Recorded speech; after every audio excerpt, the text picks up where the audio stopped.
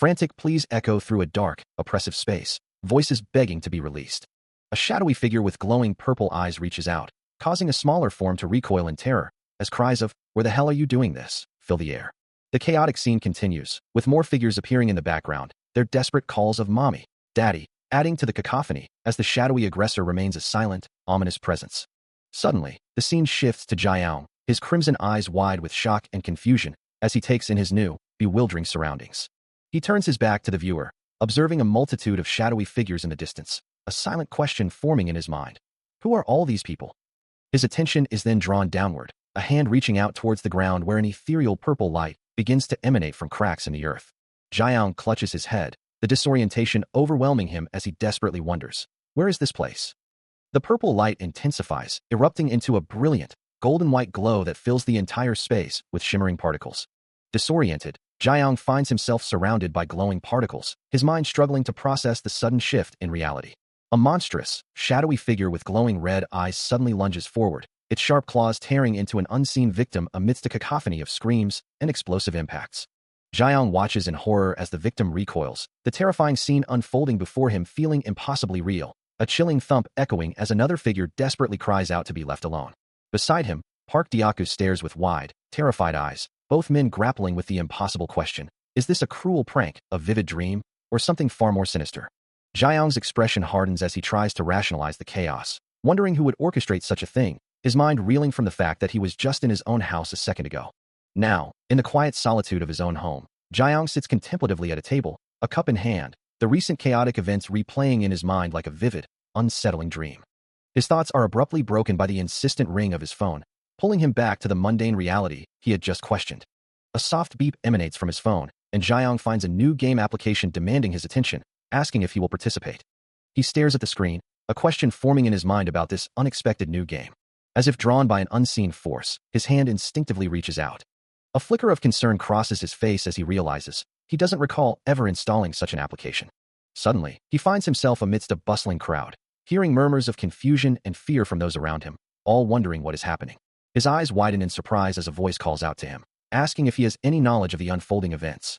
A hand grasps his arm, and he can only respond that he is just as uncertain as everyone else. As Park Dyaku pulls him along, Jiang realizes with a jolt that this is no mere simulation. He can truly interact with others in this new reality.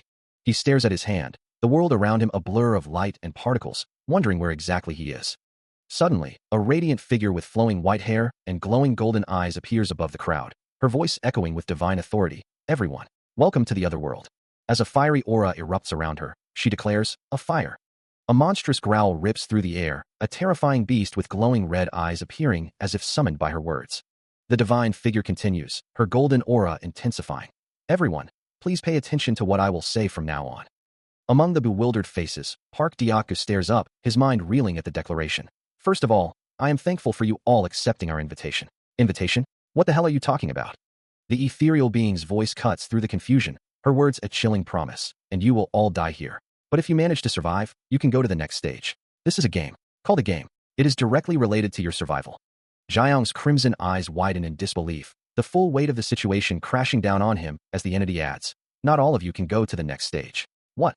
The goddess's voice echoes, explaining that only a small number of individuals have succeeded in passing the test and gone on to the continent. "From now on, everything will become a game," she reiterates, emphasizing that only a select few will advance to the next stage. As the chilling words hang in the air, Park Dyaku casts his gaze downward, a heavy silence falling between him and Jiang, who remains focused on the divine being. Nearby, Jung Hyan's eyes well up with tears, her face a mask of despair as the chilling reality of being among a small number sinks in. Jiang's expression hardens, his mind racing to grasp the full implications of being one of the survivors. The goddess continues, detailing that those who move on to the next stage will first be transported to a waiting room, a temporary sanctuary. A soft gasp escapes Jiang as the goddess adds that this waiting room will provide various supplies essential for their survival, including water and food. A mental image of a table laden with provisions and an array of weapons flashes through his thoughts. Then, a sudden, sharp understanding dawns on Jiang. He finally comprehends the system. The goddess concludes by revealing that in this new world, they will gain access to special classes, hinting at the unique powers and roles awaiting them. As he processes the revelation of unique traits and the new world's mechanics, Jiang realizes he's entered a reality he'd only ever encountered in games or novels, and he makes a firm decision. Suddenly, a protective barrier around him begins to crack and splinter, forcing him to shout a desperate warning to those nearby. His eyes widen in disbelief, unable to comprehend the sudden, violent turn of events. The barrier shatters completely, leaving him exposed and crying out in despair as the reality of the danger crashes down upon him. Meanwhile, the goddess of light continues her ethereal address, explaining that all participants have received different classes and traits based on their personalities, and that this very place was designed to maximize their potential, with ranks divided into common, rare, heroic, and legendary, and even demon rank weapons prepared for them. The voice of the goddess of light explains that understanding would come once the status window was invoked. And just like that, a chorus of surprised voices rings out, as Park Dyaku, Jung Hyun, and Jaeyoung all exclaim the words, summoning their own personal interfaces. Jaeyoung's eyes widen in disbelief, the glowing text before him a stark reality. His own status window appears, displaying his name, Lee Kyoung, and a series of attributes: Strength 8, Agility 9, Health 10, Intelligence 23, Endurance 10, Luck 0, Magic Power 0, and Magic Strength 0. His class and title remain blank, as does his trait. He stares at the glowing interface, a mix of confusion and wonder on his face as he questions its very existence. A new notification appears, announcing the acquisition of a trait. As his hand begins to glow with a soft, ethereal light, Jaeyoung realizes that some individuals possess unique, personal traits, and a chilling thought crosses his mind. The trait reveals itself as Mind's Eye, a heroic rank ability, granting him the power to inspect the status windows and hidden talents of both himself and others. The glowing windows of his new reality linger, a testament to the profound changes now unfolding. Suddenly, the air shimmered as translucent status windows materialized before them, each one glowing with an ethereal light. Jung Hyun and Park Dyaku stared, wide-eyed, at the information now floating before them, a collective gasp escaping their lips. Their hands instinctively reached out, hovering near the transparent screens. Jaeyoung, too, found himself mesmerized by the sudden appearance, while Jung Hyun could only utter a surprised cry. Park Dyaku, equally bewildered, could only murmur in disbelief. As Jaeyoung focused on his own window, a wave of confusion washed over him. What the hell, my luck is 0. My magic power is 0 too. His mind raced, a cacophony of worried thoughts, as he stared at the abysmal numbers. What am I supposed to do with this? The system seemed to mock him, displaying a harsh summary of his perceived worth. The talented trap player Lee Kyoung possesses are the worst. A cold, impersonal system message declares that no matter how diligently one strives, escaping a third-rated existence will prove difficult. It asserts that all of one's inherent numbers are destined for despair, acknowledging intelligence and luck as merely alright, but concluding that there is no need to even attempt wielding a sword or anything else, as the outcome is already obvious. A frustrated expletive escapes him, as Jaeyoung processes the system's damning assessment. Nearby, a subtle red glow emanates from the ground around Jung Hyun, who stands in quiet contemplation. Around Jaeyoung, a wave of panic spreads, with desperate cries for help echoing through the crowd. Her amber eyes reflecting the chaos, Jung Hyun quietly wonders about the implications of it all. As the system's harsh judgment echoed in his mind, Jaeyoung could only stare in disbelief, a wave of despair washing over him. But before he could fully process his own fate, a monstrous presence materialized, its grotesque form emerging from the shadows, and then, chaos erupted. A massive claw slammed down with crushing force, sending a hapless victim flying through the air, their luck running out in an instant. Screams tore through the air as the creature continued its brutal assault, dragging another terrified soul into the swirling red chaos. Panic seized the crowd, their desperate pleas for help echoing uselessly. Witnessing the carnage, Jaeyoung's eyes flared crimson, his earlier despair hardening into fierce resolve as he barked a command, urging the frozen onlookers to move. He spun to face the terrified faces behind him, his voice cutting through the din, demanding to know if they had seen the status window and ordering them to arm themselves. His gaze was unwavering, a desperate fire burning in his crimson eyes. His voice rings out, laced with disbelief and frustration, as he questions the absurdity of the situation. His crimson eyes narrow, a flicker of intense focus replacing the initial shock. A holographic status window materializes before him, revealing the details of Park Dyaku, including his talent, growth limit, and basic attributes like strength, agility, and stamina.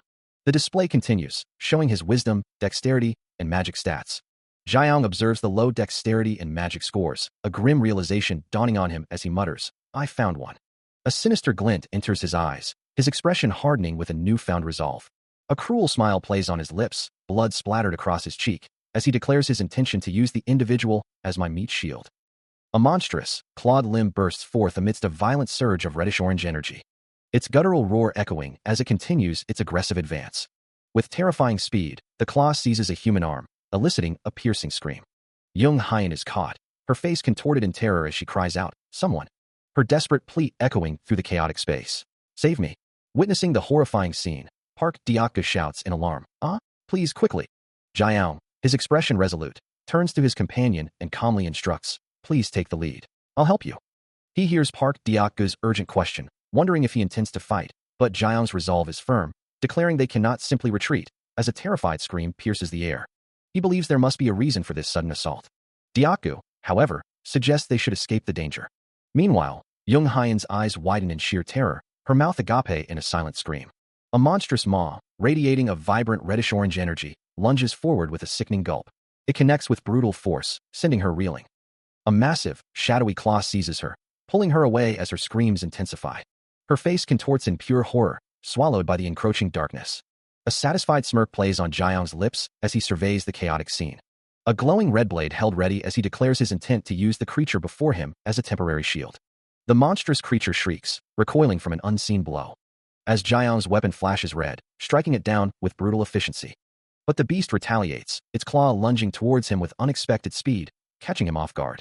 Before the attack can connect, Park Deok-gu suddenly appears, his glowing red shield intercepting the blow. A wide, almost mischievous smile spreads across Jiang's face as he watches his companion.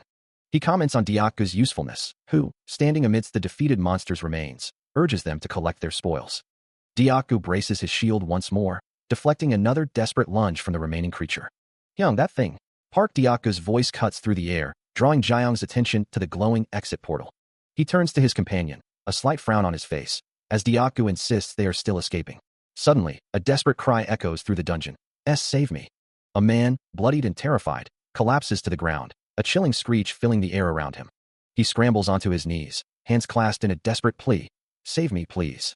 But his pleas are in vain, as grotesque, red-skinned monsters with sharp claws swarm him, their forms pressing in from all sides. Watching the horrific scene unfold, Deok-gu turns to Jiang, his voice laced with concern. Hyung? The monsters close in, a tearing sound accompanying the sight of a hand reaching out, covered in fresh blood. The man's face contorts in agony, a stream of blood now trickling from his nose. The unnamed victim is still being brutally assaulted by the grotesque red-skinned monsters, their forms a blur of violence. As one of the creatures drags him further into the fray, his face contorted in a silent scream of agony. Blood streams from his mouth, his eyes wide with terror as the relentless assault continues. From a distance, Jiang watches the unfolding horror with an unsettling calm, a thought forming in his mind. This was precisely what he had been seeking from the very beginning. The monsters close in, their bodies crushing the victim beneath their weight, a sickening chorus of squelching and crunching sounds filling the air. Beside Jiang, Park Deok-gu's eyes widen in horror, a desperate cry of Hyung escaping his lips. His jaw tightens, a fierce resolve hardening his features as he clenches his fist. Without another word, Park Deok-gu surges forward, a determined blur against the fiery backdrop, rushing headlong into the monstrous horde. The victim's last gasps are swallowed by the gnashing teeth of the creatures, his bloodied face a final image of despair as they tear into him. Overwhelmed by the monstrous horde, he lets out a guttural scream of pure agony. His face contorted in despair as shadowy figures close in. With a final, desperate plea, he cries out, "Kill me, please." And then, silence. Watching the scene unfold, Jiang clenches his fist, a flicker of regret crossing his features as he mutters, "Damn it, I'm sorry." But his expression hardens, his crimson eyes narrowing with cold resolve. No. His fist tightens further, the decision made. I should be thankful to him. He acknowledges the grim truth, since I'm able to survive thanks to him. Then, with unwavering resolve, his hand reaches into the swirling, dark void. He asks how they are supposed to proceed, to which the other man responds with a sigh, wondering aloud if he would be in such a state if he knew the answer. A quiet ugh escapes him, as he internally dismisses the man's helplessness as pathetic for someone of his stature. He then states that finding some kind of safe place is their first priority, before asking if the man has any experience with games, wondering if anyone who has played games before would be of use. A system window appears before him, displaying his own status, while a voice questions his slow pace. He sees his name, Li Jiang, and his basic stats, noting the absence of a class or title, and a low magic power score. Another window then appears, urging him to level up, and he sees Park Deok-gu's stats, which are slightly higher in strength and endurance, but still lacking a class or magic. Deok-gu's despairing thoughts echo, believing death is inevitable. Despite the grim outlook, Park Deok-gu resolves that while it might be tough, they will need to get stronger first. His face is etched with worry, but a flicker of determination shines through his sweat-beaded brow.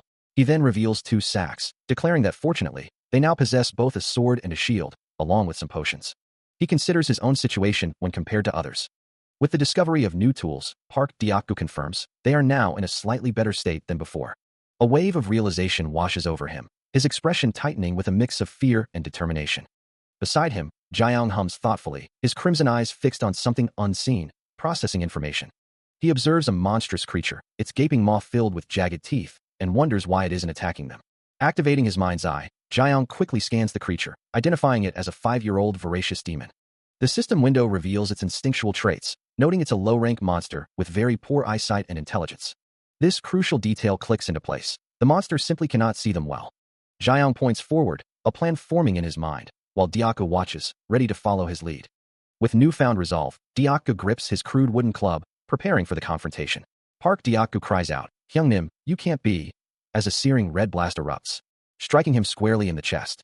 He recoils, blood spraying from the impact, and falls backward, screaming in agony as the relentless energy continues to tear into him. Lying defeated amidst the rubble, his eyes glow with furious red light, cursing his attacker. "Damn you. Die. Die already." His hand reaches out, then drops, his body still. A system message chimes, announcing a strength point gained. He considers the implications of his recent actions, realizing that defeating others yields experience, just as he had suspected. A confident smile plays on his lips, as the other man looks on, visibly flustered. He maintains his gaze, observing the younger man's discomfort. Then, he offers a surprising encouragement, assuring him that if he could achieve such a feat, the other man could do it too, perhaps even better. As he takes the younger man's hand, a system notification appears, revealing 30 endurance stat points. The younger man, still processing the situation, finally asks for his name. With a charming smile, Lee Kyong introduces himself. Park Diaku then introduces himself, hesitantly asking if he may address him as Hyungnim. Lee Kyong agrees, but his expression suggests a deeper meaning behind his words. A sharp, metallic sound echoes as a blade is drawn, its edge glinting in the dim light. Park Diaku, startled by the sudden movement, cries out, "What are you doing? Wait for a moment." A wave of surprise washes over him as a system notification flashes, confirming an increase in his endurance. His stats had just improved. Jiang holds Park Diaku's face, his expression serious as he explains, "My shield needs to be sturdy after all."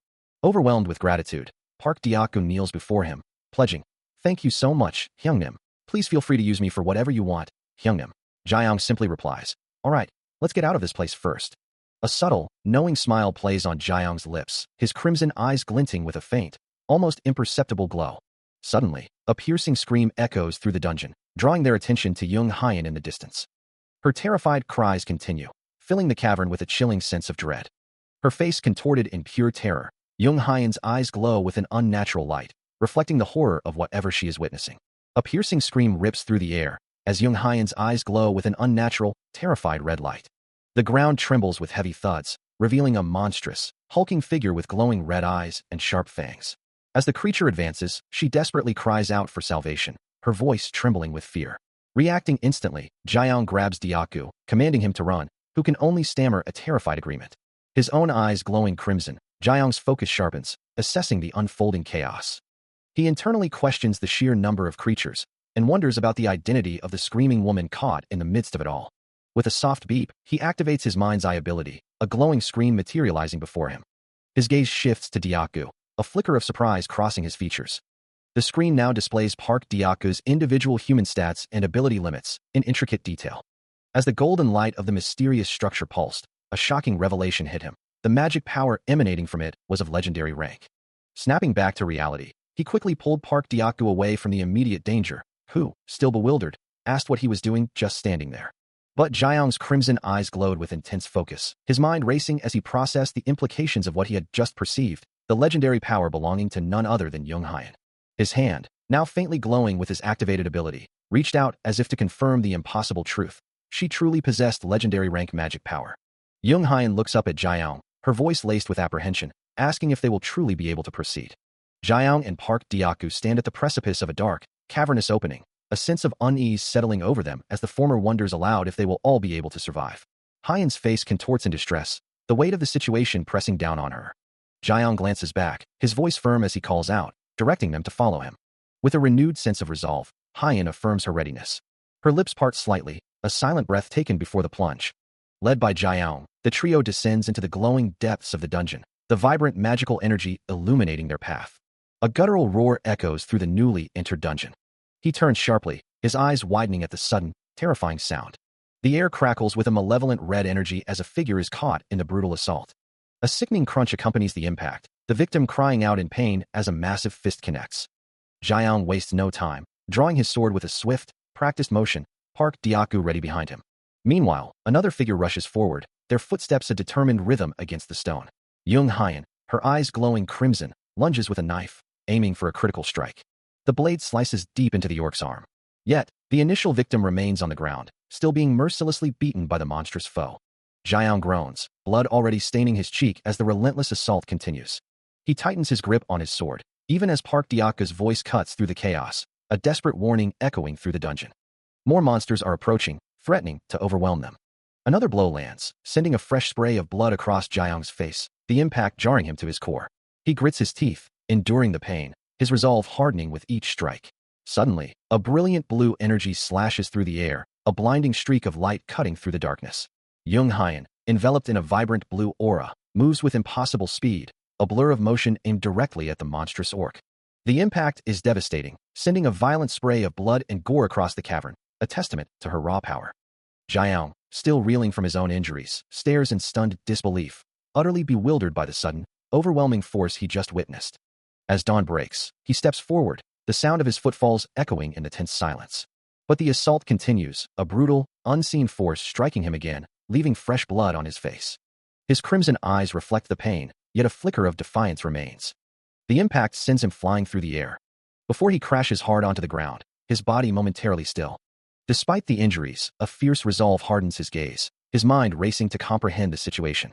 He struggles to his feet, his thoughts a whirlwind of confusion and disbelief, wondering what exactly is happening and who could be behind such an overwhelming assault, especially with his current stats showing a significant drop in health and mana.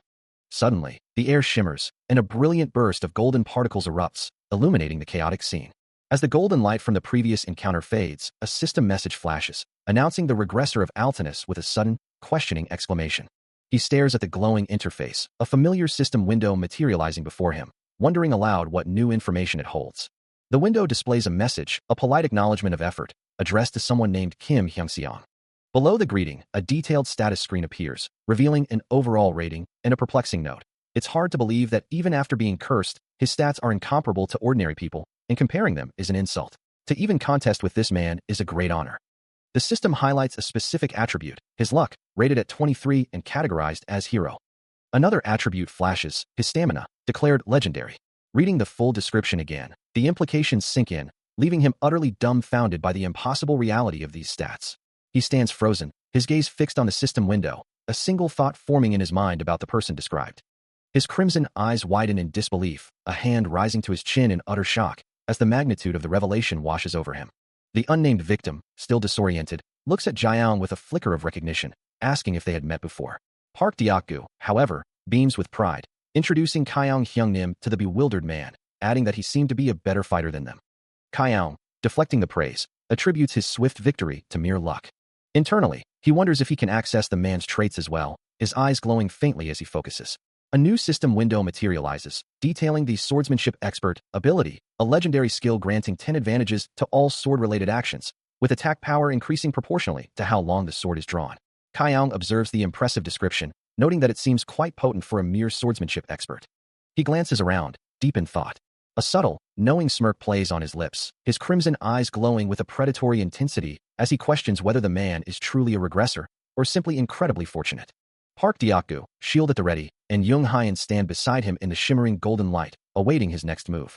Introducing himself as Li Jiao, a traveler unfamiliar with the world, he seemed to be contemplating his next move. For now, he explained, he was gathering companions and had prepared a temporary camp in a suitable location. Holding up a glowing orb, he commanded them to wait. He estimated the group would number around 200 people, and then considered the monsters they would have to face. A smirk played on his lips as he dismissed the thought of the monsters as mere pushovers, but internally, he mused about the burden of gathering survivors, seeing them as nothing more than a bother, despite any pretense of being a virtuous arbitrator. Even so, his eyes glowed with a faint blue light as he accessed hidden information, revealing the identity of the regressor of Altinus, a man who somehow knew how to conquer this world, a fact that deeply puzzled Jiao. Looking at the unnamed victim, he decided there was no reason not to monitor their relationship, viewing the man as nothing more than a tool to be used as he pleased, before demanding to know what class he had obtained. Jiao listens as the red-haired woman, kneeling before him, declares herself a swordsman, prompting his feigned surprise and admiration. As he reaches out a hand towards her, a single exclamation hangs in the air. And the woman, now sitting on the ground, acknowledges his presence with a soft, resigned sigh. Her hand reaches out tentatively. As Jiang, with a calculating gaze, suggests a more direct approach to her cooperation, proposing to simply hypnotize her into helping him. She can only manage a soft sound of acknowledgement, her red eyes wide with a mix of fear and resignation. Jiang then takes her hand, a gesture that could be either comforting or possessive, pulling her to her feet. His expression shifts to one of intense focus, a silent exclamation marking his thoughts. Together, they look down into a vast, glowing chasm where other figures are gathered, and the red-haired woman gasps, uttering a shocked exclamation as she takes in the sight. The red-haired woman, her finger resting thoughtfully on her chin, finally reveals her identity, stating her name is Jung Hyan. A warm, almost blinding aura radiating from him, Jiang smiles, introducing himself as Kim Hyunsung, expressing his pleasure at meeting her. As he looks down at her, Jung Hyan wonders why he is being so kind. Taking her hand gently, he asks if she is hurt anywhere, to which she quietly replies that she is all right. With a knowing smile, he holds up a small, glowing object, suggesting that if she were to miss anything, it would be immediately obvious. Her eyes wide with a mixture of fear and distress, Jung Hyan clutches at her clothing, struggling to articulate her feelings. Standing side by side, Jiang's hand resting reassuringly on her shoulder, they both gaze into the mysterious depths before them. Within the dark, star-filled void, a brilliant, cross-shaped light shines, marking what appears to be the beginning of the end. Jiang turns his head slightly, a subtle smile playing on his lips, revealing his true objective. He had been looking for her all along. A powerful figure once witnessed the end of this world, and if he has changed the flow of time to alter the coming future, then the repercussions stemming from that initial choice will be inescapable. A soft groan escapes Jung Hyan as she clutches her head, overwhelmed by the visions. Her cheeks flush with a deep crimson, and she struggles to form words, her gaze cast downward.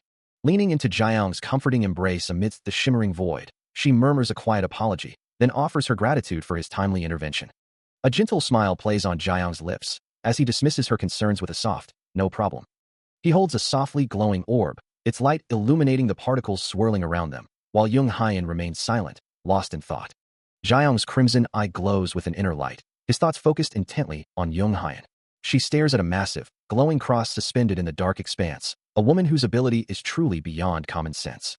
He stands over a complex, glowing magic circle, a veteran of countless battles, now on his second regression. With a gentle smile, he reassures Jung Hyan, telling her they are all treasures. A subtle smirk plays on his lips, betraying his true intentions.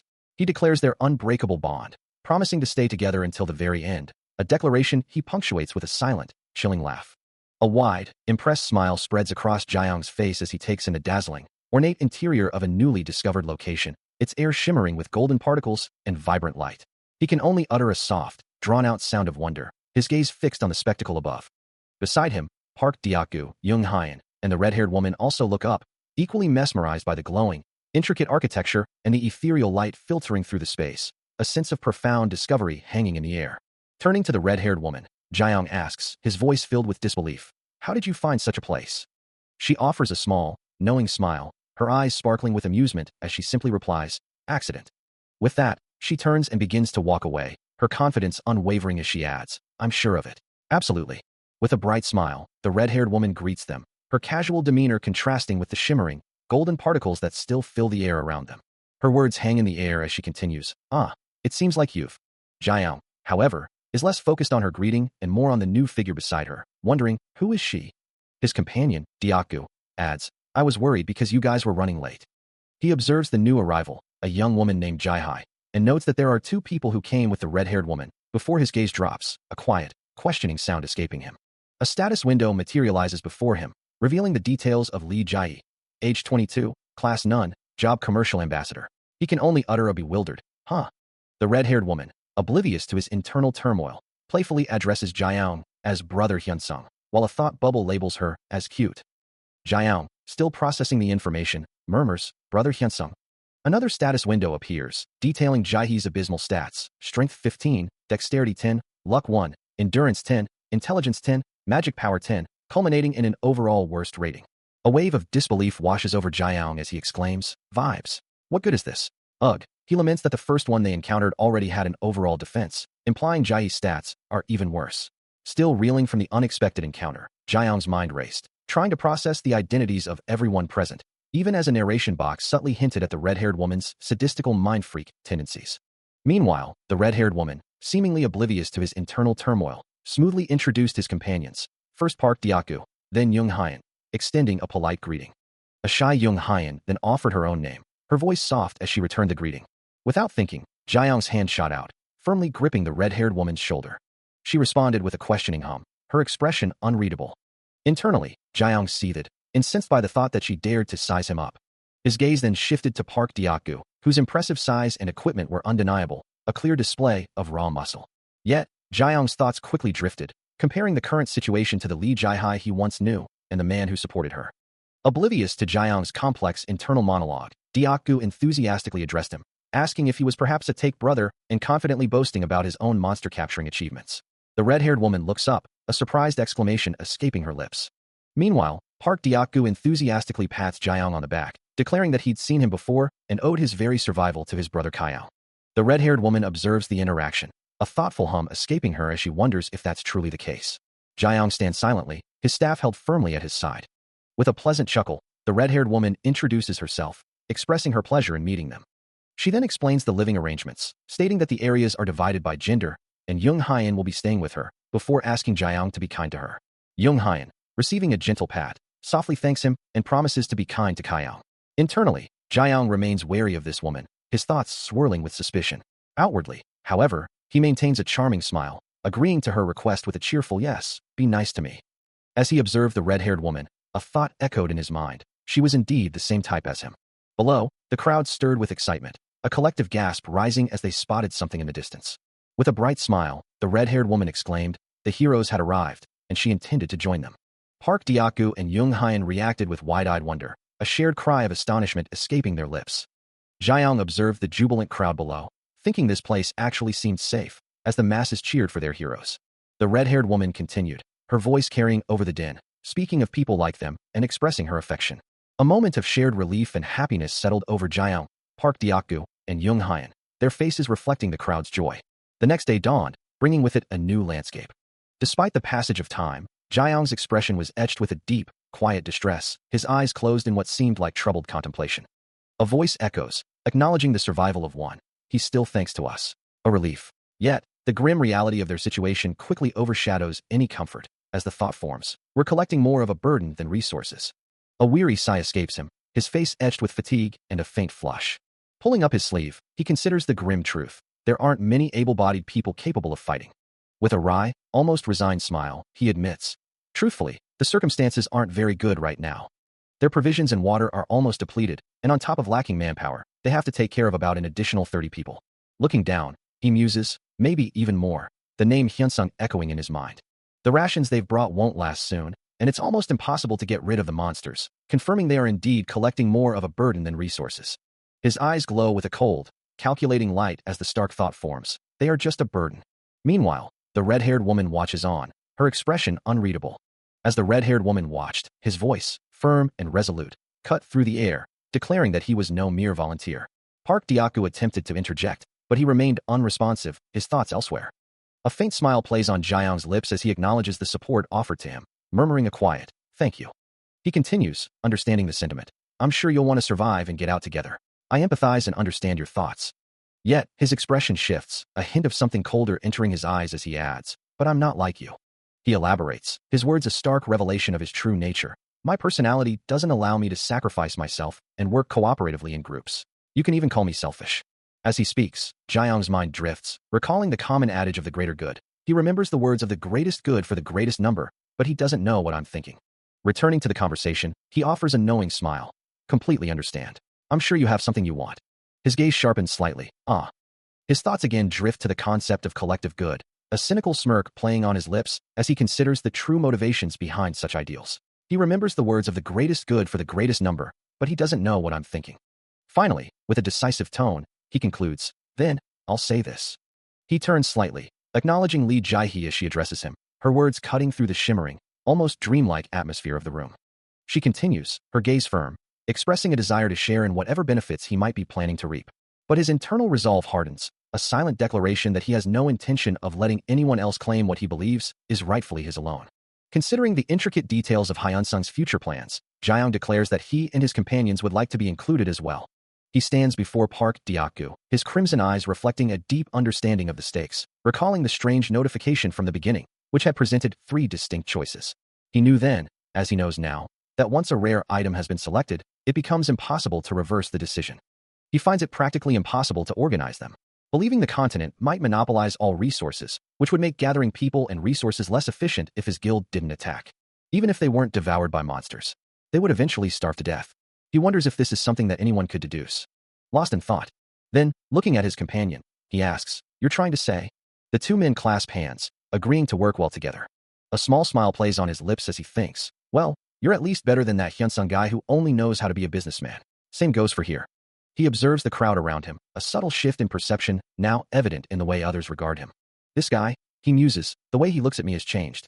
Perhaps, he considers, the other man now believes he might be useful. For example, a slight smile plays on his lips as he contemplates the possibilities. Deep within a cavernous dungeon, bathed in an ethereal blue glow, a new challenge unfolds. A grotesque, green-skinned monster lunges forward, its guttural cry echoing through the chamber. Park Dyaku struggles against its brute force, the creature's desperate shriek filling the air as he tries to hold his ground. Suddenly, a massive blue monster with glowing eyes joins the fray, its roar a terrifying sound as a voice cries out for help. Dyaku braces himself, a barrier forming before him, acknowledging the desperate call with a strained, "I know, Dyaku." Park Dyaku, his resolve hardening, surges forward with a declaration of intent, a vibrant blue aura flaring around him. He moves with incredible speed, leaving streaks of cerulean energy in his wake. His fist, now glowing with intense blue power, connects with a brutal impact. A sweeping wave of blue energy erupts from him, cutting through the air. He continues his relentless assault, the dark ichor of his enemies splattering around him as he moves.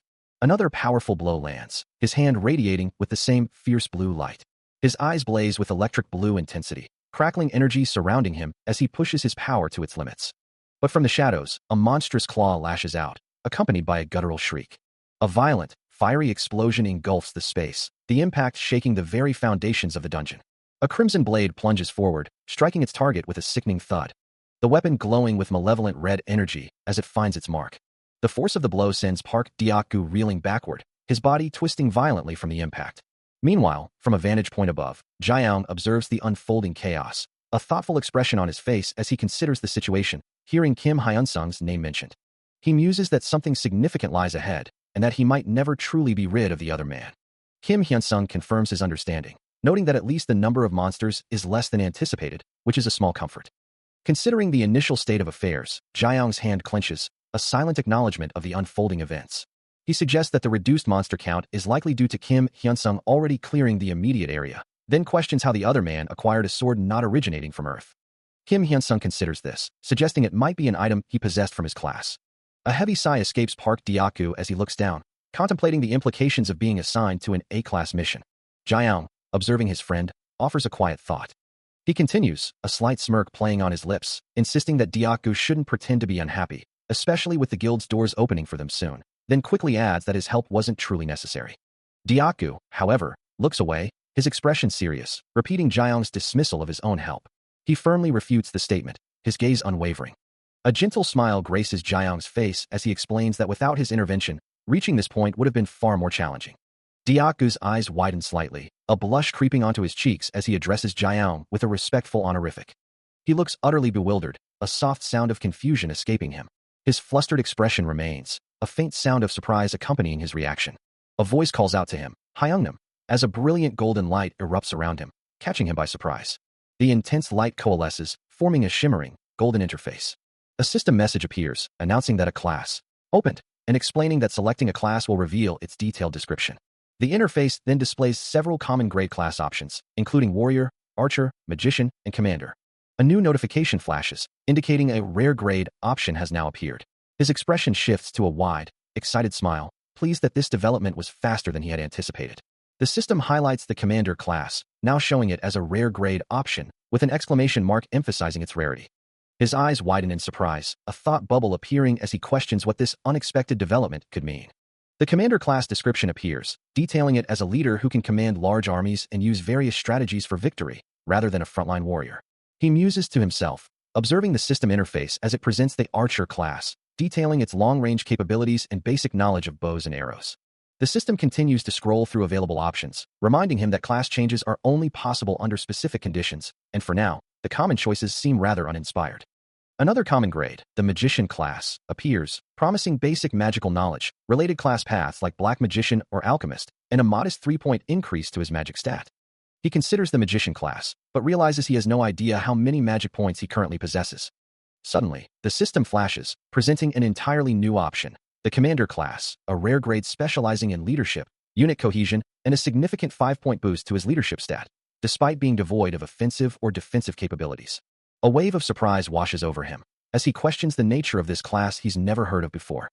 Park Dyaku, standing beside him, echoes his astonishment, noting that only common grades like warrior, magician, and archer were available moments ago, before this rare commander class suddenly appeared.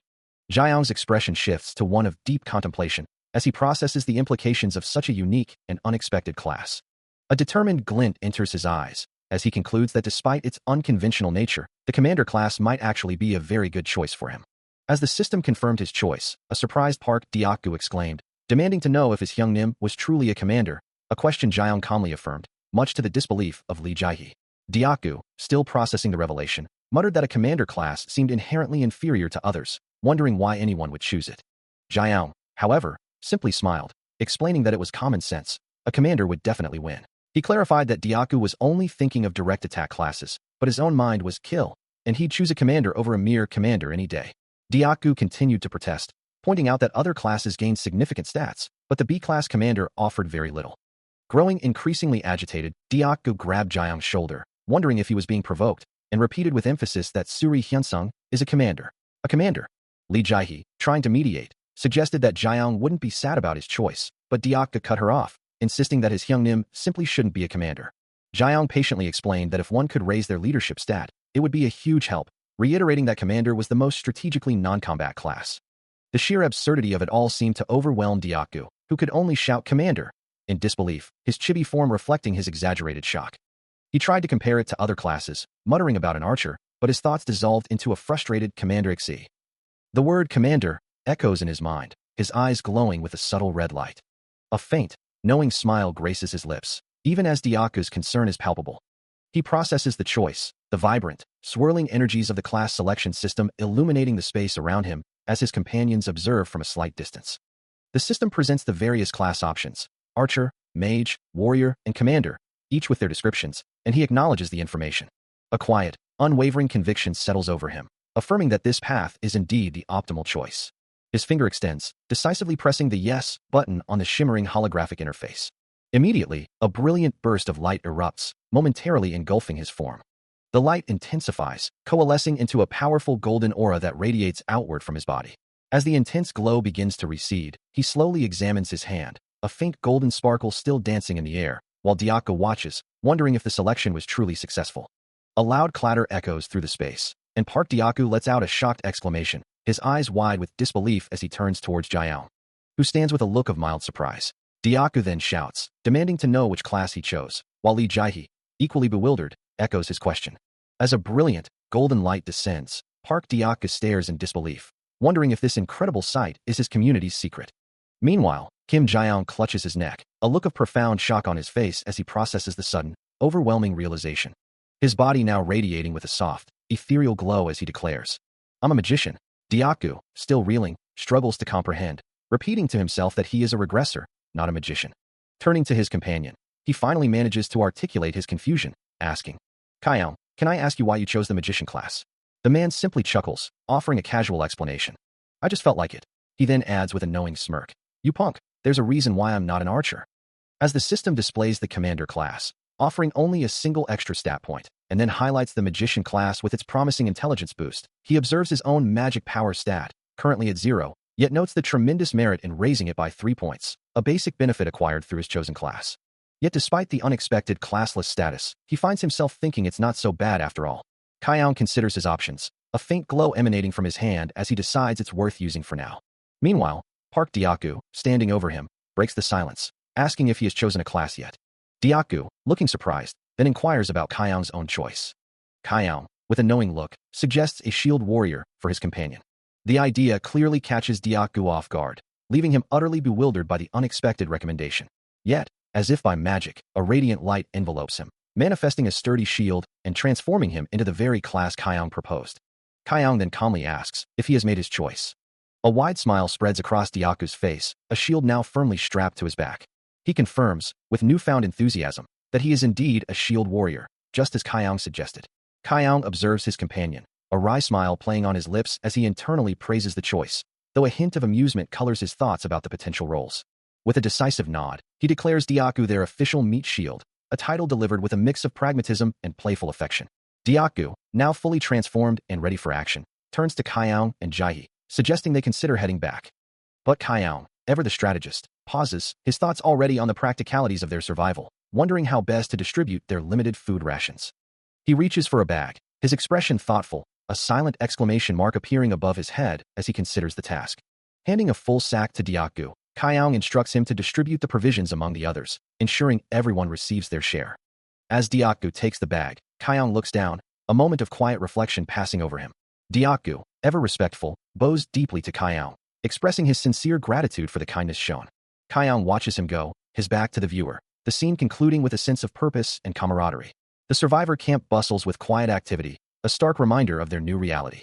Lee Jaehi, her expression firm, addresses another woman, dismissing her concerns about clinging to life, before turning to the group and offering food, while a man, perhaps hesitant, confirms he only took one piece, eager to comply with her wishes. Jaehi observes the scene, a silent contemplation crossing her features. Her gaze falls upon a frail, dirty figure, and she extends a piece of bread, asking if they wish to eat. With a sigh, she acknowledges the situation, knowing she cannot refuse. She hands the bread to Ha-young, who gratefully accepts it. Yet, her words carry a sharp edge, reminding Ha-young that this is for those who contribute nothing and merely beg. A hand extends, offering a meager portion of food, a stark reminder of the desperate times. The image of a monstrous creature, its form wreathed in a crimson glow, flashes through her mind, a symbol of the constant threat lurking just beyond their fragile sanctuary. Meanwhile, Ha-young, her face still smudged with grime, bows deeply, expressing profound gratitude for the sustenance. Lee Jaehi, observing the scene, registers a flicker of surprise, her expression softening almost imperceptibly. Her attention is then drawn to the arrival of Jaeyoung and Park Diaku, who approach the gathering with a sense of purpose. A wide smile spreads across Jaehi's face as she greets Jaeyoung, her demeanor shifting to one of genuine warmth. She then turns to Park Diaku, instructing him to handle the bags they've brought.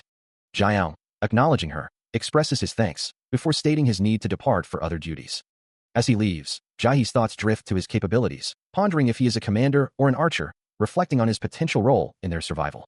As Jaeyoung and Park Diaku begin to walk away, Jaehi reaches out, calling after them. Hey, she insists, trying to get their attention. Jaeyoung turns back, a playful smirk on his face, asking, "Are you really not going to share?" He holds her gaze, his expression unreadable, before turning to continue his walk with Park Diaku. "If you want to eat it, you have to go out and get it," he states, adding, "That's right. But, still, you won't look good in the eyes of others." A thoughtful expression crosses his face as he considers his own situation. "Maybe that's the reason why I'm here," he muses. "I thought I was here because he wanted to use me for work."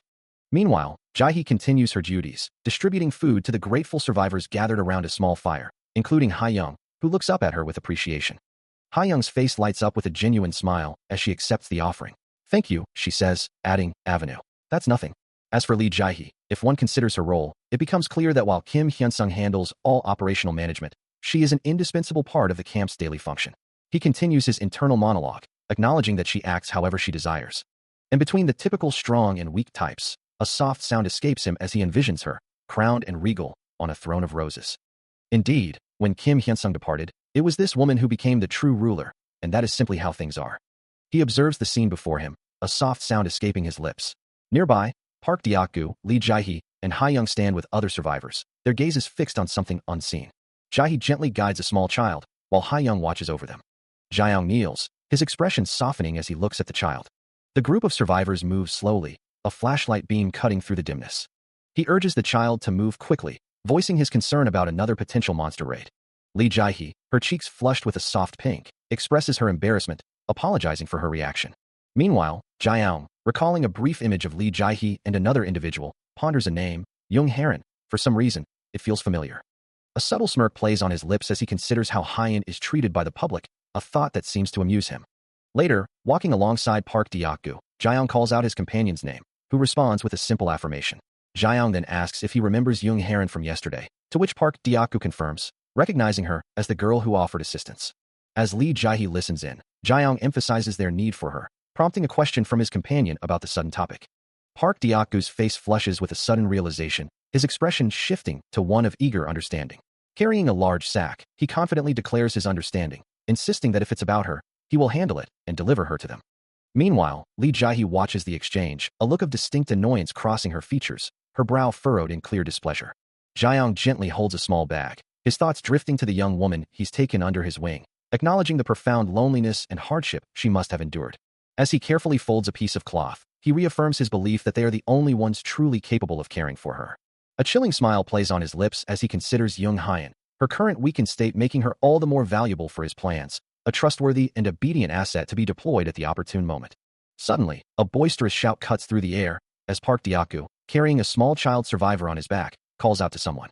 Jiang turns, a flicker of surprise crossing his face, his attention drawn away from his internal machinations. The larger man, now holding a piece of bread, looks expectantly towards an unseen figure. With a kind smile, Park Diaku offers the bread to the small survivor, who gratefully accepts the unexpected gift. Observing the scene, Jiang's expression shifts to one of deep contemplation, a new thought forming in his mind as he processes the interaction. Jiang, now sporting a new pair of round glasses and lighter hair, gazes downward with a slight smile, a blush coloring his cheeks as he internally questions, "What's with that punk?" As the 6th chapter begins, a thought echoes with a sharp edge, wondering who this mysterious figure could be. A wave of indignation washes over Jiang, who can only think, how dare he? His crimson eyes narrow, a question forming in his mind. Could this person truly be approaching his precious Haiyang? A sigh escapes him, though he quickly dismisses it, concluding that there must be an obvious reason for such sudden kindness. He continues his internal monologue, muttering about the audacity of someone who can't even provide for themselves. His gaze remains sharp, convinced that this must be the underlying reason for the suspicious behavior. Beside him, Park Diaku listens intently, his expression unreadable as he processes Jiang's words.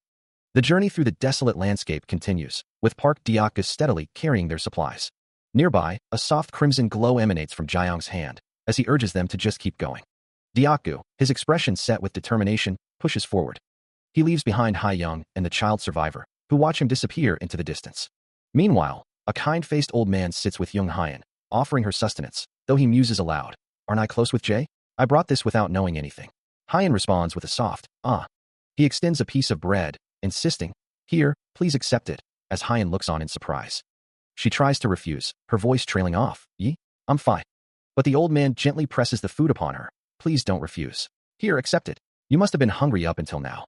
Hyan, unable to resist his kindness, finally relents. "Ah, then, I will." With a grateful heart, she thanks him. "Thank you for looking out for me, in many ways." The old man dismisses her gratitude with a chuckle. "No, this is nothing, hee." Hyan's thoughts drift to the one person she feels truly grateful for. Believing that if Diaku and Kaiyang weren't present, she would have acted drastically differently. A soft smile graces her lips as she considers the man who has become her anchor. Her mind conjuring an idealized image of Kaiyang, surrounded by blooming roses and shimmering light. Blushing, she holds a piece of bread to her cheek, her thoughts still consumed by him. The kind old man, sitting beside her, gently asks what Kaiyang might be doing now, then addresses her directly, inquiring about her. He thinks to himself that if it's all right with her, he would like to have a closer relationship, then quickly catches himself, uttering a small sound of surprise. Hyan, however, interprets his words as a desire to simply get along on good terms, and readily agrees with his sentiment. Yet, a subtle question mark hangs over her expression, leaving her true feelings ambiguous. As the old man reached out, his touch was not the gentle gesture Hyan expected, but a sudden, firm grip that startled her. His face, once kind, twisted into a chilling smile, his eyes now burning with an ominous red glow. Before she could even process the change, she found herself bound, struggling against ropes as the old man sat calmly beside her, his words a cruel mockery of her plea to be released. Confusion and terror warred on her face, her own eyes beginning to glow with the same unsettling crimson as her captor's. She pulled against the restraints, her small hands straining in a futile attempt to break free. The old man merely watched, a small, glowing orb held casually in his hand, his voice dripping with condescension as he questioned her naivety. His face, illuminated by the eerie red glow from his eyes, was a mask of cold, calculating malice. He leaned closer, his words a venomous whisper. His true intentions laid bare, he scoffed, demanding if she truly believed his actions were out of charity. Jung Hyan, her eyes now burning with a crimson glow, could only manage a terrified, choked response. The kind old man leaned in, his voice a low, menacing rumble, reminding her that any gift came with an expectation of return, questioning if she truly wished to live and be good to him. Her hands, bound tightly, strained against the ropes. A desperate scream tore from her throat. The old man's face, inches from hers, twisted in irritation, chiding her for her foolishness and inability to grasp the gravity of her situation, even as her eyes continued to glow with an ominous red light. He looked away, a sigh of exasperation escaping him, muttering for her to stop her struggles. Holding her firmly, he reiterated his terms, compliance for survival, threatening to sever her hand if she resisted. Suddenly, his attention snapped away, his brow furrowing as he questioned the identity of an unseen intruder. His expression shifted from annoyance to a look of surprised displeasure. The kind old man's monologue is abruptly cut short as a powerful, unseen force slams into him, sending him careening backward with a violent impact that leaves him stunned and disoriented against the wall. He quickly recovers, his annoyance overriding the pain as he demands to know why this trash is here, warning them not to overreact. His face contorts in a snarl, cursing the fucking bastards who dared to interrupt him. Meanwhile, Jung Hyun, still bound, watches the sudden chaos unfold, her eyes wide with renewed terror. The force of the impact, or perhaps a secondary shockwave, sends her tumbling, crashing to the ground. From a nearby vantage point, two women react with startled expressions, one with short, reddish-brown hair, the other with long, dark locks, both clearly surprised by the sudden turn of events.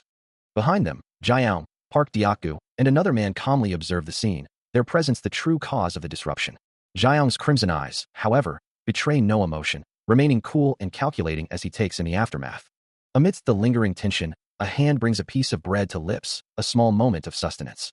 But the calm shatters as the kind old man screams, his face contorted in terror, blood splattered across him. His cries echo, a desperate plea for the violence to cease, while Jung Hyun and the child survivor recoil in fear, questioning the unfolding horror. Jung Hyun, her eyes wide with panic, begs for everything to stop, the child clinging to her side. Her hands raised in a desperate gesture, she repeats her plea, hoping to halt the escalating situation. Turning to Park Deok-gu, who now stands nearby, Jung Hyun asks if he is all right, her voice laced with concern. He assures her he is fine, but his attention quickly shifts as he attempts to open an in-group chat. Before he can, Jaeyoung suddenly grabs him by the collar, his expression stern, declaring that violence is forbidden and demanding to know his intentions. With a fierce glare, Jaeyoung clarifies his action, stating he merely removed Park Deok-gu's hand because he witnessed his attempt to communicate. Still gripping Park Deok-gu's arm, Jaeyoung demands to know if the information Deok-gu provided was true, his voice sharp with accusation. Park Deok-gu stammers a denial, but Jaeyoung presses him further. He quickly clarifies that while he did grab Hyun's arm, it was all a misunderstanding. Jaeyoung then loudly accuses Park Deok-gu of spreading lies and nonsense, urging him to explain himself to the distressed kind old man and the others. He attempts to reframe his actions, claiming he merely wanted to be closer to Hyun, but implies Park Deok-gu misunderstood and is now lying about the incident. Turning his attention to Jung Hyun, Jaeyoung urges her to stop hiding and clearly explain if what Park Deok-gu said was the truth. He lets out a frustrated sigh, struggling to articulate his point as the other survivors watch on, their expressions unreadable. Hyun, her face etched with distress, wonders why everyone is reacting this way, attributing the situation to that woman. Her thoughts race, questioning if the two men had fought, and internally dismissing the rumors, feeling like a damsel in distress in this chaotic situation. She continues to ponder why everyone is looking at her with such intense gazes. She hunches her shoulders, a quiet protest escaping her lips, believing she had done nothing wrong. Yet, a wave of despair washes over her, her eyes welling up with unshed tears. As she stares at her phone, the crushing realization settles in, no one is truly on her side. Her heart pounds in her chest, the world around her blurring into a haze of shimmering particles. Overwhelmed by the emotional turmoil, she collapses to the ground, surrounded by a faint, ethereal glow. Tears stream down her face, her sobs echoing in the silence. However, after that, only 5 seconds passed before the situation took an unexpected turn. Jaeyoung explains to Park Deok-gu, recounting his fabricated story. He had physically grabbed her arm, made her sob, and asked if she wanted to be with him, claiming even he was surprised by his own words. As Jung Hyun looks down in distress, Jaeyoung observes her, while Lee Jae-hee watches the scene unfold with a thoughtful expression. She stands alone, her head bowed, a heavy sigh escaping her lips as the weight of recent events settles upon her. Tears well in her eyes as she recalls the truth, Sikwa's desire for revenge, and the apparent agreement of Hyunsung. She tries to protest, her voice catching with emotion, admitting she did participate, but struggles to articulate the full context. As Jung Hyun apologizes to Jaeyoung, he calmly reminds her that she is an adult and should think carefully about her actions, his words carrying a subtle weight of judgment. He continues, explaining that everyone is in a difficult situation, and while he appreciates her attempt to help a woman in danger, she must not act so carelessly and needs to understand the gravity of their circumstances. Jaeyoung clarifies the interrupted relations, stating that Park Deok-gu was misunderstanding the situation the entire time, having acted carelessly without knowing who the true victim or aggressor was. Overwhelmed, Jung Hyun can only manage a choked apology, her body trembling as she continues to weep. Jaeyoung watches her, a subtle, calculating expression on his face, his gaze unwavering. Young Hyan's expression shifts, a faint, unsettling smile playing on her lips as she thinks, not to him, but to someone else. Still overwhelmed with remorse, she continues to apologize, her voice thick with tears, as Jiang calmly explains the situation to the others. Her eyes, red-rimmed and glistening, reflect the depth of her despair. A single tear traces a path down her cheek, a silent testament to her sorrow. Jiang continues to speak, his words a careful blend of reassurance and subtle accusation, as he watches her reaction intently. He offers a hand, a gesture of false comfort, and she reaches out, still caught in her emotional turmoil. Her face remains a mask of anguish, her eyes welling up with fresh tears. As she struggles to articulate her feelings, Jiang's internal monologue confirms his manipulative intent. Having achieved his desired effect, he turns and begins to walk away. His footsteps echo softly as he departs, leaving the others to process the aftermath. He looks ahead, a question forming in his mind, wondering, what is going on right now? The scene lingers on him, his expression unreadable, as the story continues. A look of concern crosses Jiang's face as he takes in the unfolding chaos. Surrounded by a distressed crowd, he muses that he honestly never expected so much trouble.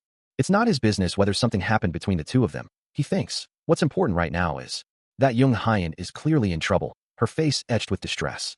Just then, Li Jiahe arrives, exclaiming, "Ah, Kaiyang Appa, you came at the right time. Well, Miss Jiahe, are you in your right mind?" He turns, his gaze falling upon Li Jiahe, who stands before him. Her expression serious, she asks, "Do you think this is some kind of neighborhood playground?" Jiang listens, surrounded by the other survivors, including Park Diaku, Haiyang, the child, and the old man. As Jiahe continues to question the chaotic situation, "What are you going to do because you're the only one who can move?" His gaze drifts to Young Hyan, who remains on the ground, her distress evident, while the others look on with concern. He thinks to himself, that may be true, but I don't know what to do right now. Li Jiahe continues, her voice firm, "Miss Jiahe, as you've said earlier, we don't know who the assailant and the victim are in this situation." Jiang's expression remains thoughtful, processing her words. Meanwhile, Young Hyan's face is contorted in anguish, tears streaming down her cheeks, as she mutters, "Don't you understand? I'm not in my right mind. I'm not in my right mind. I'm not in my right mind. It's clear that Sekwu is." Li Jiahe's voice cuts through the air, her question sharp and direct, "Miss Jiahe, are you sure Sekwu is innocent?" With a soft rustle of fabric, Jiang turns and begins to walk away, leaving the distressed Young Hyan and the questioning Li Jiahe behind. Li Jiahe's face contorts in anguish, a silent plea escaping her lips. "You can't be." A knowing smirk plays on Jiang's face, his finger rising to his lips as if to share a secret. "Because the moment you say you see, then the scene will come back to you." Her distress deepens, her voice rising in protest. "All of you cornering an innocent person like this. If he were to, what was saying would be." A gasp of shock from her, while the bespectacled Park Diaku looks on with growing concern. Diaku's worry turns to outright terror, the kind old man beside him equally unsettled, as he mutters, if we get tossed aside by Mr. Kaiyang Nim, we're done for." On top of that, Jiang gently takes her hand, his touch a deceptive comfort, from what he can see. Jiahe's eyes harden with resolve, her voice firm. "Miss Hyan wouldn't do something like this." He pulls her closer, his smirk unwavering. "It's forced. It's very forced, but..." A single tear escapes her eye, betraying the depth of her emotional turmoil. Still reeling from his accusations, she can only stare as he continues, asking how she could possibly know about the offer. He then suggests that if she were to meet someone for the first time, she would hope to get along with them. A sudden realization dawns on her, and she gasps, questioning if he means sleep with. His words continue to twist her perception, asking what she doesn't know about their relationship, and if everyone else is saying how close they are. Her face contorts in a silent scream of internal anguish, the weight of his manipulation crushing her. She can only think to herself how unbelievable his words are, yet the doubt has already taken root. From a distance, Park Diaku observes, noting that Jiang is right, even if it feels forced. The kind old man agrees, suggesting that Miss Young Hyan was going a bit too far, and that Jiang did a good job understanding her. Overwhelmed, she finally collapses, tears streaming down her face as the emotional toll becomes too much to bear. Overwhelmed by the relentless psychological assault, she can only stammer, questioning the reality unfolding before her. Her voice cracking with disbelief, she confronts him directly. "Are you serious, Kaiyang Appa?" The weight of his words pressing down, she struggles to articulate the profound impact. This is... A sudden, stark realization dawns in her eyes, her world tilting on its axis. A sharp wince escapes her, the truth too painful to bear. Her head bows in defeat, her spirit utterly broken. Meanwhile, a cold, knowing smirk plays on Jiang's lips, his hand casually raised as if delivering a final, decisive blow. Tears stream down her face as the narration cuts through her despair, commanding her to look closely, Li Jiahe. Her expression a mask of anguish, the voice continues, revealing the true power dynamic, the king of this camp. A hand, adorned with a regal crown, emerges from a swirling crimson aura. As a robed figure stands triumphantly on a pedestal, the radiant energy proclaiming, "This is me." Back in the present, the group of survivors looks up at Jiaong and Jaihee, who stand before them, their faces etched with a mix of exhaustion and apprehension. Jiaong, with a slight frown, addresses the huddled figures. "Really? What are you doing crowding?" He continues, his voice firm. "First, attend to Yusikwa's wounds. You two over there, go and move Master Sequel." Diaku and Hyen exchange a glance, then quickly respond, "Ah, okay." As Jiaong and Jaihee turn to leave, he adds, "And please get things under control with Gumdong. I'll be back before Sundong returns." He continues to delegate, ensuring his authority is absolute even in his absence. Since monsters could appear at any time, what just happened? I'll be in charge of the rest. Don't worry, Hyung Diaku. Diaku, standing beside Hyen, snaps to attention and salutes. "Yes, Hyungnim." With a knowing look, Jiaong suggests a more familiar address to his companion. Slightly flustered, Hyen agrees. She then questions the recent events, recalling the other girl's actions and her own prior agreement with him. Distressed, Hyen admits her dislike for the girl and wonders if Jiaong truly understands everything. He calmly explains that her position and favor with those in power are what truly matter. Hyen processes his words, her gaze lowered in thought. The two sit across from each other at a rustic wooden table. He continues, offering a gentle sound of acknowledgement. Hyen apologizes, admitting her thoughts, but Jiaong reassures her, stating she did nothing wrong. He calmly advises her to relax, urging her to recount the events. As Hyen, still visibly shaken, begins to speak, her voice is barely a whisper. Her eyes well up with tears, struggling to articulate her distress. She tries to form words, but only a choked sound escapes her lips. Confused, she wonders if nothing truly happened, her chibi form reflecting her bewilderment. Then, with a childlike earnestness, she asks what exactly transpired. She explains that someone grabbed her hand and started yelling, the memory still fresh. Her chibi form dissolves into a flood of tears, overwhelmed by the recollection. Jiaong, observing her distress, sighs softly, understanding the depth of her emotional turmoil. He listens intently as Jung Hyen's voice trembles, recounting how someone had yelled at her, her words punctuated by a quiet sob, leaving him to wonder what exactly she was trying to convey. Considering her unique energetic ability, he muses that there's nothing to be afraid of, before reassuring her that everything is all right now. His hand gently reaching out, he repeats his comforting words. Jung Hyen looks up, her eyes still glistening, and offers a quiet, "Thank you, Mr. Kayao." He internally acknowledges that there's nothing to be afraid of for her, but then questions his own sincerity, wondering if he truly meant what he said. Jung Hyen's soft voice breaks his thoughts, a simple, "You believed me." She continues, expressing gratitude for his help, even though they hadn't known each other long, and he finds himself pondering why he's helping her so much. He concludes that he only did what he believed was right, searching for a deeper reason. A quiet moment passes between them, the weight of their shared experience settling in the air. Still seated, he playfully dismisses the idea of having an older sister, joking about being a younger brother himself, though internally, he notes how much she reminds him of his own little sister.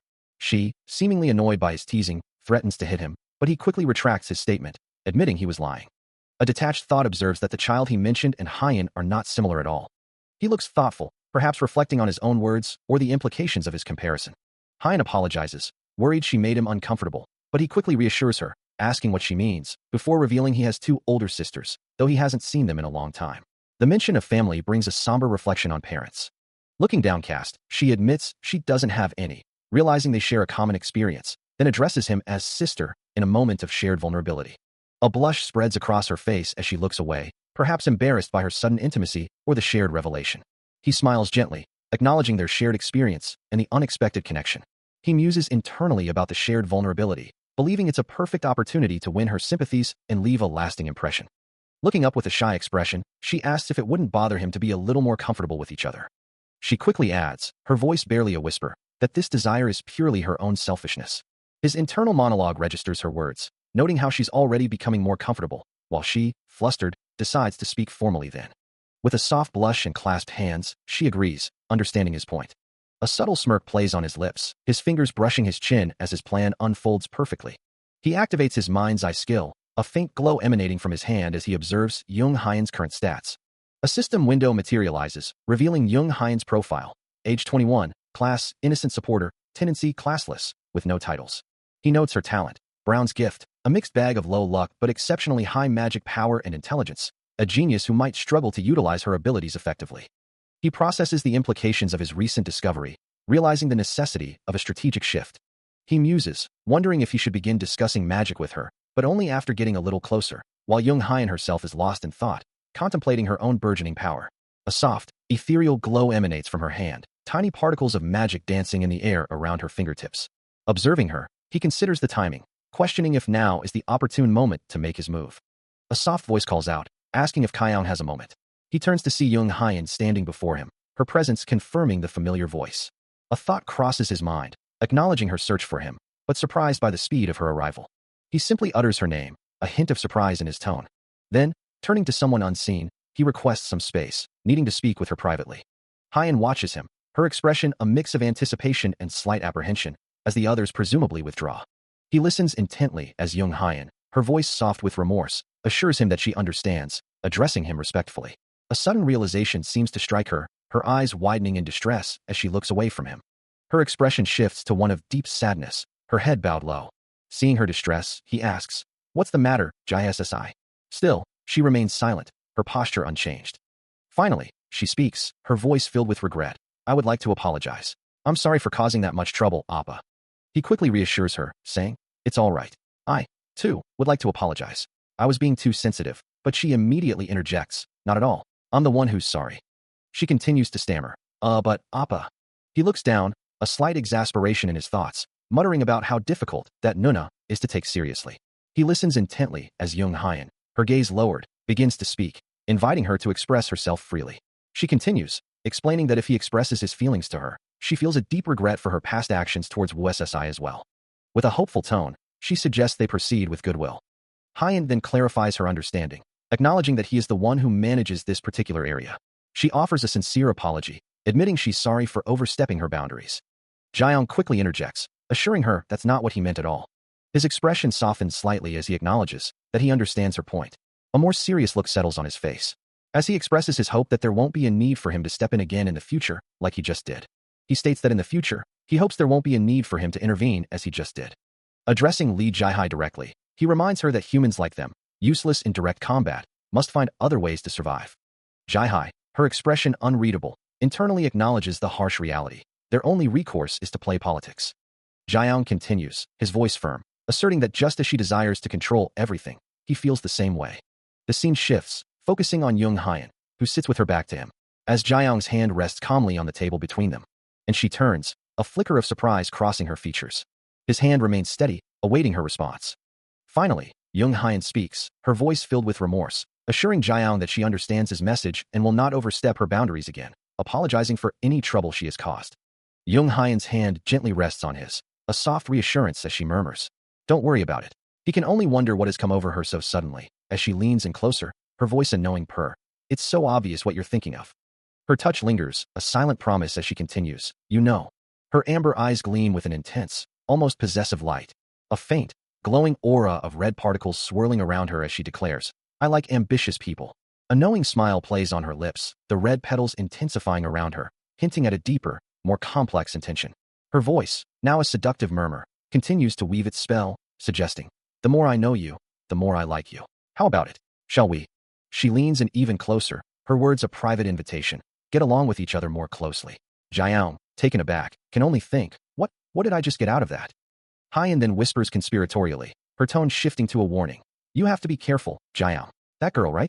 It's nice, but she gets angry around me. So I have to be careful." The name of Lee Jae-hai echoes in his mind, a silent acknowledgement of the warning. A soft chuckle escapes him as he pulls her closer, holding her tight. Feeling her press against him, she asks if they will always be together, to which he can only affirm, "I think so." Her voice, filled with emotion, whispers, "Really?" And he seals the moment with a tender kiss. For her, he is truly her soulmate. A few days later, a newly constructed platform stands before a gathered crowd, where he kneels in public view. His voice rings out an apology for causing trouble to everyone. A man with glasses bows deeply, his voice filled with urgency as he declares his heartfelt apologies. He continues, adding that he also wishes to extend his deepest apologies to Hyan, wondering if the other man had heard that he'd conveyed the same message to Lee Jae-hai. Young Hyan, a small cat perched on her shoulder, acknowledges the news with a knowing smile, understanding that this is likely why Yusiku is now apologizing. Meanwhile, the subordinate explains that Lee Jae-hai seemed completely unaware of the situation, admitting he hadn't even known her name until recently. He simply followed orders to take care of her. He muses that Jae-hai isn't Hyan, questioning why she would even be interested in her without a specific purpose, prompting a confused "what?" from Jaeyoung. A subtle, knowing smirk plays on Jaeyoung's lips, his eyes closed in contemplation. He then instructs the subordinate to take care of the situation from now on, and to look after Hyan well, making sure to inform him if any special circumstances arise.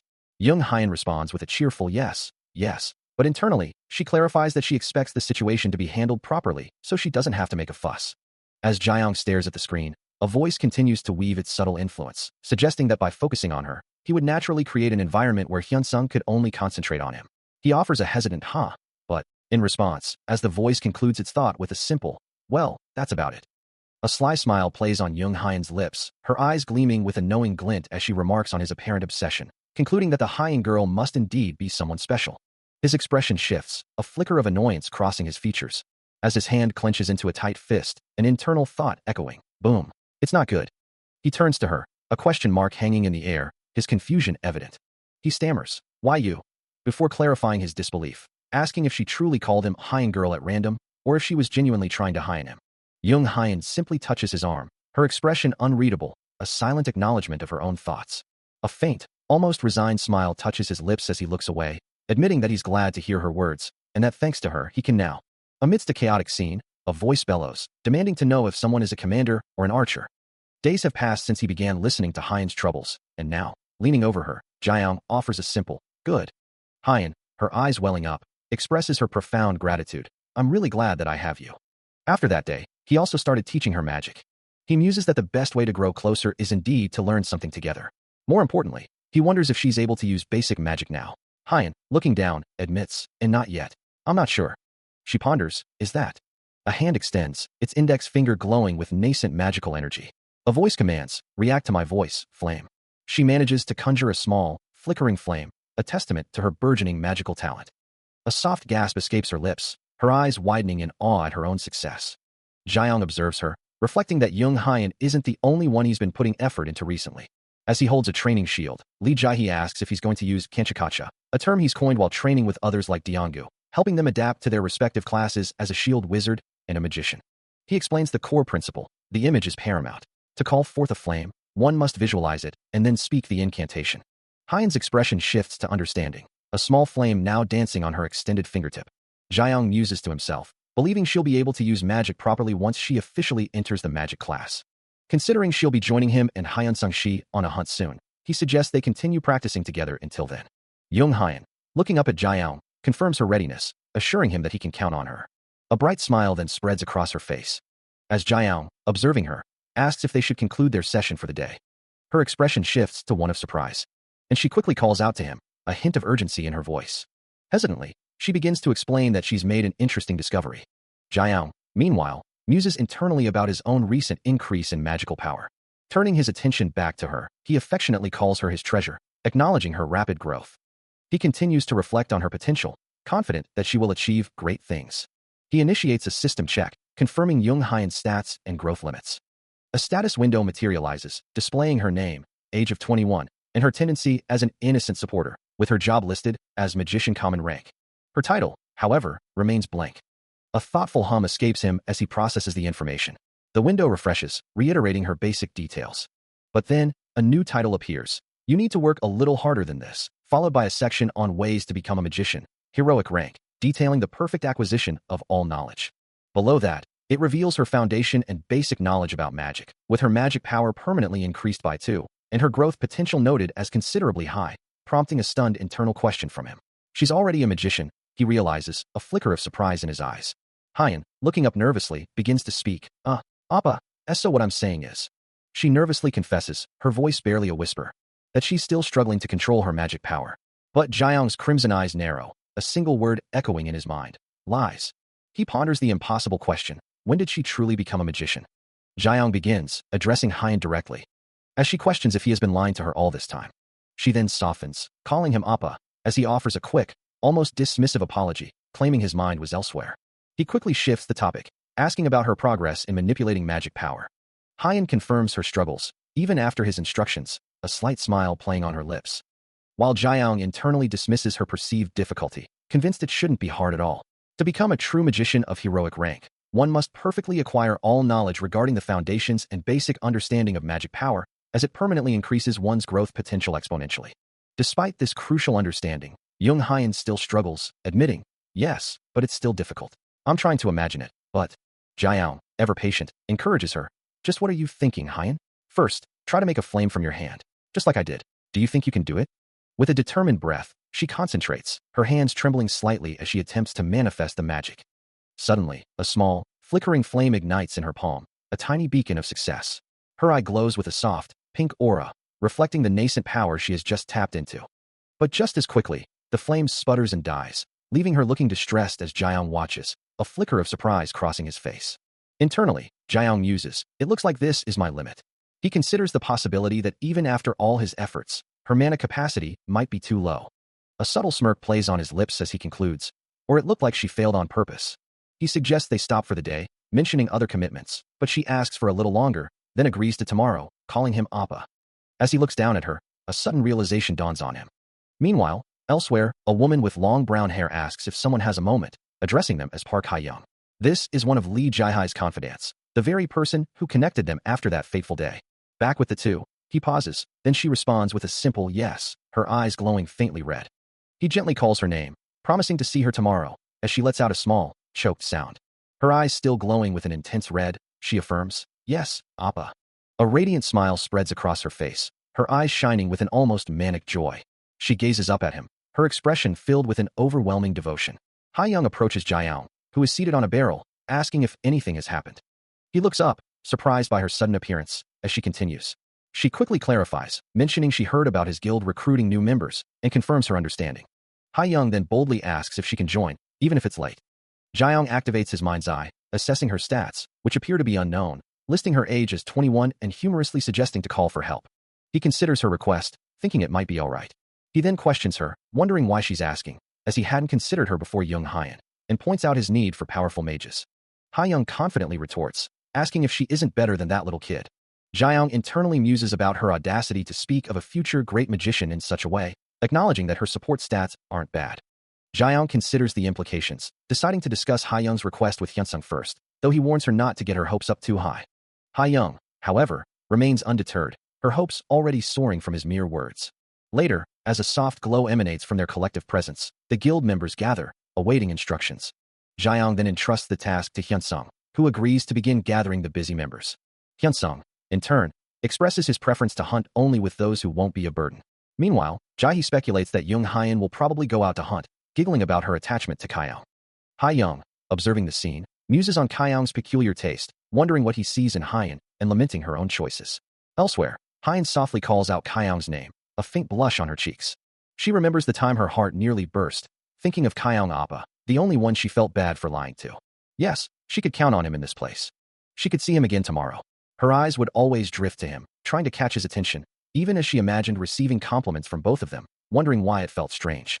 Suddenly, a voice from behind makes her jump, a hand gripping her shoulder. Hae-young's sharp tone cuts through the air, demanding to know why she's waiting for Kaiyang, calling her a stalker. Hyan, startled, admits she thought Hae-young's gaze had been a little strange, asking if she disliked her speaking with Kaiyang. Hae-young dismisses her words with a harsh, bullshit, expressing disbelief at her naivety. A knowing, almost calculating expression settles on Hae-young's face. Hae-young's voice cuts through the air, sharp and accusatory, demanding to know if Young Hyan truly believes Jiang cares for her. As Young Hyan's eyes glow crimson with a mix of shock and pain. Hae-young presses on, her words a cold assault, questioning the very foundation of Young Hyan's affections. The younger woman's distress deepens, her glowing eyes reflecting the harsh reality of the confrontation, leaving her utterly bewildered. Hae-young then physically asserts her dominance, grabbing Young Hyan's chin and declaring that she was only able to be near Jiang out of sheer luck, and that any belief in his affection is a complete misunderstanding. Well, you were only able to party with Kang SSI because you were lucky, but it's your misunderstanding that he likes you. With a knowing smirk, Hae-young dismisses Young Hyan's feelings as childish, insisting that stupid girls like you may not understand. She concludes with an air of superior knowledge, claiming to know Jiang's true nature. Hae-young's voice cuts deep, echoing a harsh truth. People like Lee Kaiyang don't trust others. She continues, asserting that he gets bored easily and abandons people without hesitation, adding a chilling, also to her pronouncement. Young Hyan's eyes well with tears as she hears the cruel assessment that someone as weak as her, who only whines, will surely be abandoned by her Appa. Her face contorts in anguish, the words twisting inside her, especially the part about how quickly people like her become clingy. But a desperate denial rises within her, a firm no, because Kaiyang Appa simply wouldn't do that. In a memory from her childhood, she recalls believing that her Appa was different from everyone else, that he would never abandon her, even as a chilling narration warns of hard times ahead for her. Young Hyun gasps, utterly shocked by Ha-young's next words, which question if Lee Kyung truly chose her, and then brutally states that she's easy to use and throw away.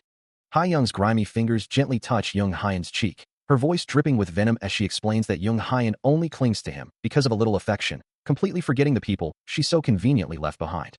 Young Hyun's face crumples, tears streaming down as she begs her to stop, but Ha-young's relentless assault continues, demanding that she solve her own problems and questioning how long she intends to keep relying on others. Her tormentor's words continue to echo, a cruel reminder that she should seize everything she can from Jaeyoung before he inevitably abandons her. Ha-young's gaze sharpens, promising to take it all instead. A desperate plea escapes Young Hyun's lips, begging her to stop, as the thought of being abandoned by Jae-sasai is too much to bear. Ha-young's voice drips with condescension, asking if she finally understands. As Young Hyun collapses, her mind retreats to a childhood memory, a simpler time when Jaeyoung and Ha-young were still with her, and she could simply ask them to stop. Ha-young's voice, however, pierces through the illusion, mocking her for believing Jaeyoung would ever come to her aid. In the memory, a young Young Hyun looks up at Jaeyoung, who simply tells her he'll see her later, if she can come. The memory shifts, showing both Jaeyoung and Ha-young laughing as the child Young Hyun lies on the ground, a cruel echo of her current despair. The realization dawns on her, a quiet, painful understanding. Tears well in her eyes, a silent testament to the pain Ha-young's words had inflicted, yet a desperate plea escapes her lips. As she imagines the one person who could offer solace. Kyung Appa, she thinks, picturing his gentle smile. In this idealized memory, she knows, there's no way he would ever do something like that. He would never abandon her, never betray her trust, for he had even suggested they work together, and to participate in a joint venture. He had thought he'd finally told her everything, but he was mistaken, and she needed more encouragement. His hand gently pats her head, a comforting gesture that reaffirms his care. Looking up at him, she hears his voice, clear as day. From what I can see, Hyun SSI wouldn't do something like that. His words are a balm to her wounded spirit, a shield against the harsh reality, even if the dense and idiotic me can understand that. In the comforting embrace of her memory, Young Hyun sees Jaeyoung as her steadfast protector, a figure who truly cares for her. Yet, even in this sanctuary, the echoes of Ha-young's words persist, whispering doubts that someone keeps telling her bad lies.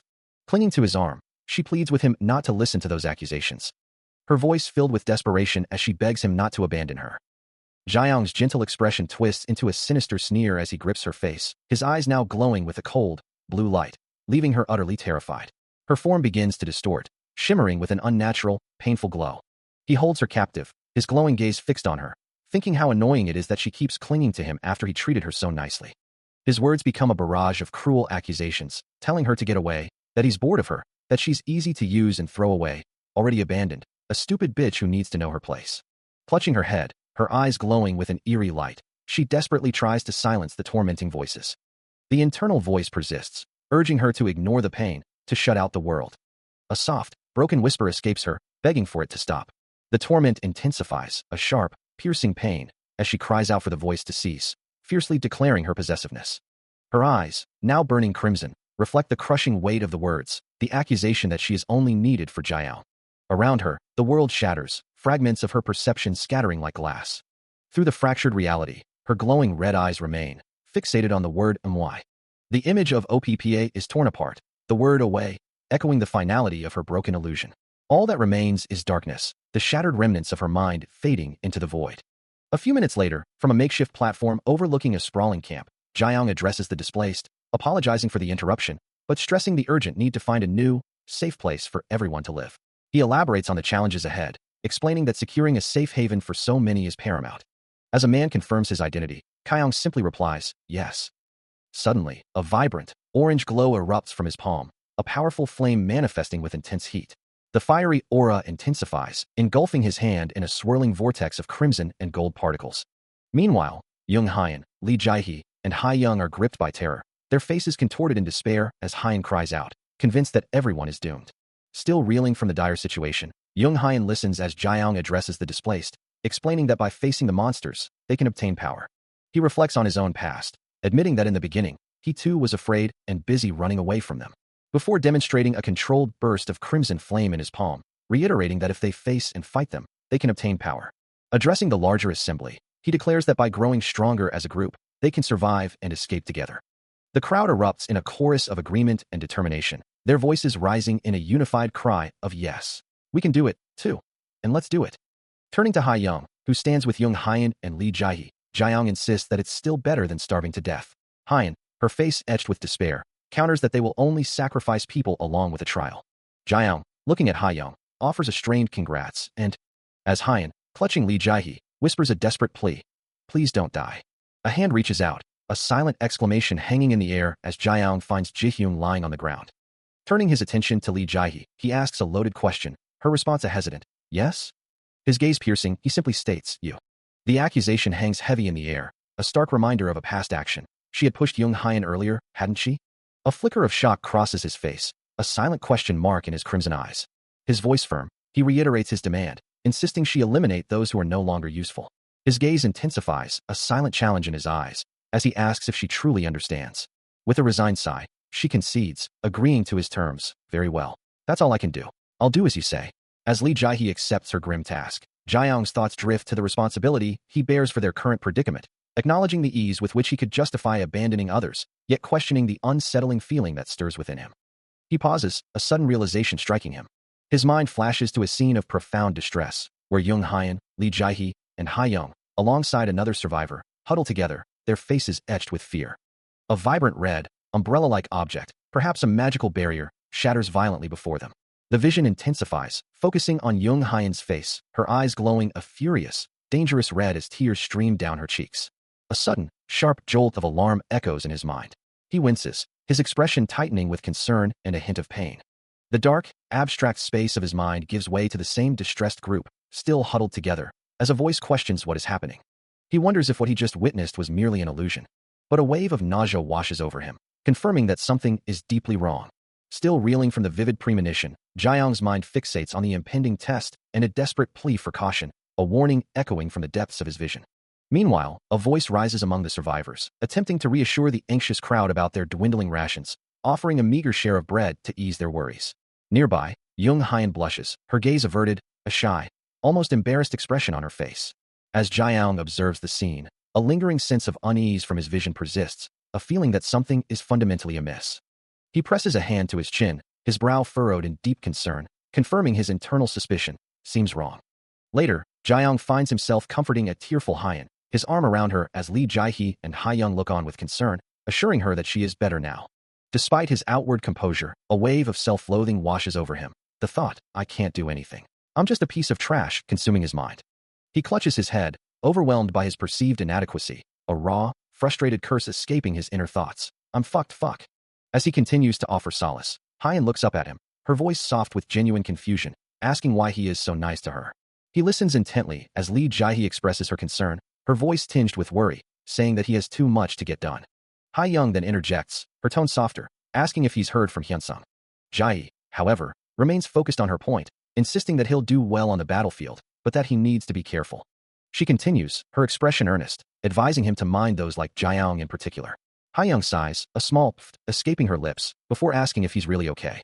Jiahe, however, dismisses the concern, stating that it's what he's left, isn't it? Hayoung, still worried, reminds him that Hyunsung said he shouldn't be reckless, and that he should return as soon as possible. Later, he finds Young Hyan crying, and gently asks, Hyan, don't be scared, okay? He offers her comfort, his presence a quiet reassurance. He gently holds her, his voice a soothing balm as he tells her it's all right, that everything will be fine.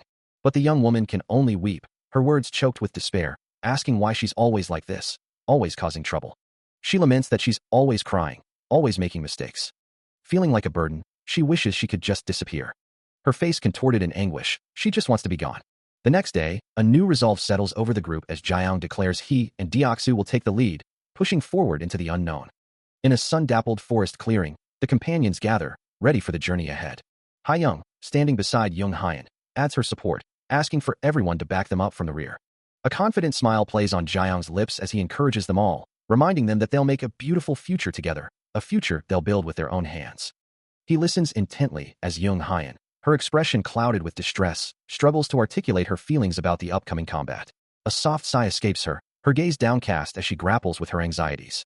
He understands the weight of her words, having experienced similar trials from a distance, but this direct involvement feels different, a first for him. She believes her past reliance on others has led to overconfidence, a burden she now carries, fearing she might have misjudged her own capabilities. Yet, his silent resolve assures her that they will face this challenge together, urging them to simply get through it for now. Nearby, Hayoung watches them, a flicker of concern in her eyes as she observes the exchange. With a determined step, the group begins their journey into the unknown. Jiang leads the way through the dense forest, his companions following closely behind, unaware of the true terror that awaits them. They didn't know it then, but the path ahead held an absolutely terrifying future. As the group ventured deeper, the unspoken truth lingered in the air. This expedition would be fraught with peril. A sudden, chilling realization washes over the group, their eyes fixed on an unseen horror, while Jiang stands resolute, his back to them, facing the impending threat.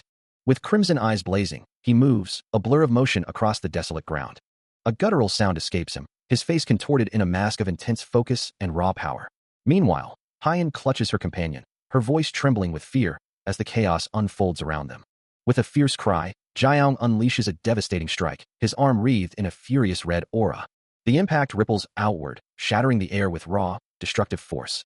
A sense of unease washes over Jiang as he observes the surroundings, a monstrous limb already visible. He remarks on the unusual abundance of food. Then a more serious thought crosses his mind, warning everyone to be careful. Suddenly, his gaze snaps upward, a sharp gasp escaping him as he registers a new, immediate threat. His concern shifts to a missing ally, calling out for Diaku, hoping he hasn't been left behind. The source of his alarm is revealed, a grotesque, hulking monster, its form partially obscured but undeniably menacing. Jiang's expression hardens, his crimson eyes flaring with an intense, determined glow as he prepares for combat. Golden energy crackles around him, surging with immense power as he channels his abilities. With a powerful exertion, he unleashes a devastating strike, a wave of golden force erupting from his hand. The attack connects with explosive force, engulfing the monster in a blinding flash of golden light and debris. The monster lets out a pained, guttural cry, its face contorted in agony or shock from the powerful blow. He struggles against the monster's grip, hearing Jung Hyan's desperate cry that she can't hold on much longer. He glances back, seeing her own struggle, and she urges him to use the power he's holding back. A pained gasp escapes her as she demands he act faster, to stab it. Despite the monster's overwhelming strength, she defiantly declares her responsibility, insisting he doesn't have to face this alone. With a dismissive thought, a brilliant golden energy erupts from his hand, striking the creature before him. Elsewhere, a hooded figure, Haiyang, moves with deadly precision, her sword carving into another monstrous form. Her eye glows with an intense crimson light, reflecting the ferocity of her attack.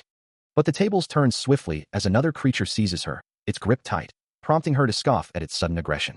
Nearby, Li Jiahe cradles an unconscious Jung Hyan, the sounds of battle still echoing around them. Her grip tightens on the rough surface, a desperate anchor in the chaos. As Jiang, holding the unconscious Jung Hyan close, warns her with a strained voice, "If you act like this again next time, you're dead." Even in her compromised state, a silent scream tears through Jung Hyan, her eyes wide with terror, while Li Jiahe urgently calls out to him, "Kaiyang, are you okay? Put your strength into your grip." A crimson streak of energy flashes, impacting Jiang with brutal force. Even as a grotesque monster with glowing eyes lunges at Haiyang, pinning her to the ground. Jiahe's voice cuts through the din once more. "It's not dead yet. Don't loosen your grip." A pained grunt escapes Jiang as blood splatters from his face, the impact sending a jolt of agony through him. Still reeling from the blow, he struggles to maintain his hold, while Jiahe, witnessing his pain, mutters, "Think of it as next. You ugh, crazy bastard."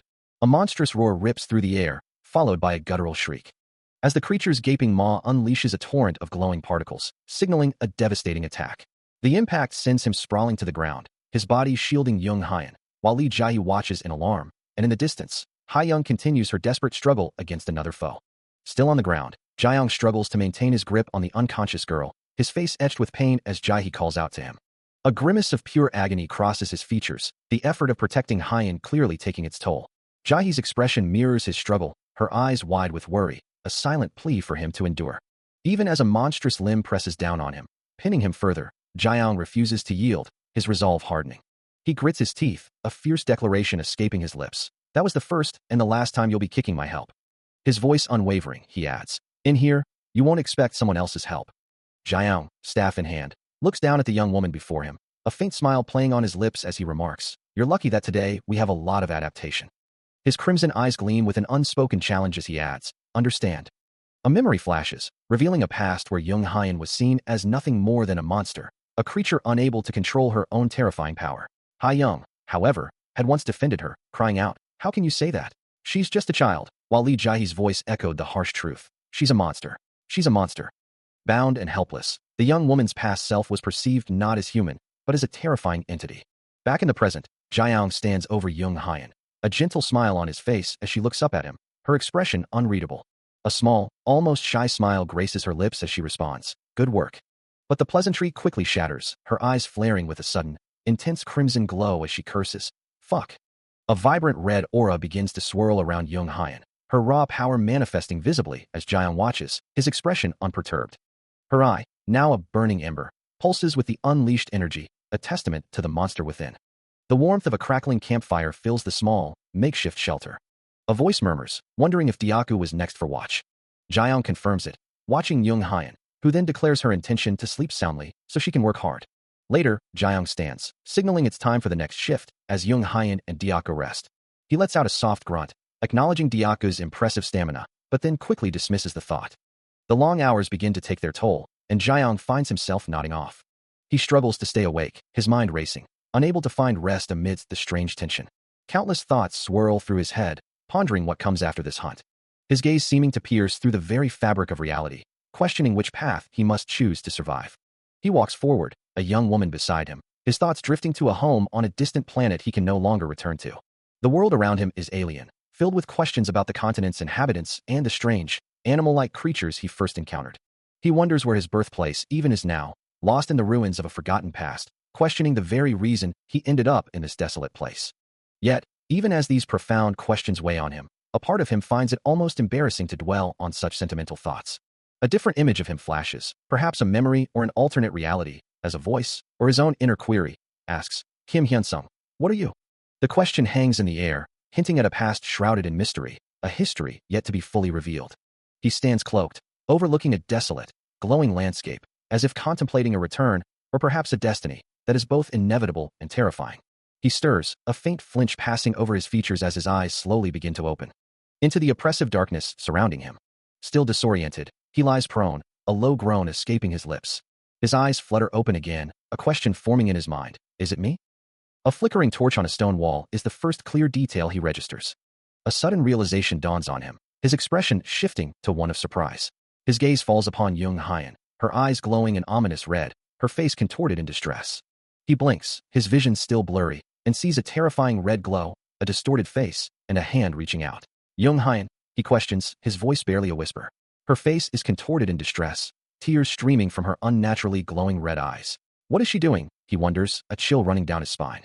He closes his eyes, trying to shake off the lingering drowsiness. "I must still be dreaming," he murmurs, dismissing the unsettling image. He tries to rationalize it, convincing himself he must have simply imagined her. "She's not the type to do that, right?" he thinks, a flicker of doubt remaining. A soft rumble echoes as a hand gently reaches out towards him. While he remains deeply unconscious, his face peaceful, a tender voice whispers, "Appa's so cute when he sleeps." Jung Hyun gazes down at him, a faint blush on her cheeks, her eyes now soft and filled with adoration. "My lovely Appa," she breathes. Her thoughts are a continuous stream of affection, repeating his name over and over. Her crimson eyes glow with an intense, almost predatory light as she gazes down at him, a possessive smirk playing on her lips. In her mind, a fervent whisper echoes, "Appa, Appa, Appa." The thought intensifies, a desperate vow forming. "I'll never let anyone take you from me." A soft, almost sinister chuckle escapes her, her glowing red gaze still fixed on the unconscious man. A wave of nausea washes over him, leaving him clutching his head in discomfort. His friend, Park Deokgu, observes his pale face, remarking, "You look bad." Jaeyoung, however, dismisses the concern, insisting, "I am, but I'm fine." Despite his words, the discomfort persists, forcing him to press his temples as if to quell an unseen pressure. Later, Jaeyoung confronts Hayoung, his grip firm on her shoulder, a strange intensity in his gaze as he searches for answers. He ponders the unsettling sensations, a flicker of glowing red eyes in his mind's eye, concluding, "It's definitely strange." Hayoung, too, seems lost in thought, a silent realization dawning upon her. Jaeyoung then connects the dots, wondering if his recent proximity to her is the cause of his peculiar experiences. Perhaps it's because I've been with Park Hayoung recently? Could this strange feeling, this discomfort, truly be something as base as jealousy? As the group continued their exploration, Park Deokgu addressed them, suggesting they press on for the day, but only after ensuring everyone was well enough to reach the next rest area. He confirmed their readiness with a simple yes, his gaze sweeping over his companions. Jaeyoung, however, remained focused on Jung Hyun, feeling an inexplicable need to confirm her well-being. Suddenly, Park Deokgu's eyes widened in surprise, his attention drawn to something on the cavern floor. Lee Jae-hee let out a small gasp of concern, while Jaeyoung watched, his expression unreadable. A foot stepped carefully towards the discovery. revealing a massive, ornate sword embedded in the ground, its presence a stark mystery in the ancient cavern. He continues to walk, his mind consumed by the unsettling thoughts that have plagued him, while a voice beside him urgently questions his state. His steps falter slightly. As Jung Hyan, her expression etched with concern, tries to get his attention, asking, "Are you all right? You have to be care." Her voice barely registers as he remains lost in his own turmoil, prompting her to ask again, "What's the matter, Hyung?" He offers no response, his gaze distant, as if seeing something far beyond their current reality. Within his mind, a monstrous, horned figure with glowing red eyes looms, its dark aura pulsating, as a voice echoes, "She is jealous of Hyung." The realization hits him with a painful jolt, his face contorting in anguish as he admits to himself, "I was jealous of Hyung." The monstrous voice continues to taunt him, revealing the depth of his hidden feelings, while another thought surfaces, "I hadn't noticed that girl, Hyung." He struggles to reconcile these conflicting emotions, denying the implications, as Jung Hyan, still by his side, expresses her own frustration. "No, this is not a simple love triangle or a complicated relationship. I didn't want this witch's relationship." Jung Hyan's thoughts swirl with unease, questioning if there was a flaw in her own meticulous planning. Her frustration mounts, a silent fury building as she realizes she has endured enough of what she perceives as deception. A dark, menacing thought echoes, challenging the notion of her being easily manipulated. The internal malice manifests as a glowing skull, its crimson eyes fixed on a singular target, promising to observe how long Li Kaiang can maintain his facade. The skull intensifies, surrounded by swirling red particles, a silent threat to see how long he can continue to look down on her. Meanwhile, a single, flickering lantern casts a warm, yet ominous, glow over a dark, brick-lined passage. Below, Jiaong, Jung Hyan, Park Diakgu, Li Jiahe, and Hyung stand together, observing a massive, dark form in the depths of the cavern. A wave of discomfort washes over Jiaong, regretting his decision to bring Hyung into such a perilous place. As he gently touches her head, he notes her growing closeness, a subtle shift in their bond. He instructs the others to lower their voices, explaining that the environment is reacting sensitively to human sounds. Looking back at his companions, he senses something subtle in the air. Park Diakgu questions if he means hooded monsters or something similar, to which Jiaong confirms his growing suspicions. He elaborates that he'd been sensing a weak magical power for some time, believing it to be connected to the monster's attacks. Meanwhile, he kneels beside Hyung, who lies on the ground, reassuring her that she'll be fine as long as she doesn't get up, promising to protect himself. Suddenly, Park Diakgu's eyes widen in alarm, a gasp escaping him. Jiaong, too, turns with a startled expression, his brow furrowed in confusion.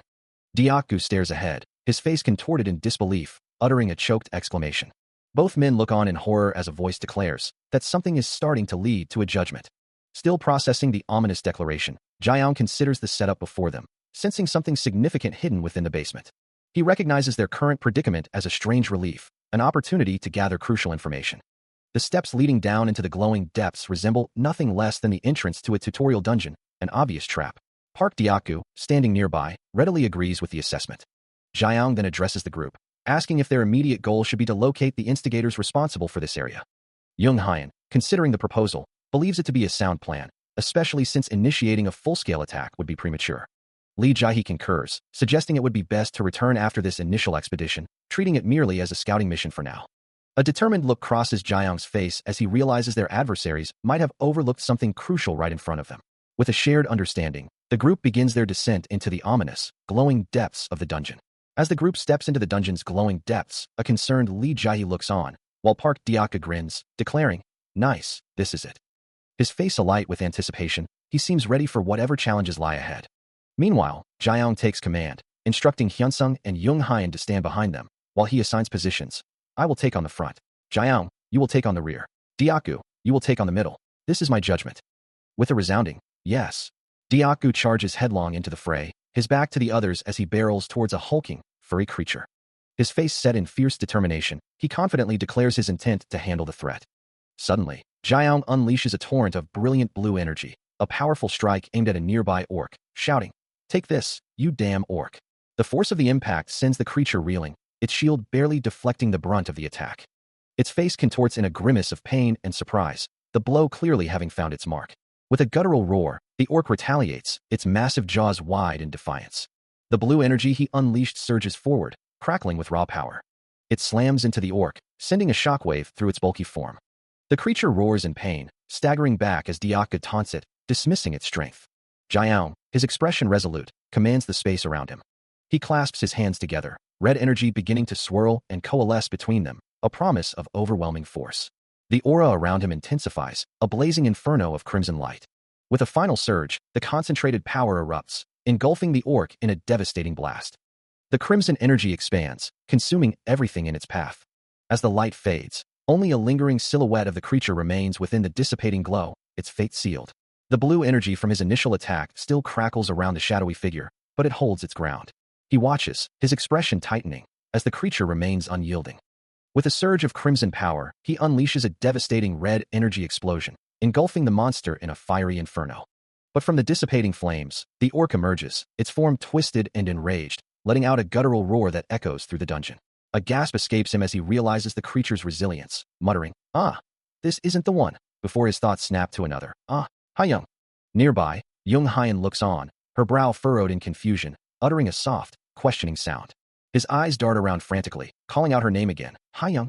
He searches the immediate vicinity, a growing sense of urgency in his movements. Turning to Jung Hyan, he listens as she explains, She was beside me just a moment ago." "Really? Then, she should be." He glances at Jung Hyan, who asks if they shouldn't be looking for Hayoung, but Jiang dismisses her concern, assuring her that Hayoung was behind them and would find her way back easily. Suddenly, a chilling blue energy erupts from the orc's head, its power visibly surging. Both Jiang and Park Diaku react with startled expressions, their eyes wide with alarm. Jiang curses under his breath, his frustration mounting as he wonders aloud where Hayoung could have suddenly gone, then calls out to Diaku. Diaku, equally bewildered, can only stare in disbelief, uttering his confusion at the idea of her simply flying off. The orc lets out a guttural roar, its menacing presence forcing Diaku to recoil further. As the monstrous creature looms over him, Diaku desperately cries out Jiang's name. A sharp glint of crimson flashes in Jiang's eye, his gaze hardening with resolve. The orc, now fully enveloped in a vibrant blue aura, prepares its next move. He pulls two figures, one male and one female, away from the immediate threat. The force of his movement sends them tumbling to the ground. Quickly, he turns to check on the woman. But his attention is immediately drawn back to something unseen, his eyes widening in shock. The woman, now on the ground, offers a meek apology. Jiang recognizes her, calling out Park Hayoung's name in surprise, as she explains she fell while chasing him. Still on the ground, Hayoung admits her shock. Jiang remains focused on the unseen threat, while Hayoung continues to speak. She clarifies that she was only trying to help. Hayoung looks down, a wave of frustration washing over her as she realizes her attempt to help had gone awry. Her eyes widen in disbelief, the sound of her own failure echoing in her mind. A furious scream escapes her lips, her face contorting in rage at the crazy bitch who had caused this mess. She thinks to herself that it's impossible to continue, deciding that for now, retreat is the only option. Suddenly, her expression shifts to one of terror, a single word escaping her lips as she senses imminent danger. Looking down at the tattered figure of Hayoung on the ground, Hayan scoffs, questioning how someone so helpless could possibly be of any assistance. Meanwhile, a new, menacing figure with long, light brown hair and glowing red eyes appears, a cruel smile spreading across his face as he addresses Li Kaiao, calling him a repulsive bastard. He continues, his voice dripping with disdain, remarking that the camp was perfectly fine even without Kaiao's presence, and questioning his decision to invite people to its center. His glowing red eyes fixate on an unseen point, a chilling smile playing on his lips as he suggests that if one likes Kaiao so much, they can simply go with him. He stands before them, his voice sharp and demanding, questioning Jiang's companions. "Are you a commander? Are you an archer?" Jiang, his expression tense, calls out to Hayan, who appears distressed behind him, while Diaku looks on with concern. His red eyes glow with an intense, unwavering focus. As he presses for an immediate answer, "Yes, quickly."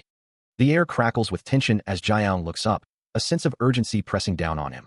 Park Diaku confronts him, his voice laced with frustration, demanding to know if Jiang is a commander or an archer, urging everyone to hurry.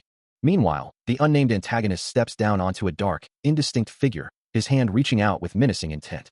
With a sudden, explosive burst of energy, he sends the orc flying through the air, surrounded by glowing particles. The antagonist turns, a chilling command echoing through the chaos, "Become the bait." Jung Hyan watches the scene unfold, her expression filled with alarm, as the antagonist continues his ruthless actions. He then confronts Hyan and Hayoung, demanding to know what they are doing, to which Hyan responds with a submissive, "Oh yes, Appa." Jung Hyan stands, her crimson eyes glowing faintly, lost in a silent, unsettling contemplation.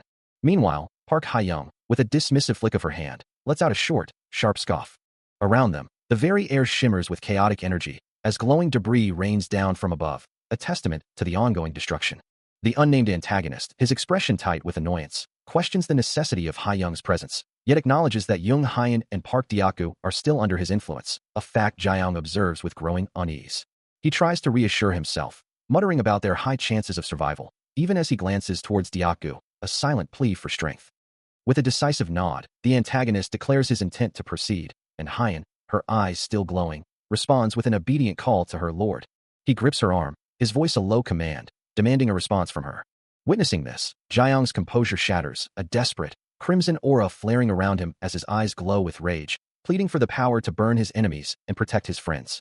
With a guttural roar, he channels his fury, preparing to unleash a devastating fireball.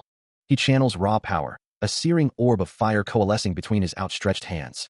The volatile magic crackling with destructive potential, ready to unleash its fury.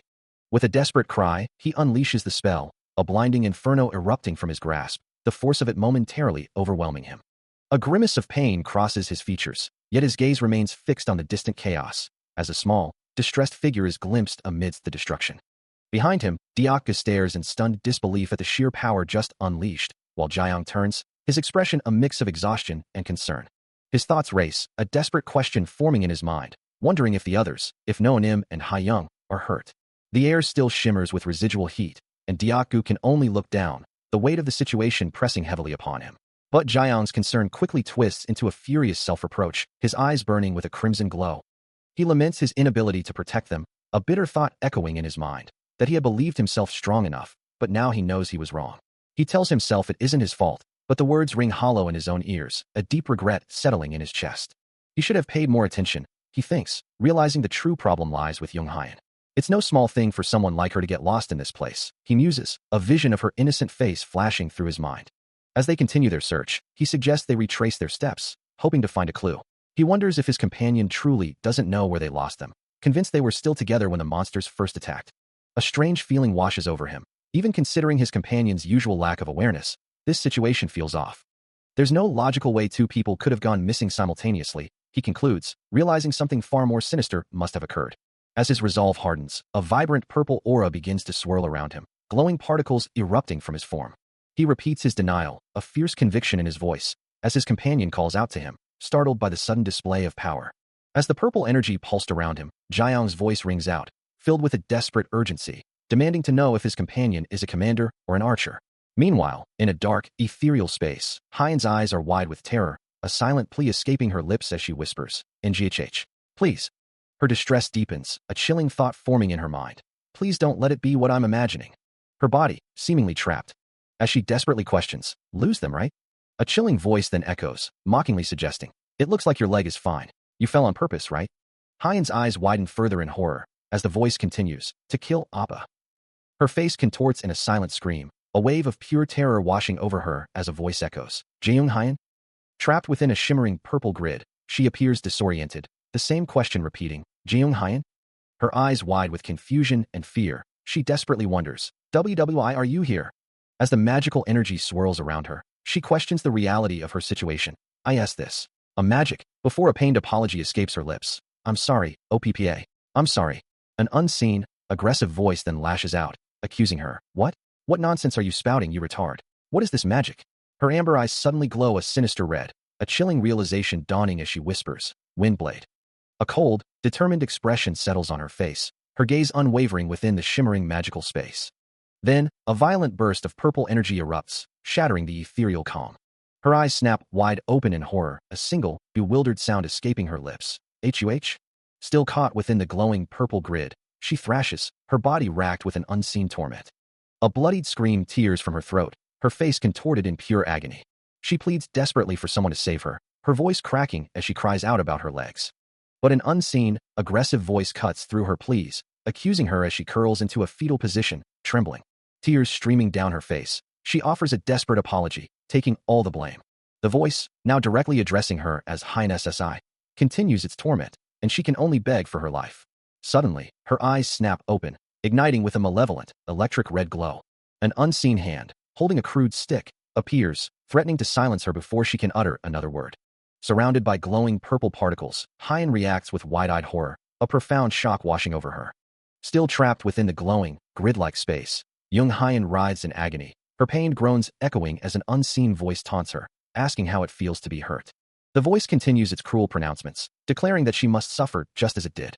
A chilling, almost manic laugh escapes the unseen tormentor, who then asks if her heart feels torn out, recalling the moment she took Appa away. The voice asserts that if she were to continue living, it would feel too uneasy. Hyan, overwhelmed by the torment, screams a defiant "fuck" and a desperate "no." The unseen voice calmly explains that this is precisely why. Hyan, tears streaming down her face, can only whisper an apology to Hayoung. Her body trembles, a guttural sound escaping her as she desperately proclaims that she cannot die like this. A final, pleading "no please," escapes her lips as a sudden gust of wind whips around her. Still trapped within the glowing confines of her magical prison, Jung Hyan writhes in agony, a desperate plea for salvation escaping her lips. Tears streaming down her face, she cries out, the word blade echoing her torment. Then, with a violent, tearing sound, a surge of pink and purple energy rips through the space around her. As the energy dissipates, a figure emerges from the glowing grid, and Hyan, looking up from the ground, feels a surge of relief, believing her salvation has arrived. The unnamed antagonist extends a hand towards her, his voice a deceptive calm as he assures her, "You're safe." But in that very moment, an unseen force strikes him, a crimson spray erupting from his torso. More blood splatters, painting the air with a gruesome mist. Jung Hyan, her face now splattered with the antagonist's blood, stares in wide-eyed horror at the sudden, unexpected turn of events. A pained gasp escapes the unnamed antagonist's lips as he grapples with his sudden injury. As the unseen force struck, a voice, strained and urgent, called out, "Hyan?" But all she could manage was a choked whisper, "Oh Appa." Her face, now splattered with the antagonist's blood, reflected pure terror, her body trembling from the sudden, brutal turn of events. The crimson spray stained his pristine white clothing, a stark testament to the severity of the unseen attack. A tense silence hangs in the air, broken only by the soft, worried murmur of Hyan, her eyes wide with concern as she looks at him. Her face is etched with a deep, almost painful sadness, a silent plea for understanding.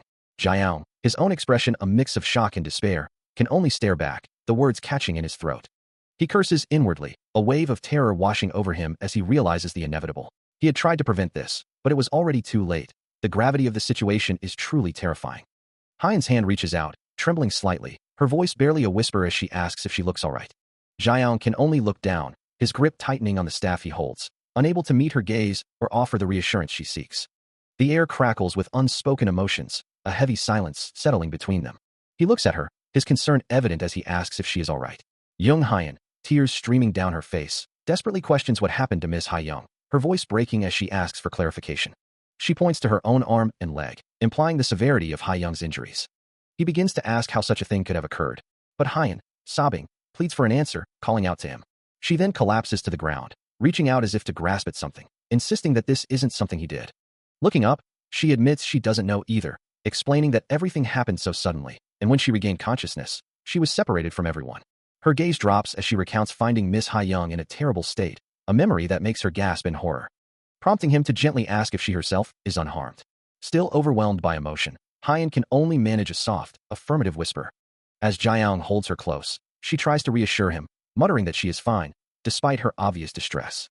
Yet, a subtle, unsettling smirk plays across his lips, a fleeting glimpse of a hidden thought. He continues to embrace her, his expression returning to one of concern, as if the previous moment never happened. As Hyan collapses to the ground, overcome, Jiaong stands over her, his internal thoughts betraying a harsh judgment. Still on the floor, Hyan's face contorts in renewed anguish, a desperate cry escaping her lips. Her anger flares, fueled by the memory of the attack, as she curses those responsible. The memory of Miss Hayoung's injury weighs heavily on her, a painful reminder that emotion might have led to a triggered trap. Considering the previous encounter with basement stairs, it wouldn't be surprising if this place was also riddled with magic traps. He calmly reminds the distressed girl that she entered the cave through a wall made of magic, to which she quietly confirms. Internally, he muses that with this, the problem is complete.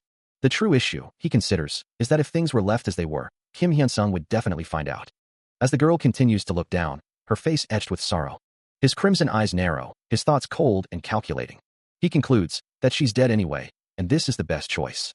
With a final, decisive glint in his eyes, a massive, shimmering flame wall erupts before them, its fiery expanse blocking their path forward.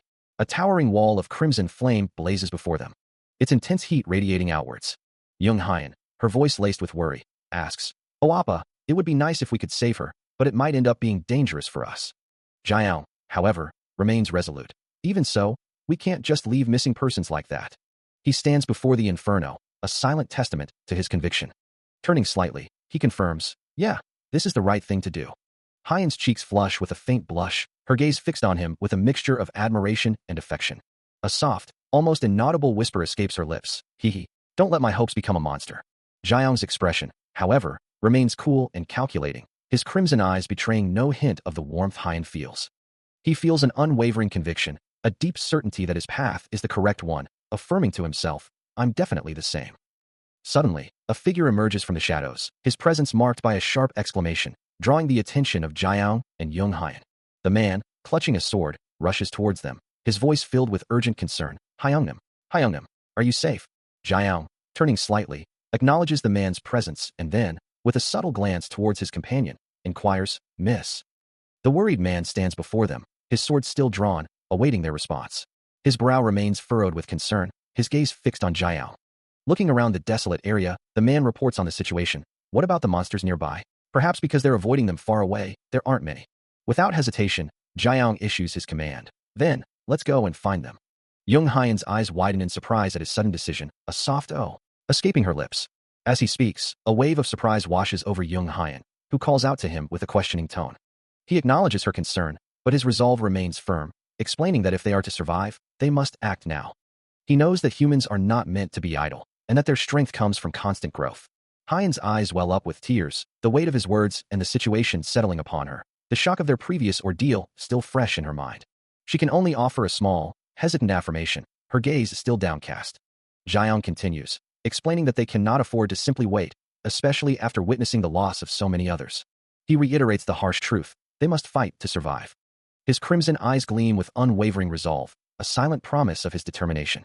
Still processing the implications of his words, Hyen looks up at him with a soft, questioning gaze, while the man beside them reacts with a sharp exclamation. Scratching his head, the man concedes, that approach would indeed be best for him as well.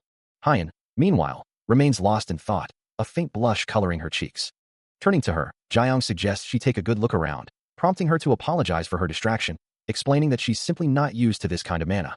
He offers a quick apology in return, but Hyen quickly reassures him, telling him he can trust Diaku. Accepting her words, Jiang agrees, as Hyen volunteers to take a quick look around nearby. Moments later, they find themselves deeper within a dark, cavernous space, the sound of their footsteps echoing softly. There, Jiang holds up a mysterious object, which begins to glow with a soft, ethereal light, capturing Hyen's full attention. The object reveals itself to be a complex magical diagram, humming with latent power. He reviews his overall rating, a system message detailing his growth, noting that his intelligence has grown significantly, but his current stats are still worse than monster secretions. As he scrolls through the data, he then sees a new entry, a mystery attribute that has appeared. Hyen, still processing the situation, asks if this means their current predicament isn't so bad, before hesitantly calling out to him. He turns to her, asking about her own attributes, and she admits to having created a little bit of something, but nothing significant enough to be called a mystery attribute. She expresses relief at his assessment, then, noticing something on his screen, asks who that is, as the display highlights a mystery attribute and magic power. The screen then boldly declares, I'm your #1 fan. Confused by this unexpected rating, he questions its meaning, while Hyen softly calls his name. He looks at her, a thoughtful expression on his face, and murmurs, future. A moment from earlier, he asks her, as expected, are you okay? He admits, honestly, that he'd be lying if he said he didn't feel guilty. Even the thought of the earlier situation still sends shivers up his spine. However, a sudden realization strikes him. As he embraces Hyen, finding true relief that he hadn't hurt her. Anything, he thinks, in order to survive. Hyen giggles softly in his arms. As he gently suggests they take things slowly. She turns, her voice firm, declaring she'll grab onto him until the very end. A small campfire burns brightly, its embers casting a warm glow, as a stark message appears. Even if you lose your humanity along the way. A young woman's face contorts in anguish, her thoughts echoing a desperate plea. She cannot make someone love her. Meanwhile, Jiang looks down at her, a calculating expression hidden beneath his calm demeanor. He leans in close, acknowledging that while a platonic relationship might be nice, his true intentions lie elsewhere. His internal monologue reveals a darker strategy. It would be far quicker to manipulate her into a relationship, to wrap her around his finger, rather than wait for genuine affection. Hyen, caught off guard by his proximity and words, blushes deeply, uttering a soft, questioning "Appa?" A sinister glow emanates from Jiang's eyes as he reaches out, his intent becoming clearer. Hyen recoils, her face a mask of distress, as she repeatedly rejects his unspoken proposition, unable to accept what he is offering. He dismisses her confusion, asking why she's speaking such nonsense, while young Hyen, startled, can only manage a surprised Nuna. He continues, telling her there's no need to play coy, as he already knows Hyunsung likes her, leaving Young Hyun utterly bewildered. Internally, she wonders what he's talking about, but then he questions why she keeps calling Hyun by that nickname. He reminds her that Hyun is younger than her, then clarifies his own stance. What kind of man would he be if he treated his younger sister like a younger sister? Young Hyun recoils, visibly distressed by his words, her mind reeling from his unsettling implications. As she processes his statement, Jaeyoung's expression darkens, his crimson eyes glowing with a sinister, violet light. Young Hyun's thoughts drift back, realizing that when it came to her, his actions had always been peculiar. His constant favoritism towards her had seemed extremely out of the ordinary. Her internal monologue concludes with a chilling question, as Jaeyoung's glowing eyes are once again visible. Was this bastard truly manipulating her all along? He had been encouraging her all this time, but for what purpose? A slight cough escapes him as he admits, I know I didn't say it, but since Hyung told me to take care of her, I've been trying to push you guys together. His expression shifts, a coy smile playing on his lips as he feigns surprise. What did you? Actually, I... Meanwhile, in a different memory, a boisterous voice declares, I'm the commander. I'm the one who leads the expedition. Have you not heard of the famous Commander Dyaku? Young Hyun, surrounded by a soft, rainbow-hued aura, resolves internally, hee. I will try and do that. To the best of my ability, I can do that. Jaeyoung's smug expression returns, a hand casually resting near his face as he muses. Well, you don't have to thank me, or anything. But his composure shatters, a furious red aura flaring around him as he clenches his fist, seething, Park Dyaku, that King pig. He recalls a past image of himself, Hyun, and Dyaku, realizing with disdain, this means Hyun and I were originally cast as the main characters of the romance story, a role that Dyaku bastard had somehow usurped, much to Jaeyoung's furious amusement. A frustrated exclamation escapes him, a silent challenge to the unseen rival, as he resolves to observe the unfolding events. Meanwhile, a low, guttural rumble echoes from a dark, circular pit, where faint embers glow with an unsettling light. Jaeyoung lets out a weary sigh, his thoughts still fixated on the one who doesn't understand his intentions, as he looks down at the sleeping figure before him.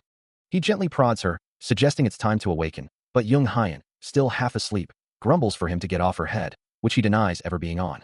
Young Hyun remains deeply asleep, her soft snores echoing as she floats peacefully in the water.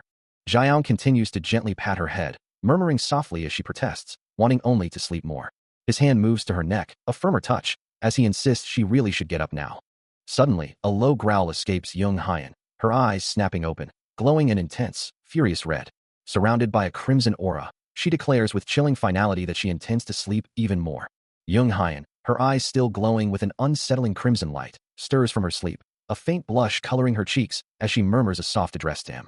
A quiet click of his tongue escapes Jaeyoung, his expression a mix of concern and resignation. He knows he can't avoid her now, the intensity in her gaze undeniable. Despite the danger she represents, he finds himself drawn to her, unable to resist the pull of her presence. Gently, he reaches out to pat her head, suggesting it's time to rise. Her demeanor instantly shifts to one of childlike affection, her eyes sparkling with devotion as she agrees. As they prepare to head to the shelter, Jaeyoung can't shake the unease, her intense dependence a source of growing fear. He silently pleads for things to remain calm, a desperate hope for normalcy etched onto his face. With a heavy heart, he wishes for no further complications, the future uncertain. A soft giggle escapes her, a question hanging in the air as she wonders if her actions are pleasing. She sips from her mug, a faint sound accompanying the quiet moment. Lost in thought, her gaze drifts downward, contemplating something unseen. Outside, a voice calls out, urging Kyoung to look, then exclaiming in surprise as another confirms the truth, demanding the door be opened. A single, firm command echoes from within. Her eyes fix on the approaching figure, a familiar name escaping her lips. Dyaku offers a warm welcome, acknowledging both Hyun and Jaehai, who stands beside her. As the group gathers, a quiet observation is made, wondering if the two figures are Hyunsung and Kyoung. He looks on, but Young Hyun, her eyes wide with shock, can only utter a bewildered, "What? What happened?" The explanation is a long story, she thinks, but the distance was too great for it to have happened, and she wonders if she's truly alone for him. Nearby, Dyaku stands ready with his sword, while Jaeyoung holds his bow, and Jaehai gasps in surprise. All four of them, Dyaku, Jaeyoung, Jaehai, and Young Hyun, look down intently at something unseen below. Then, a voice gently asks Young Hyun if she would mind waiting outside, explaining that something important is about to happen right there. Her cheeks flush, and she shyly agrees, calling the speaker Appa. Moments later, the group, including Dyaku, Jaehai, Young Hyun, and Jaeyoung, walks away from the building and into the open air. As they move, Young Hyun reflects on the situation, recalling how someone died, yet the event was treated as if it were merely a dropped project, and she concludes that Park Kyung must have been responsible for whatever transpired. She knew it couldn't be helped, the screams of the dying echoing in her mind, yet a part of her still struggled with the truth. The official story, that they had barely survived, was a blatant lie. How could they expect her to believe such a thing, when she could already piece together exactly what had transpired? Jaeyoung muses that it's probably for the best she doesn't remember the full horror, while Lee Jae questions why her memory is blocked, only for Jaeyoung to dismiss the inquiry with a curt "don't even ask." Meanwhile, a memory surfaces of yesterday morning, just hours before, when a group of so-called heroes had abandoned the shelter. The thought of Yusikwu, and the injustice of it all, causes Jaeyoung to cry out in anguish and confusion. Young Hyun, despite knowing the inevitable, still feels a tremor of nervousness, recalling how they had spun the tale of a rescue team going out to save someone, a blatant deception. The memory continues, showing Yusikwu being dragged away, as he bitterly exclaims, "A rescue team, my ass." The truth was, Yusikwu was the only survivor, and the so-called heroes had simply used the pretense of assistance to escape for themselves. As the full weight of the deception settles, Jaeyoung's eyes glow with a fierce, crimson light, his expression hardening with resolve. In a harrowing flashback, Yusikwu sits amidst the chaos, a question echoing in his mind about the blocked memories. Meanwhile, Young Hyun, her voice laced with desperation, asks Jaeyoung if they truly can't die with the others, as he calmly notes the approaching danger. The flashback intensifies as the long-haired man, a figure of cruel authority, screams at Yusikwu to shrink back, cursing him as a coward. Amidst the frantic retreat, a voice questions who is being left behind, the sound of desperate running echoing through the chaos. Back in the present, Jaeyoung lets out a soft sigh, as a chilling narration reveals the truth. Someone was abandoned and left to die, yet the person responsible for it had supposedly perished. The long-haired man, the true culprit, grins maniacally, his expression a twisted mockery of the supposed hero. The revelation hits Jaeyoung like a physical blow, his eye widening in shock and disbelief. A single tear escapes him, a testament to the pain and frustration of the deception, before his expression hardens. His crimson eyes ignite with a fierce, glowing aura, Jaeyoung's resolve burning brighter than ever. A potent red aura pulses around Jaeyoung, his anger boiling over as he thinks of that creepy, despicable man. A single crimson eye, wide with shock, reflects an unseen horror. Red particles drift through the air.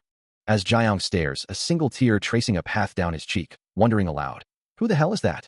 A shiver runs down his spine, the sheer presence of the unknown entity giving him goosebumps. Turning to Young Hyun, Jaeyoung's voice is laced with disbelief. "I've never seen him before. Are people left, or are they all gone?" Young Hyun, standing beside Lee Jae-hee, responds with a somber tone, "7. It looks like 6 of them didn't make it." As expected, the narration confirms that everyone else perished, with only Yusikwu surviving after receiving assistance from others. Considering their appearance, the narrator speculates that the survivors must be above average. A sharp-eyed man with dark hair and piercing red eyes, Young Jinho, questions his companions, demanding to know if they are a commander or an archer, his gaze intense. His own status window, now visible, reveals his name as Young Jinho, age 29, with a calculative murderer tendency and a magic swordsman, page, class. He mutters to himself, wondering if he's a murderer. Turning to Jaeyoung and Young Hyun, Young Jinho confirms his understanding, acknowledging their instructions with a simple, "G got it." His red eyes glow with an unsettling intensity as he continues, admitting that while he's not usually hostile, he needs to be careful. With a slight smile, Young Jinho asks his companions, "What, did I do something great?" A faint smile plays on Jaeyoung's lips, though his eyes betray a deeper contemplation. Young Jinho, meanwhile, simply states his name, adding that he's heard much about Jaeyoung. The comment makes Jaeyoung's smile falter slightly, a flicker of unease crossing his features as he considers the implications. He then asks Jinho if he's a commander or an archer, recalling that Yusikwu had mentioned Jinho's name before. Jinho, with a calm demeanor, admits he's wanted to meet Jaeyoung, even as Yusikwu looks on with a worried expression. A soft chuckle escapes Jinho, assuring them there's no need to be wary of him. Yusikwu, however, remains unconvinced, muttering to himself about how much Jinho knows about them. His gaze drifts downward, lost in thought. The group continues their journey across a vast, open field, their figures growing smaller against the expansive landscape. As the group continues their journey, Kyung expresses his surprise at the unexpected encounter, greeting Jinho with a mix of caution and curiosity. Jinho, maintaining his composed demeanor, responds with a casual inquiry about their well-being, his smile not quite reaching his eyes. He then remarks on the area's quietness, a subtle hint of skepticism in his tone as he considers the lack of other survivors. Kyung, still processing the encounter, feels a shiver run down his spine, wondering if Jinho's presence is a mere coincidence or something far more sinister. Jinho continues, explaining his own journey and expressing curiosity about their activities, his words carefully chosen to sound innocuous. He then casually introduces his companions, referring to them simply as newcomers to the group. Hyun, visibly unnerved by Jinho's intense gaze, clutches at her chest, her fear palpable. Jinho observes her reaction, a slight smirk playing on his lips as he admits to being a little surprised by her fear, having expected more from the group. He then muses internally, wondering if his intentions were too obvious. He offers a placating smile, apologizing for the circumstances that have everyone on edge and for any upset he might have caused. Think nothing of it, Kung-Hesai. He continues, his gaze dropping slightly, though his thoughts betray a different sentiment. He muses internally that Jiang is the same as him, yet quickly dismisses the idea, believing he has never met anyone who could truly see through his facade. His mind then drifts to past encounters, recalling the bad people he'd met, and someone who always carried a sword among them.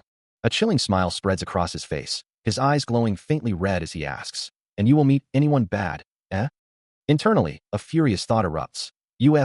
King bastard. Is he announcing that he's one of those bad people? Jiang, sensing the shift, quickly denies it. No, I haven't. But the other man's internal monologue twists the words, concluding, so, he wants to have a go. His gaze then falls upon the trembling Hyan, while the long-haired man watches him intently. A sharp gasp escapes Jiang's lips, his eyes widening in sudden alarm. His mind races, trying to comprehend the unfolding situation, as he wonders what exactly is happening. The scene reveals Jiang and his companions standing in an open field, facing another group of individuals. A desperate cry of Hyunsung rings out from his companions, while Jiang internally acknowledges their timely arrival, grateful they came before he was completely overwhelmed.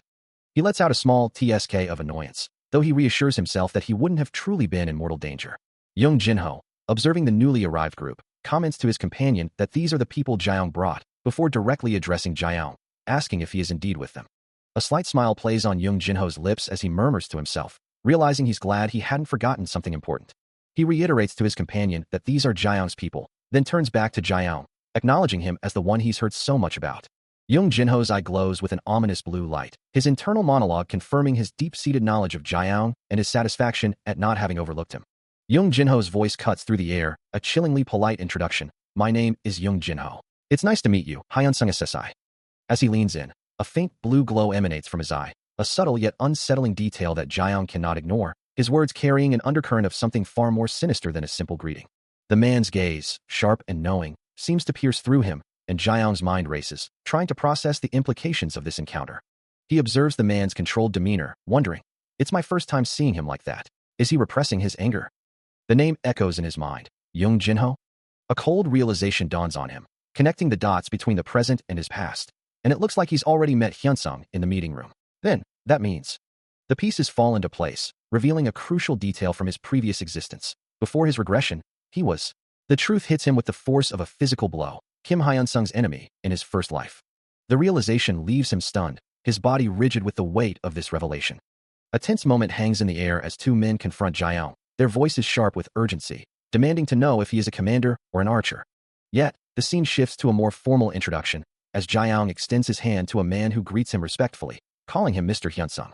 The handshake solidifies their meeting, a quiet acknowledgement passing between them.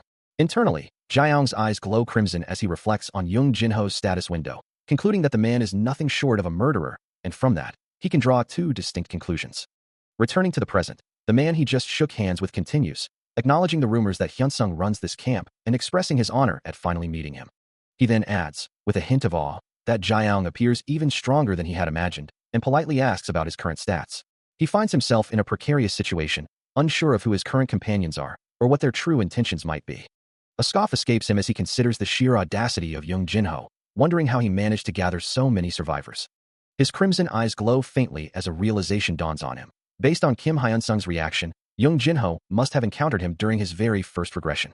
And with that thought, the name echoes in his mind. That Young Jinho is undeniably a villain, one who has killed either Hyunsung himself or the people around him. He considers the possibility that it could also be the case that he killed both. Shaking his head, he dismisses the dark thoughts, offering a polite, if slightly mischievous, inquiry. Standing alongside Yu Siku, Young Hyan, and another man, he asks if it would be acceptable for him to join their ranks as well. He shakes his head, a quiet denial escaping him as the question hangs in the air, confirming he is neither a commander nor an archer. A man with a kind smile and a short beard steps forward, his voice warm and inviting, assuring them that survivors are always welcome. His words catch Jiang off guard, a flicker of surprise crossing his features. Regaining his composure, Jiang offers a polite thank you to the man, who he addresses as Mr. Hyunsung, before introducing himself as Kaiang and stating his intention to join their group. The man, Diakgu, looks at him with a thoughtful expression, muttering about the familiarity of his name. Without further hesitation, Diakgu turns to someone off-panel, instructing them to guide the newcomers with Miss Jai-hai. He then addresses Jiang again, his tone suggesting a swift resolution, telling him to let things be for now and to call him immediately if anything happens. Diaku concludes with a pragmatic assessment, remarking that the group isn't bad and it's better than being abandoned in the wilderness. Jiang looks down, a profound sense of confusion washing over him, uttering a bewildered question at the unexpected turn of events. With a hearty laugh, Diaku expresses his gratitude for their consideration. While Jiang can only wonder if Diaku keeps his enemies close, finding the logic in such a strategy, though it remains surprising. The group, consisting of Jiang, Yusikwu, and Jung Hyan, has officially been accepted into Park Diaku's party, yet Jiang's internal assessment is grim. This man is definitely going to die. A disturbing thought crosses his mind, concluding that Diaku must be a psychopathic murderer. He sarcastically agrees with Diaku's earlier sentiment, musing that if they have something in common, he must be fine. The irony isn't lost on him, as he feels truly grateful for appearing at just the right time. He questions his own fortune, wondering why Li Kaiang is so lucky, and acknowledging that his luck stat isn't for nothing. As Diaku begins to walk away, he calls back to Jiang, asking him to wait a moment. He leans in, his voice filled with an almost childlike curiosity, asking if Jiang was a commander or an archer. Then, with a slight pause, he muses that Jiang must have known one of them, before quickly correcting himself, assuming Jiang must be someone else entirely. Jiang confirms that he barely knows them, though he admits they had met briefly a long time ago. Diaku nods understandingly, remarking that everyone has such relationships. He then clarifies that it's not exactly a relationship, and asks if Jiang perhaps knows something. Winking conspiratorially, Diaku assures him that he won't tell anyone else. A subtle smirk plays on Jiang's lips, his crimson eyes reflecting a deep, calculating skepticism. As Diaku, Jung Hyan, and Yusikwu begin to walk away, Jiang internally dismisses Diaku's words about luck, convinced that the man's survival from the tutorial was anything but accidental. Suddenly, Diaku turns back, inquiring if Jiang had any problems on his end, adding that he actually has something more to say. A memory of Jung Hyan's distressed face flashes through his mind. As he sees himself holding her, the chilling words, "I.S. dead," echoing in his memory. His dark hair, a blur of motion as his thoughts race. A purple aura flares around him, his eyes burning with a silent question, how? A grim resolve settles on his features, an internal declaration, now, shall we begin? He recalls the details, his hand clenching. Well, you see, it seems she was taken down by an unidentifiable. The memory shifts to her distraught expression, his voice asking, you say? And her response echoing, yes. I'm quite sure. She was still a beginner, so I don't know what exactly happened. His internal monologue continues, but I'm sure I sensed some form of magic power. A thoughtful pause, Suddenly, he's back in the present, gripping Park Diaku by the collar, who calmly states, after we split up with you, Hyunsung. The memory continued, shifting to a desolate scene as they made their way back. He remembered his own helplessness, unable to take down any monsters, while she lay terribly injured, her limbs severed. He couldn't save her, couldn't even comprehend what had happened. His eyes glowed with a painful crimson as he recalled the words, with her limbs cut off, and the chilling realization that it must have been some kind of trap in the dungeon. Even in the memory, Jung Hyan's face reflected the terror of that trap. Jung Jinho, observing the scene, hummed thoughtfully. He confessed his desire to at least bring Hyunsung's corpse back with them, but hesitated, unable to complete his thought. Jinho then suggested it would be better to burn her body than to leave it. He mused that even thinking about it was difficult, acknowledging the hardship Jiang must have endured, prompting Jung Hyan to ask if her appa was all right. Jiang's eyes flared crimson once more as Jinho's voice echoed, stating that being honest was for the best, especially since the situation had changed. Jung Hyan's tear-streaked face fills the memory, her cries echoing as a new suspect emerges in the chaotic aftermath, the leader of a mysterious group of psychopaths. The bitter memory continues, a voice sarcastically acknowledging Jinho as one far better than the rest. Jung Jinho stands, a crimson flame flickering in his hand, his class revealed as a magic swordsman. The memory distorts, figures appearing as mere psychopaths, their eyes glowing red in the darkness. A name is screamed through the haze of blood and trauma, Jung Jinho. The scene is awash in crimson, a torn document scattered amidst the carnage. Jinho clutches his head, his eyes burning with a furious red glow as the accusation rings out. The killer is you. More blood splatters, a final, visceral punctuation to the traumatic memory. His voice raw with accusation, Jiang demands answers from the figure before him, questioning if he is a commander, or perhaps an archer, while Park Diaku stands beside him, visibly stunned by the outburst. Jiang reflects on the deceased Park Hayoung, realizing it has been quite some time since he last heard about her. It's obvious, he muses, but after that incident, he made sure not to voice suspicions about Jung Jinho. The truth is simple. The one who killed Park Hayoung is Jung Jinho. It wasn't him, but that guy. As expected, Kim Hyunsung has recently been interfering with Jung Jinho and his associates, which is precisely why he moved even more cautiously. And the result of that is Kim Hyunsung now believes that Jung Jinho is the one who killed Park Hayoung, for now. He continues to grapple with the grim reality of the criminal who took Park Hae-young's life, knowing there's no logical reason for a regressor to protect such an individual. The true problem, however, lies in how to deal with him. He silently ponders how to get rid of him. His mind drifts back to a memory, a conversation from the abandoned stairs dungeon, where he had asked his companions if they had come to the dungeon to gain anything. He remembers suggesting to Dyaku that they try to find more people who had recently joined them. To which Dyaku had responded, together with them, while Hyen had silently wished for Hyunsung to like her as a mage. Now, back in the present, he reflects that since Jinho and his people had joined, they had enough manpower, and it was time for them to make a decision. He admits to himself that he would be worried if he didn't do anything, pondering the stark difference between those whose goal is to survive and those whose goal is to kill. More importantly, he resolves that this time, they cannot allow something like what happened to Park Hae-young to repeat itself. He stares into the darkness, a grim resolve hardening his features, determined that such a tragedy will never happen again. In his mind, the death of Park Hae-young lies squarely at Young Jinho's feet, and with this dungeon raid, a chance has finally arrived to deliver justice. He can mete out the execution of the person who killed Park Hae-young, and also annihilate the cruel criminal group of the future, thinking, how's that? Tempting, right? It's a pretty beautiful plan. I've set the stage for you. All that's left for you is to get on it. His internal voice continues, a hint of challenge in its tone. Is it no good?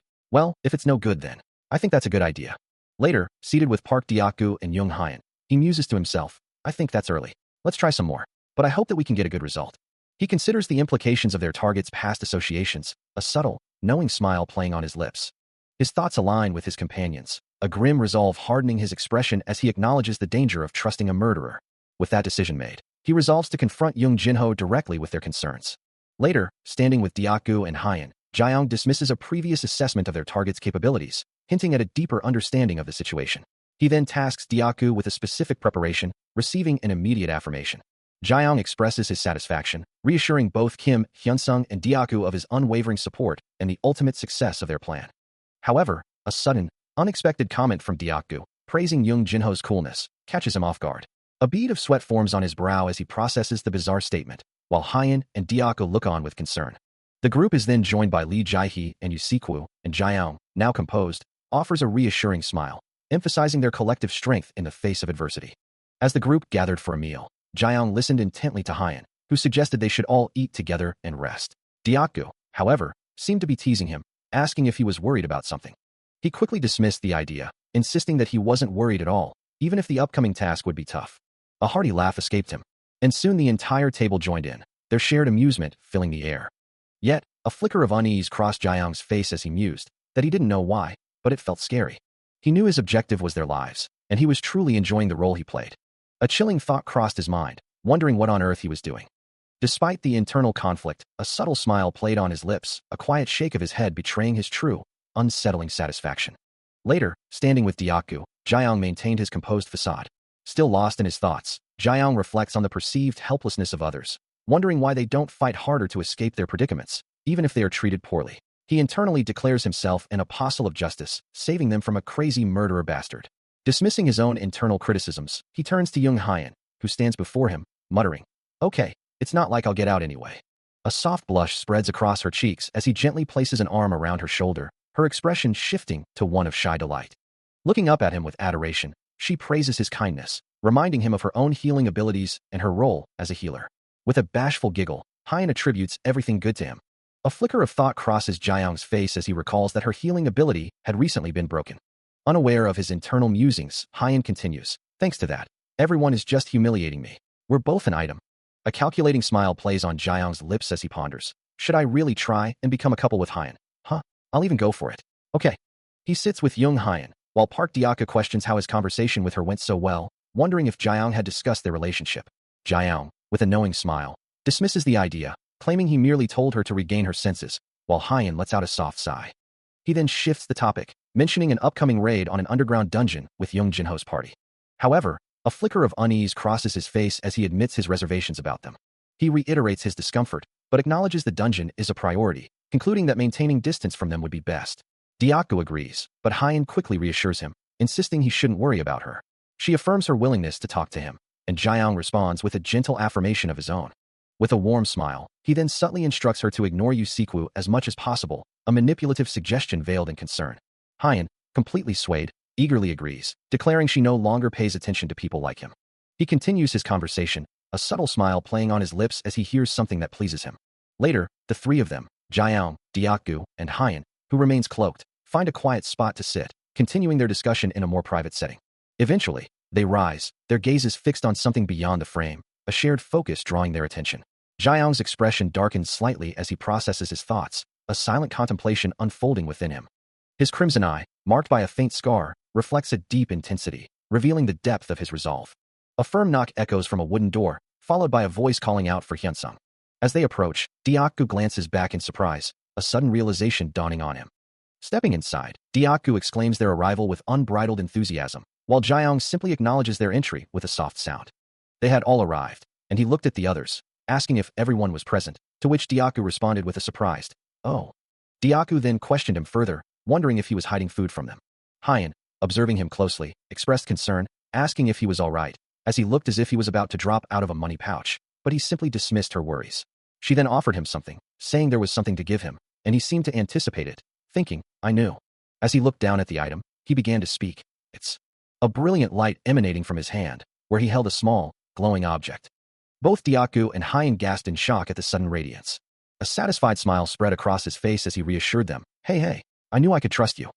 Jiang gathers his companions, a slight smile playing on his lips as he announces, "I have something to give you guys." Before them, an array of gleaming treasures lies spread across a table, a collection of coins, scrolls, a sword, and a delicate bracelet. The group stares in disbelief, one of them exclaiming, Did you get all this?" Jiang simply gestures to the items, explaining, "Actually, it's not regular. I discovered a treasure chest." He elaborates, "These were inside the cave I discovered," as another companion marvels, "Man, a treasure chest. There really is all sorts of stuff in there, huh?" A thoughtful expression crosses Jiang's face as he considers, what a great opportunity to grow as a benefactor, as a guild master. He then urges them, "Yes, please take a look at their faces." The camera lingers on the individual items, showcasing the intricate details of the bracelet, a scroll, and the formidable sword. With a knowing smile, Jiang observes, "Well, the bracelet seems to have found its owner," as Hyan shyly holds the glowing accessory, a faint blush on her cheeks. As she watches, Diaku expresses his gratitude for the bracelet, but Jiang, with a dismissive wave, insists that his appreciation is thanks enough. A gentle smile plays on his lips, pleased that the item found its rightful owner. His gaze then shifts to Hyan, a soft expression on his face. Next, he presents a golden ring, its blue gem shimmering, explaining that it grants a magic shield twice a day after a single charge, though he admits it's not as powerful as items that boost stats. He considers the ring's potential, weighing its sacred healing properties. A thought crosses his mind, perhaps this item would be best suited for young Hyan. Turning to her, he begins to speak, noticing her slightly downcast expression. He offers the ring, and as her hand reaches out, he declares that Hyan has chosen it. A soft smile spreads across her face as she accepts the ring, expressing her delight. Still, she hesitates, asking if it's truly all right for her to accept these gifts, while he considers the implications of his generosity. Reassuring her, he explains that he already possesses similar items, and clarifies that aggressors with special abilities can typically only activate one at a time. He then ponders aloud whether to share even more of his own resources, a suggestion that brings a wave of relief to her. As she expresses her gratitude, calling him Hyungnim, he gently dismisses her thanks, stating that she needn't be bothered, for they are now comrades. A soft, almost wistful smile plays on his lips, as he places a hand over his chest. The word comrades echoing in his mind. A profound sentiment reflected in his gaze. He considers himself no fool, not one to be swayed by simple goodwill, believing Kim Hyunsung's kindness is merely a tactic to make them feel indebted. His gaze is distant, lost in thought. Yet, he muses, it ultimately doesn't matter, as the crucial point is Kim Hyunsung's desire to journey alongside them. He reflects on his own utility, feeling like a question mark compared to the future great magician or the sturdy tanker. He finds no other reason for Kim Hyunsung's exceptional kindness, his flawless conduct during hunts, and his preferential treatment, especially when so many others on the continent are more capable. But for Park Diaku and Young Hyan to truly grow, he believes his presence is indispensable. Meanwhile, Young Hyan, with a bright smile, calls out to him affectionately, a clear sign of the close, trusting bond they've formed. In the end, Kim Hyunsung will have no choice but to keep him close if he wants to retain his companions, a position Jiang intends to maintain by continuously growing. He confirms his internal assessment, acknowledging their shared bond. This bond, he muses, is beneficial, and he must protect Park Diaku and Young Hyan, ensuring his own stability in the process. Though following them might prove challenging, he resolves to do his best, slowly gaining what he can from the situation. Meanwhile, Park Diaku, seemingly oblivious to the deeper machinations, eagerly asks about their departure time.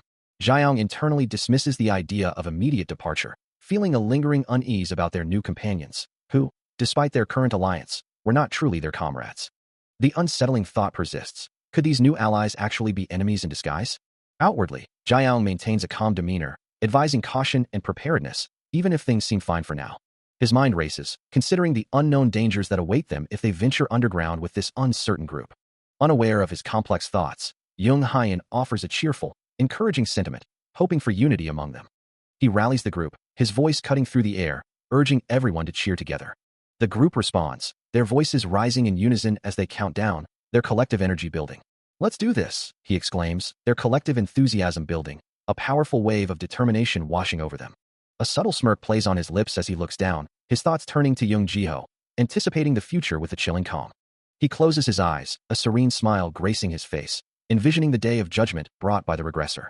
His eyes snap open, a chilling, crimson glow reflecting a sinister resolve that promises retribution. Turning to Jung Hyan, he promises to set the stage for her, while she, oblivious to his true intentions, innocently muses about their dungeon expedition feeling like a pleasant picnic. He then addresses Yusikwu, his voice low, wondering if this situation isn't favorable for them regardless. A dark smile spreads across Yusikwu's face, his thoughts betraying a deadly intent to seize this opportunity and eliminate him, since he's already a target.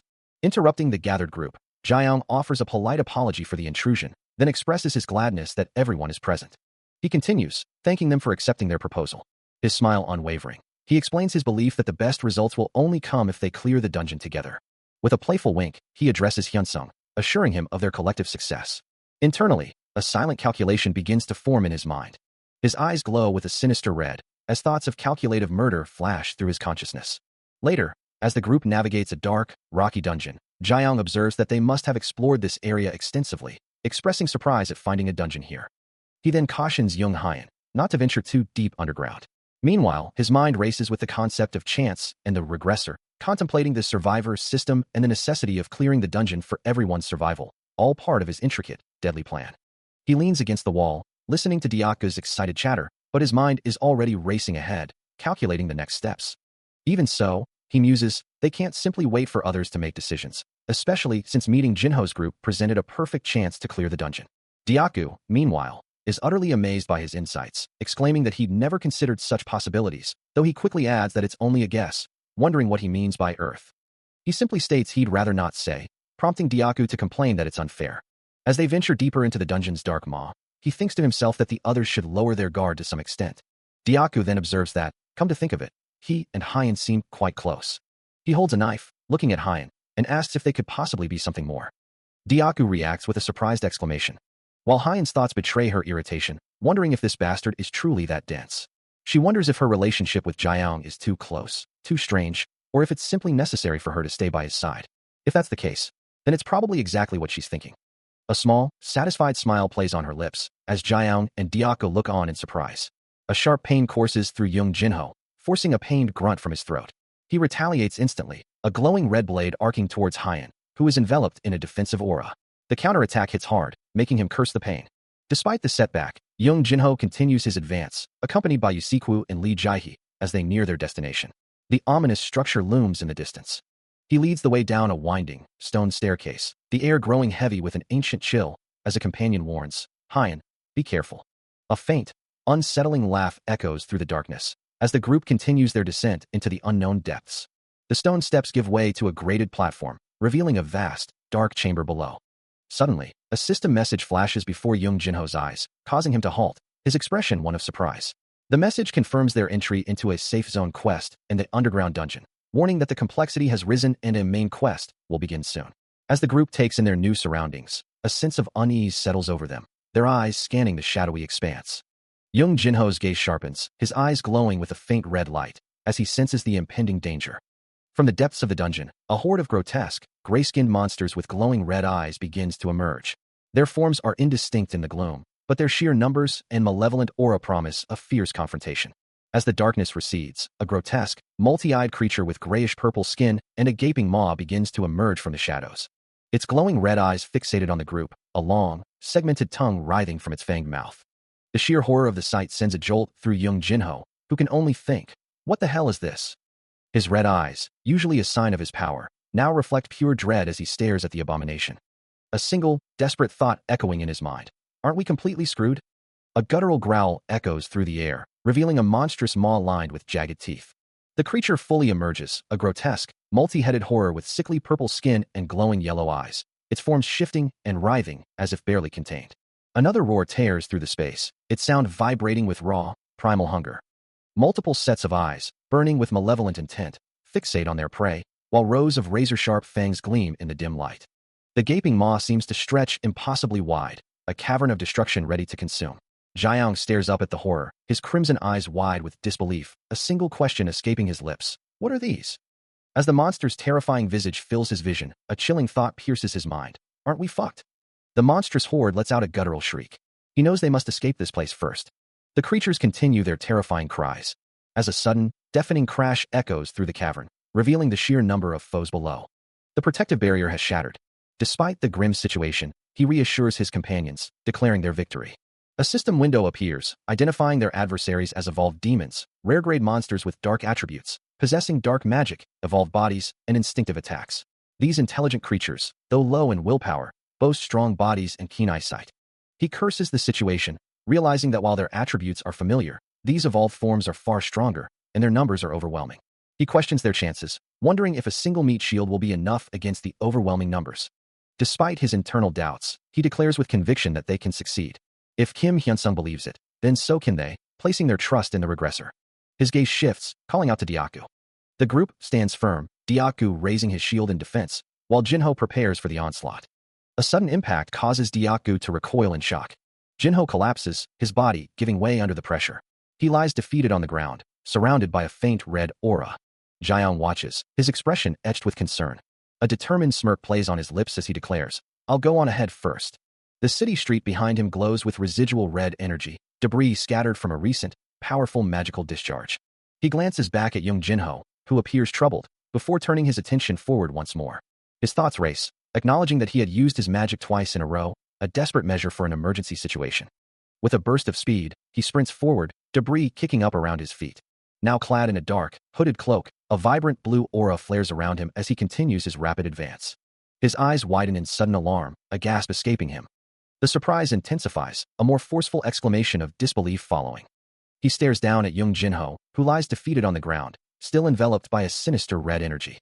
He is suddenly confronted by a voice from behind, questioning his unexpected appearance and challenging his strength. A sinister smile spreads across young Jinho's face, a fresh scar visible on his cheek. Without warning, Jinho unleashes a torrent of crimson energy, his laughter echoing with a dangerous edge. The attack slams into its target, erupting in a violent burst of black and red.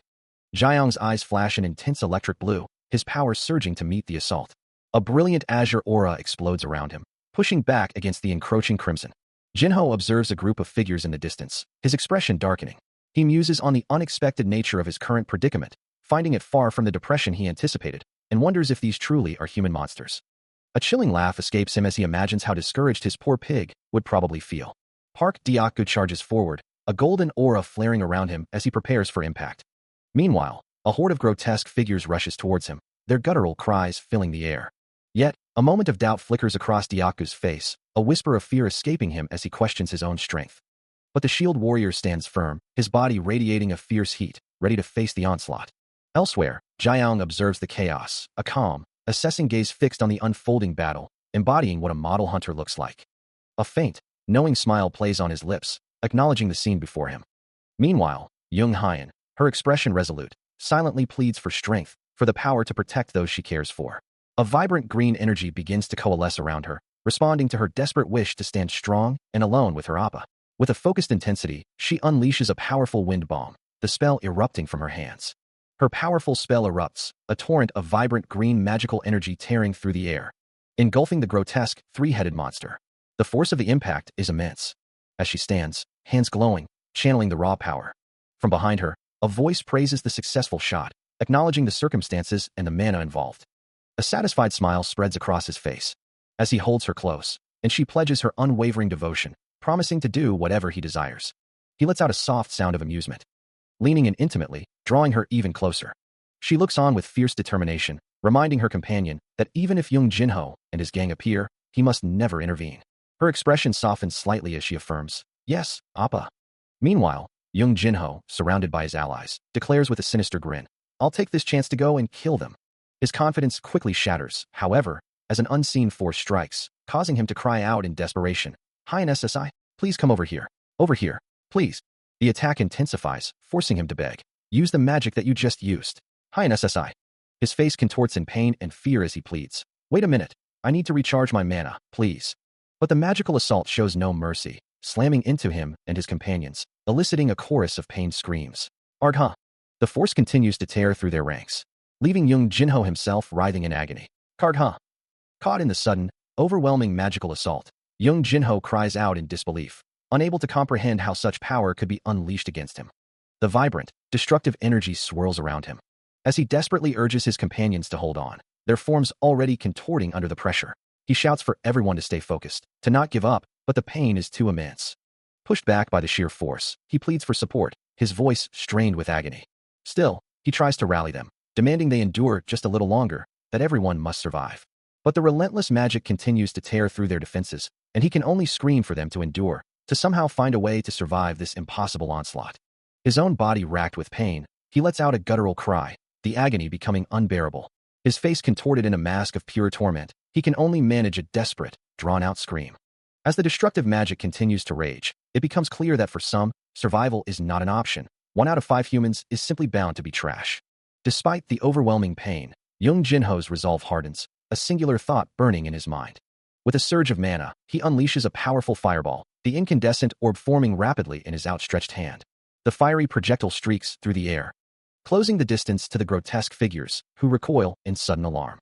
Their eyes, wide with primal fear, reflect the approaching doom. The fireball detonates with a blinding flash, engulfing the creatures in a violent explosion. As the smoke begins to clear, young Jinho surveys the devastation, believing the threat neutralized, but a desperate cry cuts through the air. Even as the monstrous figures burn, one still stirs, its form flickering amidst the flames. Li Jaihe screams in terror, warning them that the creatures are still advancing. The monstrous figures, now engulfed in a furious inferno, writhe as young Jinho's fireball spell consumes them. A spell he had only half-heartedly cast, yet it had given them a beautiful coat of fire. He decides to grant them a name, a fitting title for their fiery demise. And with a maniacal grin, he declares them murderer bastards.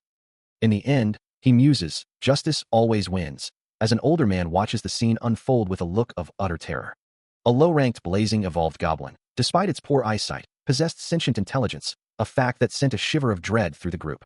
The creature's stamina was dropping quickly, yet the situation felt like a desperate gamble, a thought that weighed heavily on one's mind. The gamble had clearly failed, as Park Diaku stared in wide-eyed horror, while young Jinho, his face contorted in a desperate grimace, cursed the worsening situation. Panic seizing him, young Jinho wailed, convinced he couldn't endure any longer, declaring his intention to escape, and even calling out to Hyeonsung SSI for help. Internally, he wrestled with his fear, harshly telling himself to shut up and get out of the way, even as he pleaded for just a little more time. But the mask of desperation shattered, revealing a chilling smirk as young Jinho's eyes glowed crimson, coldly deciding that the others were merely bait, destined to die, while he used them to his advantage. Jiang attempts to calm the rising panic, urging everyone to maintain their formation. But Diaku, witnessing the desperate flight of Sikwu, cries out in alarm, begging him to return. Sikwu, however, is consumed by terror, his face contorted in fear as he glances back at the pursuing blazing evolved goblins. Meanwhile, Jinho watches the unfolding chaos with a chilling smirk, muttering about how some people hide their true colors until the very end. His gaze falls upon Sikwu, now overwhelmed by the goblins, who lets out a pained cry as he's struck, Jinho coldly assessing whether this is a trap or simply foolishness. Diaku recoils in horror at the sight, while Hyen screams out a name in desperation. Both Hyen and Jaihe are overcome with terror, pleading for someone to save their companions. Jinho then turns his attention to Jiang and Hyen, calling out their names with a sinister undertone. Instinctively, Jiang steps forward, shielding Hyen as she cries out his name, seeking protection. He tries to calm the panicked man, who is clearly overwhelmed by the unfolding disaster. With a determined gaze, he insists, "No matter what happens, I won't get involved. I'll try to do something for him, but you must protect yourself and what's in front of you." His hand tightens around the hilt of his sword as he adds, "That's a lie. All of us are fine." But before he can act, a torrent of blazing magic erupts, engulfing Yusikwu in a searing inferno, leaving him screaming and collapsing to the ground, his hand outstretched in a desperate plea for help. "Save me." The blazing evolved goblins swarm him, their fiery attacks consuming him entirely. Young Hyen lets out a piercing scream of horror, and Jiang instinctively pulls her close, shielding her from the gruesome sight. "No, Kyle." Meanwhile, young Jinho watches the chaos unfold, a chilling indifference in his eyes as he mutters, "Chulalal." A cruel, satisfied smile spreads across his face, revealing his true, sinister nature. As the chaos erupted around them, Jiang tried to reassure the terrified Hyan, telling her to trust him and that he would protect her. But the blazing evolved goblins, consumed by their fiery rage, only shrieked, their voices echoing a chilling invitation to eat all the food you want in hell. As the monstrous horde closed in, Jiang instinctively pulled Hyan closer, shielding her with his body. Suddenly, a brilliant blue light erupted from Hyan, her hands glowing with raw magical energy, as she began to channel a powerful spell. A concentrated orb of water formed before her, the words, "Water Strike," manifesting in the air, before she launched it forward. The orb transformed into a towering column of churning water, surging with immense force. The powerful water strike slammed into one of the blazing, evolved goblins, sending it reeling back with a violent impact. Jiang, witnessing the raw power of Hyan's magic, could only stare in stunned disbelief. Despite the successful strike, the pair remained surrounded, with more blazing, evolved goblins closing in, their fiery forms still a menacing presence. A look of profound shock and disbelief washes over Jiang's face. As Young Jinho, his eyes glowing with malevolent red light, grins menacingly and asks, "Are we all alive right now?" The realization dawns on Jiang, his voice filled with outrage as he cries out, "You!" Nearby, Young Hyan's face crumples in despair, tears streaming down her cheeks, her distress palpable. Before Jiang can react, Young Jinho's fist connects with his face in a brutal, blinding strike, sending him sprawling to the ground. Young Hyan screams, "Appa!" as Park Diaka tries to hold her back. Young Jinho stands over the fallen Jiang, a cruel smile playing on his lips, declaring, "Are you a commander? Are you an archer?" He muses internally, "Based on the situation, I did have to hit him at least once. I need to make him feel feeble too." As Jiang lies incapacitated, Young Hyan collapses to the ground beside him, her voice choked with tears as she whispers, "Hyungnim." Still reeling from the attack, Jiang struggles to comprehend the betrayal, his voice laced with disbelief as he calls his assailant a crazy bastard. Young Jinho, however, remains unfazed, looking down at the fallen Jiang with cold indifference, proclaiming himself to be everything Jiang isn't, the one who can get you out of here. His expression hardens as he reveals a change in his plans, admitting that things went awry after Minchul's death. He continues, outlining his new strategy. They will play along for now and focus on Youngjian first. Young Jinho's gaze intensifies, making it clear that his interest lies not in Jiang himself, but in his abilities. He then speaks of a friend who might not share his intentions, suggesting this friend lost his cool due to the death of his friend. With a chilling calm, Young Jinho reiterates his demand for understanding, as Hyan and Diaku watch the scene unfold, helpless and distraught. His composure shatters, his face contorting with rage as he screams, refusing to accept any excuses and declaring his presence is for a singular purpose. His fury boils over, cursing Jiang's stupid friendship as Hyan weeps over the incapacitated Jiang, with Diaku trying to offer comfort. Overwhelmed by the unfolding disaster, Jiang is consumed by self-reproach, his mind reeling with the weight of his perceived incompetence and profound shame. As he struggles with his inner turmoil, Diaku holds him close, while Hyan, her voice trembling, calls out to him in distress. His thoughts drift to a desperate wish, longing for the strength he feels he lacked in this critical moment. Meanwhile, Young Jinho's malevolent gaze falls upon the incapacitated Jiang, his mind seething with contempt, branding him a useless bastard who deserves only death. Lost in his despair, Jiang believes the burden of killing him will forever stain his conscience, bidding a silent farewell to everyone. Young Jinho's voice cuts through the air, sharp and accusatory, demanding to know if Jiang is a commander or an archer, while Hyan, utterly terrified, screams in protest as Diaku tries to restrain her. A cruel smile spreads across Young Jinho's face, a red aura flaring around him as he dismisses the unfolding tragedy with a chilling, "What a shame." His internal monologue continues, revealing a deeper layer of his twisted satisfaction, glad he didn't have to die when he was the one who truly returned. Surrounded by shadowy figures, Young Jinho's expression hardens as he addresses someone unseen, his voice laced with impatience, asking how many times he has to repeat himself to Jinun. He continues his cruel assessment, his words a venomous whisper, reminding Jiang that he was right, that he should have stopped Jaejun Hyungnim, and reiterating that Jiang is nothing but a worthless piece of trash. His taunts escalate, accusing Jiang of even taking his Hyungnim away, before impatiently calling out to Jinhoon, wondering what the delay is. Meanwhile, Jiang's mind races, a desperate voice echoing that if they continue like this, they'll be the ones in danger, and they should just let this go. Overwhelmed by self-reproach, he admits he was wrong, utterly wrong, and can't forgive himself for his words of consolation. Kneeling in utter defeat, Jiang bows his head, offering a heartfelt, "Truly sorry," as Young Hyan and Park Diaka watch on, their faces etched with concern. Young Jinho simply laughs, a mocking, guttural sound that echoes his contempt, as Young Hyan and Park Diaka recoil in visible distress. His amusement quickly fades, replaced by irritation as he mutters, "Dude, What is that situation? Am I being treated as a child boy? His expression clearly conveyed that he felt he was being played with. With a final, exasperated sigh, Young Jinho turns and walks away, leaving Jiaong, Young Hyan, and Park Diaka behind, utterly devastated by the encounter.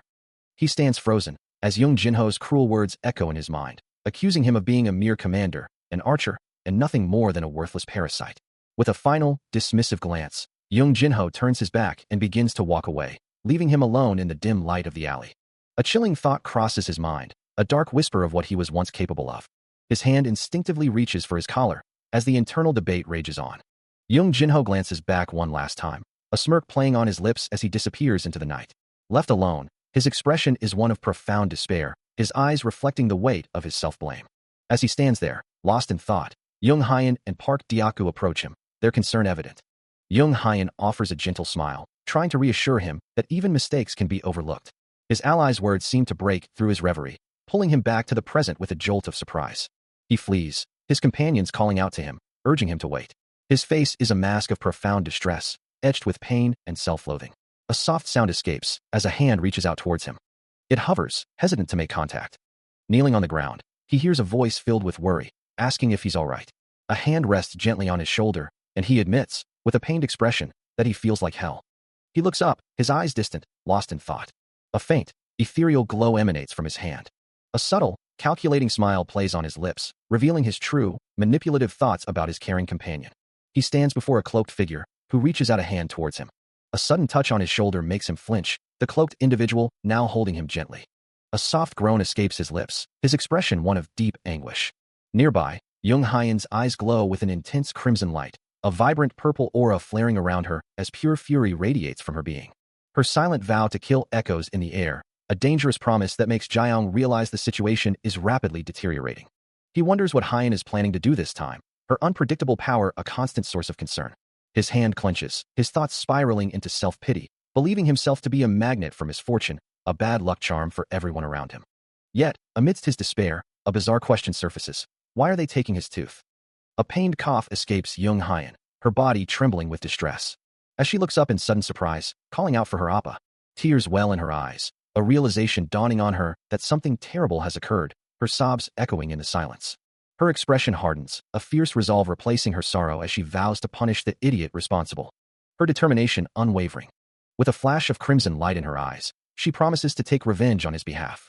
Still, the tears stream down her face, her crimson eyes burning with an inner fire, as a voice tries to reassure her that everything will be all right, though it admits there's nothing it can do, having been the cause of her distress.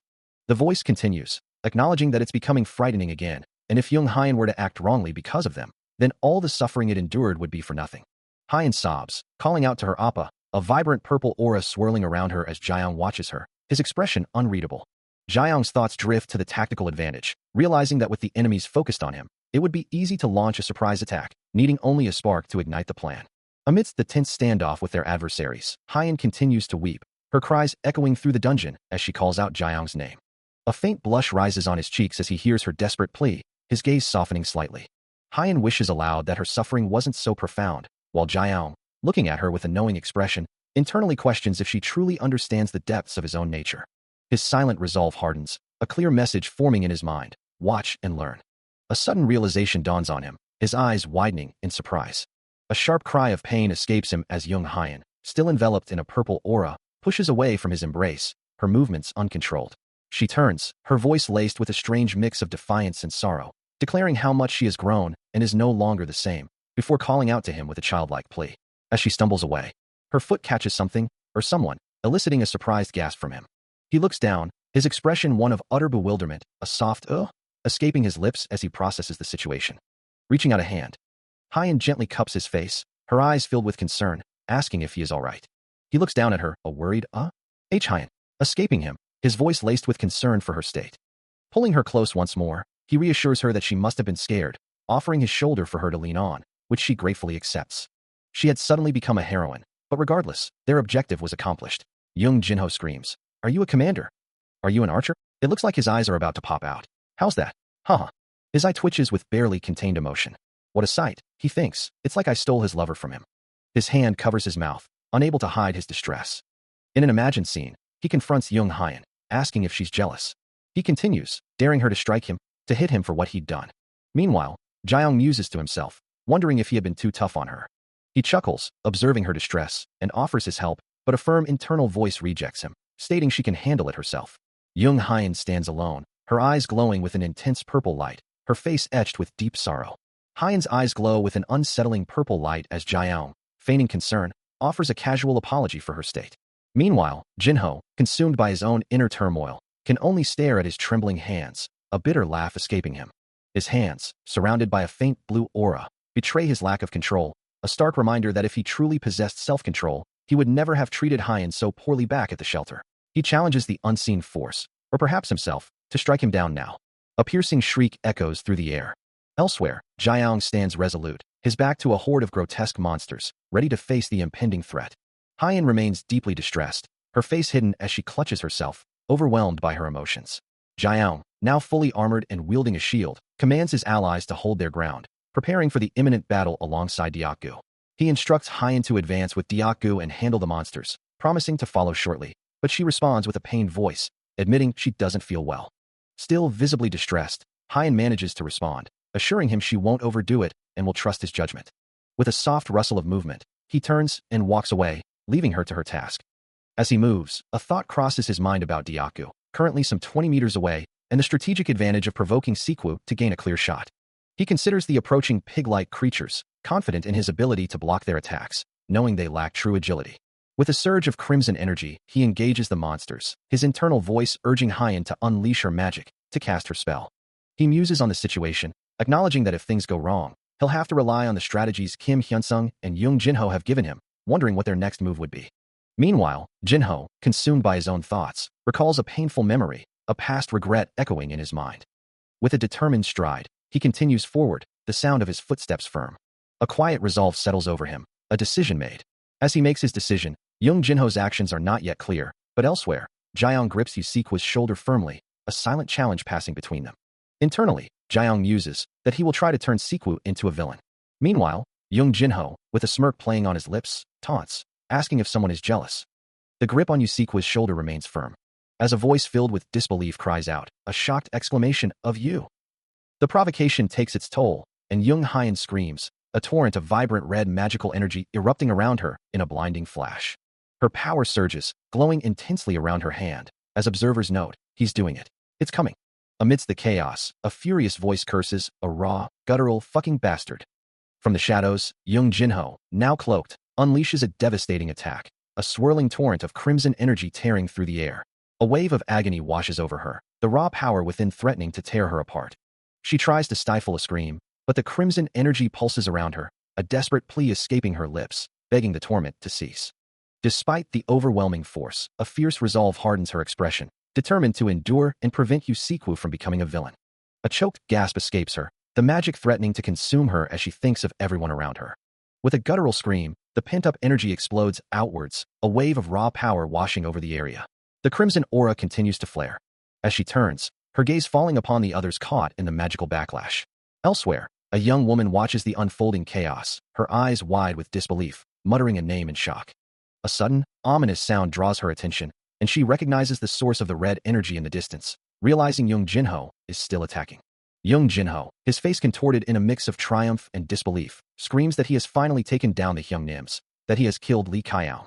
Yet, despite his claims of victory, the reality of the situation begins to dawn on him, a crushing realization that he, a supposedly high and mighty member of the Four Heavenly Kings, has been utterly defeated. His eyes wide with shock, he can only stammer, wondering what kind of bullshit he's spouting, as a broader, brown-haired man beside him watches on. A smear of blood across his cheek, Jung Jinho's expression hardens, the weight of his failure settling in as he understands that his grand scheme was a complete landmine.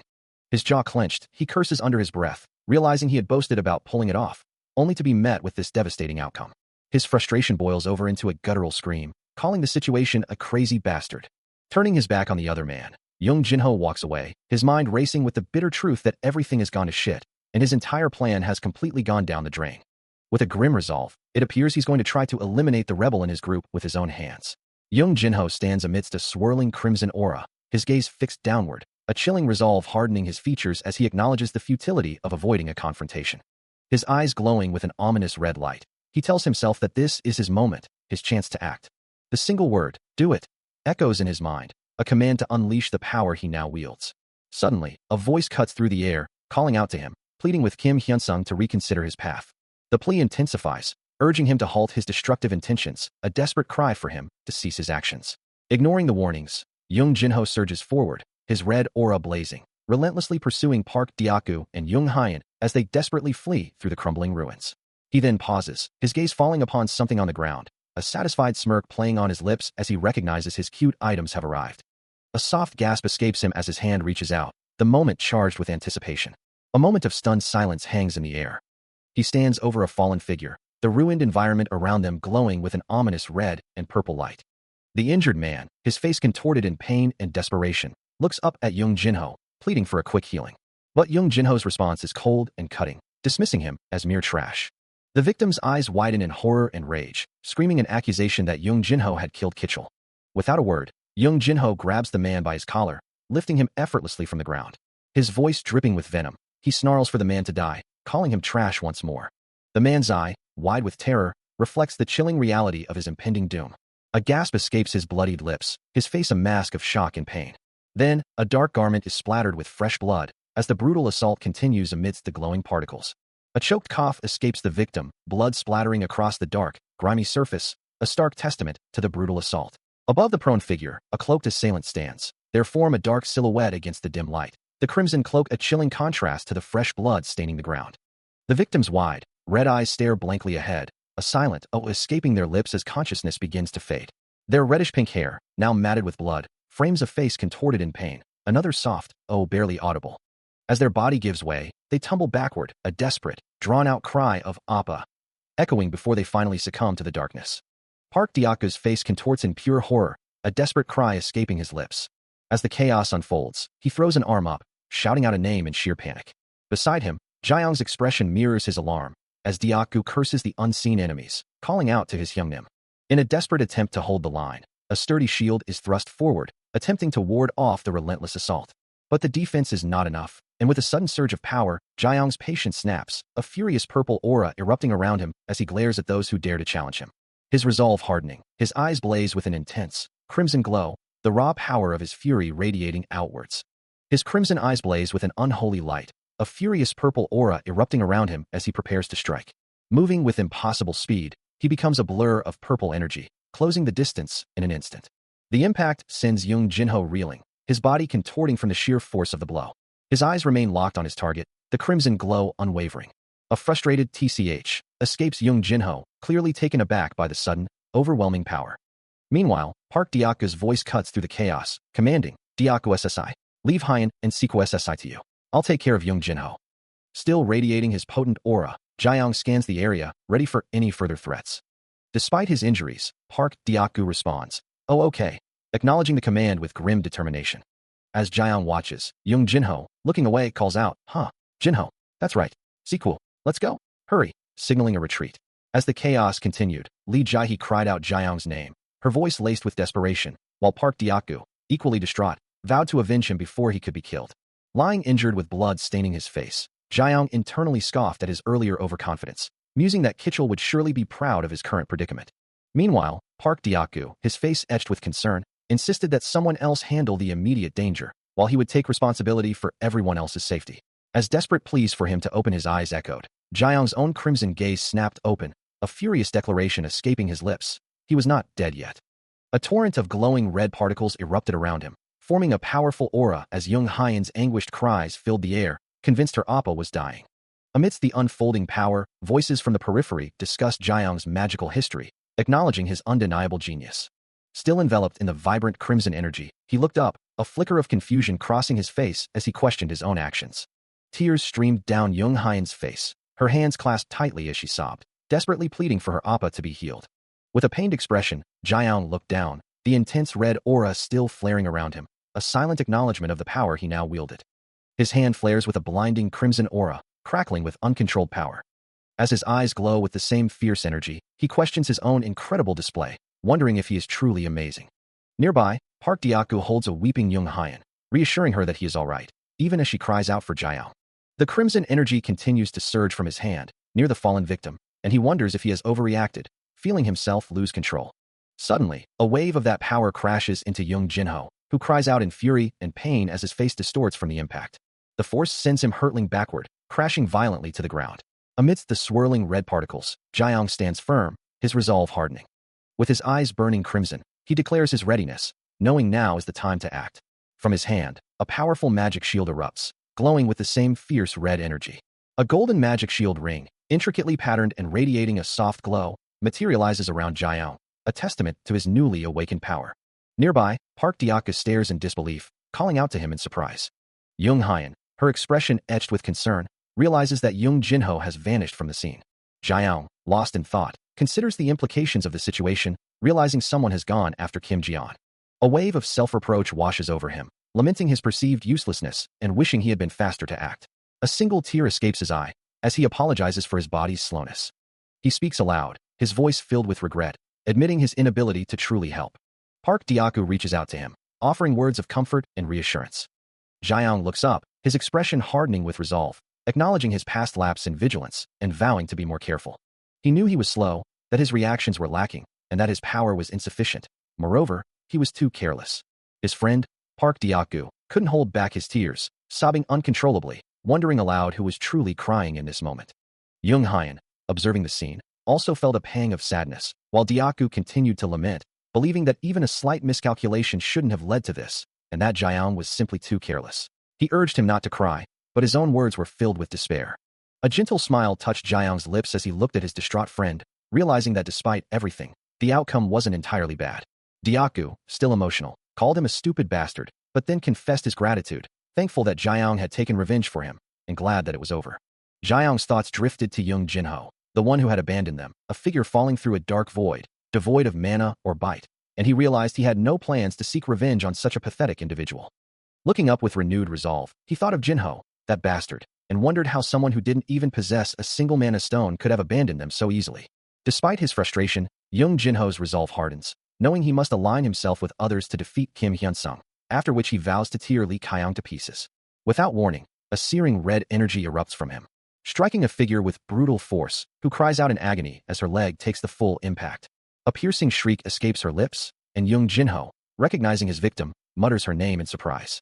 Her screams continue, but he dismisses them, declaring he has no time and will finish her quickly, lamenting the shame of it all. As her face contorts in pure agony, he sadistically demands she open her mouth for more. Severely wounded, she desperately pleads for someone to save her, fearing her imminent death. A final, explosive burst of red energy engulfs her, leaving her groaning on the ground, her body unresponsive, her consciousness fading as Young Jinho stands victorious over her.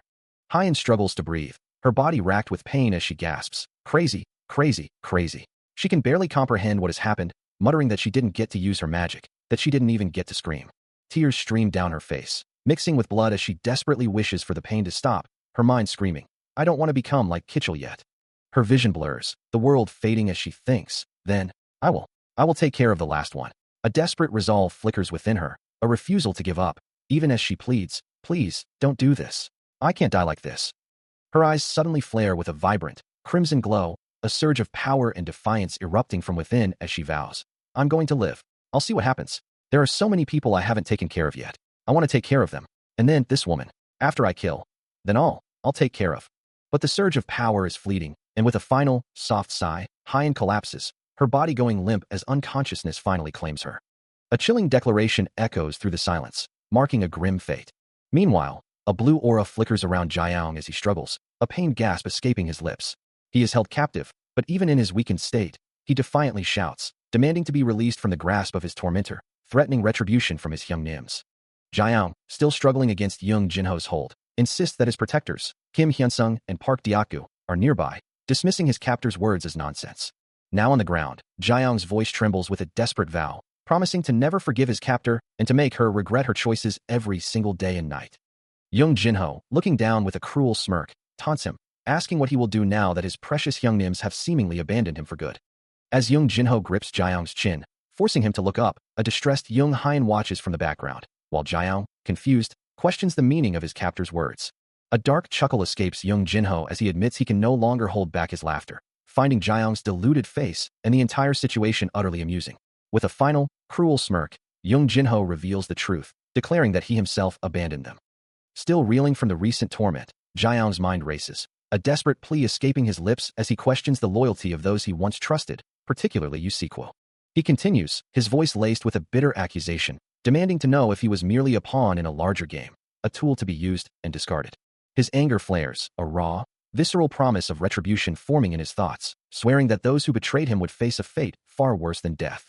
A flicker of surprise crosses his face as he recalls a past conversation, remembering Yusequo's words about eating everything prepared for him, a memory that now feels like a cruel jest.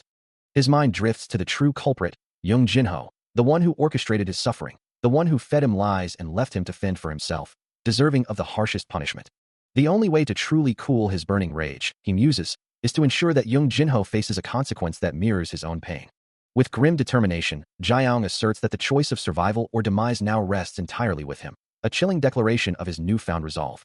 He reflects on the possibility of a different path, a more southern route, but quickly dismisses the idea of simply leaving someone else to suffer, preferring to confront the situation head-on. Meanwhile, Park Deokgu, witnessing Jiayang's intense state, expresses his deep concern, urging someone to close their eyes if they cannot bear to watch the unfolding despair. A panicked voice screams Jiayang's name, demanding to know what he thinks he's doing, calling him a crazy bastard. Yet, Jiayang's thoughts remain fixed on his target, believing he needs to end Young Jinho with his own hands, at least once.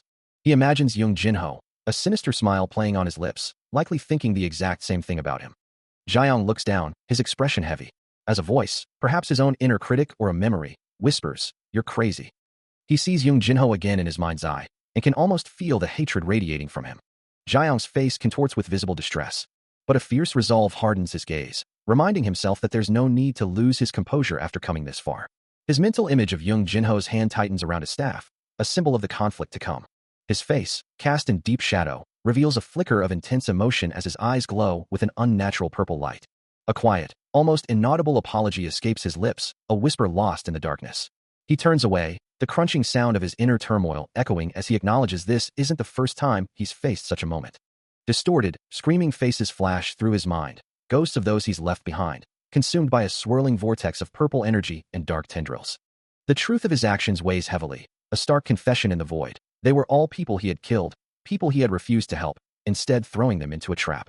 His eye, now fully consumed by the purple glow, twitches with the strain, the crunching sound of his resolve hardening against the tide of guilt.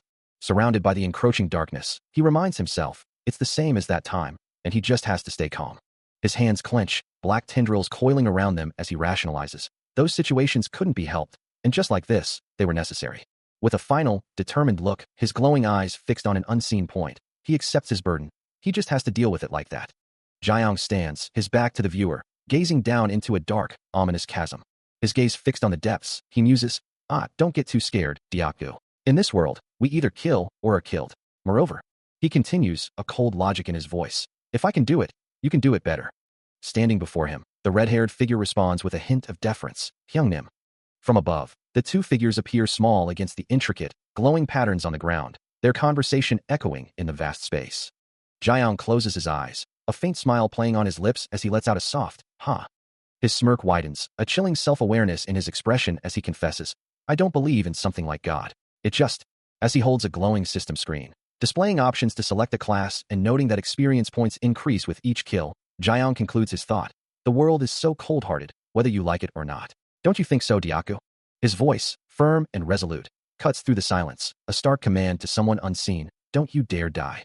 He continues, his gaze fixed on the endless, star-strewn expanse above, emphasizing the absolute necessity of survival, no matter what. Then, a final, piercing question hangs in the air, demanding acknowledgement. Got it. Through a desolate, stone-paved path, Jiayang walks alone, the only light emanating from his own presence. Suddenly, he finds Young Hyen on the ground, distraught, her voice trembling as she asks, "Are you a commander? Are you an archer?" He immediately embraces her, offering comfort and a small bottle, urging, "Anna, take this medicine." As he holds her, a thought crosses his mind. It's truly good, but what should he say? He made a great choice, he muses, though he'll need to consult with the professor about it later. Still, her distress persists, a choked sound escaping her lips. As he continues to hold her close, her cries echoing in the quiet space. Reaching out, he gently calls her name. He asks if she's in pain, if she's all right, and what they should do about the person who hurt her. Gently, he cups her face, offering solace. He thinks about how good she looks when she smiles, while she acknowledges his words. He tries to reassure her, telling her not to cry, but she continues to weep, apologizing for her tears. With a soft smile, he asks if she wants to help Hyunsung. She cries out, denying that she's interested in Hyunsung, insisting it's just. As a crimson aura flares around her, she apologizes, admitting she didn't realize it, and thanks him for telling her. She continues to sniffle, repeating that she didn't realize it, while he sighs softly. He gently reassures her, no. I'm sorry, no Nim. I think I know what you're trying to say. As Young Hyun, enveloped in a pulsating crimson aura, confesses her deepest desires. Actually, I really wanted to help Hyunsung SSI. I really wanted to be useful to him. I really wanted to be a strength to him. But I'm so weak, and I'm so useless. I'm sorry, Hyunsung SSI. I'm sorry, Jang SSI.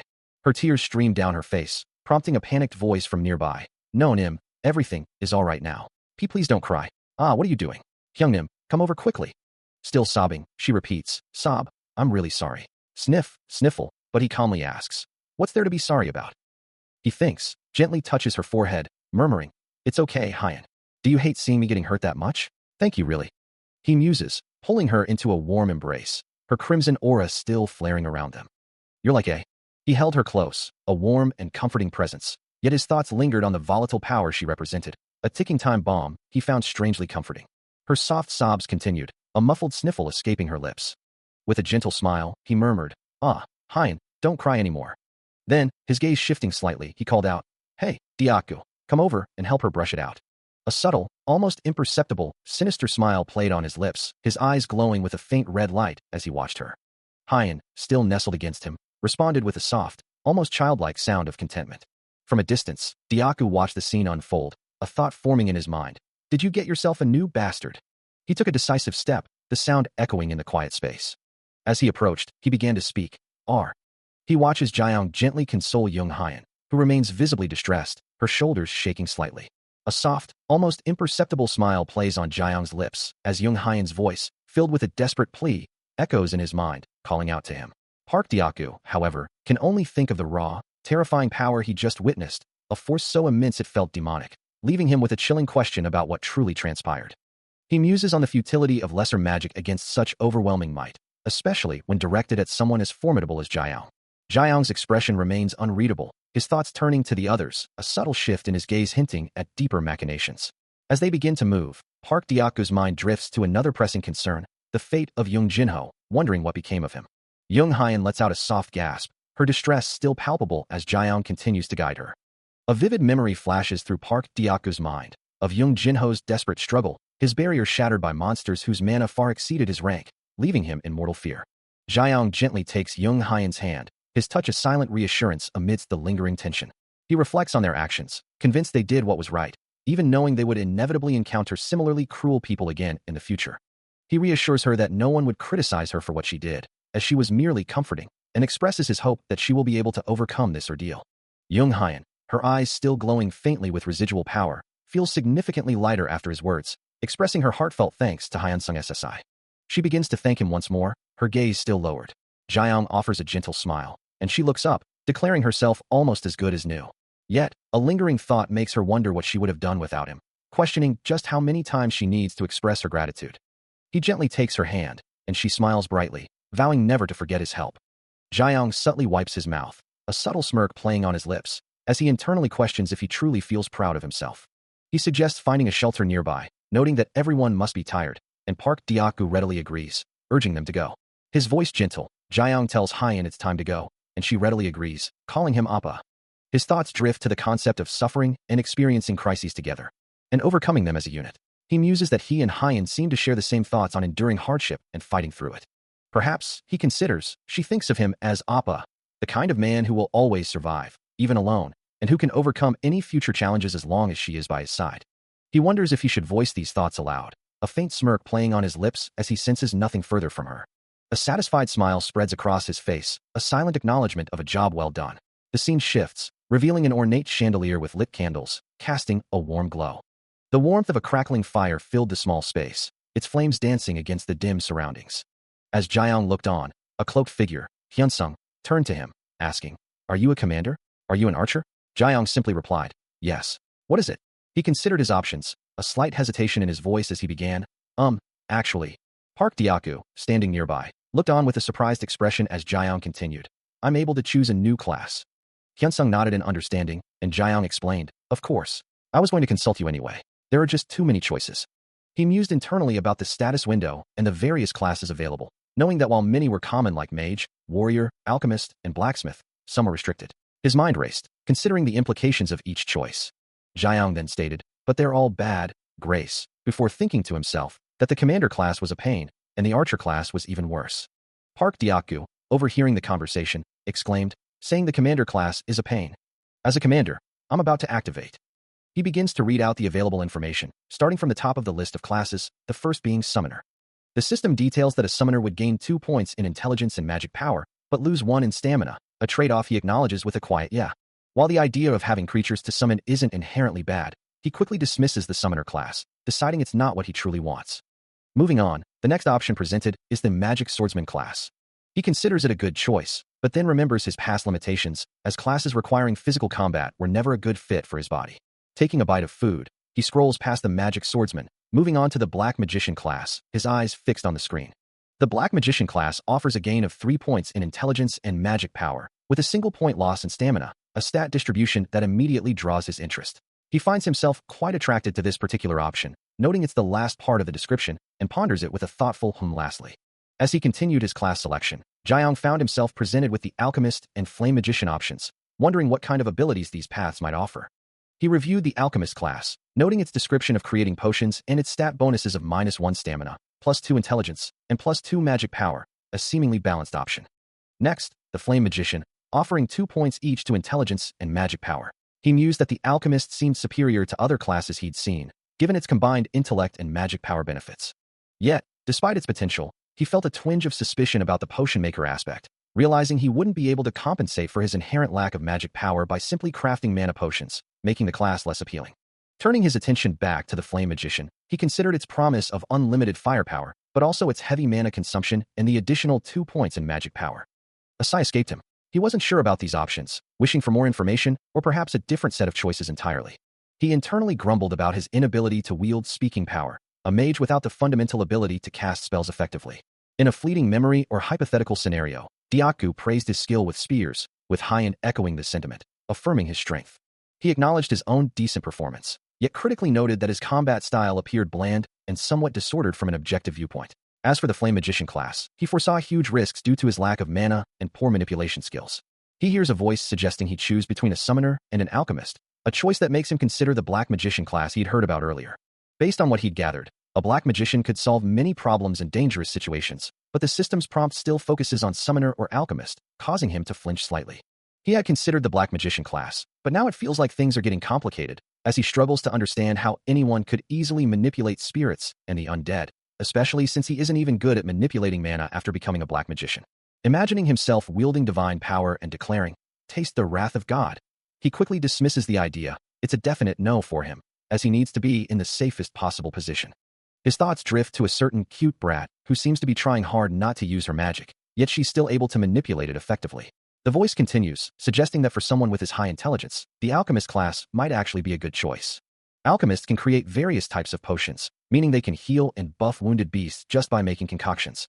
They can also create poisons, making it beneficial to be able to produce many of them, but he internally scoffs, thinking he can't even use it to clean up trash. A small sound of realization escapes him, as he finally understands the direction this class suggestion is taking.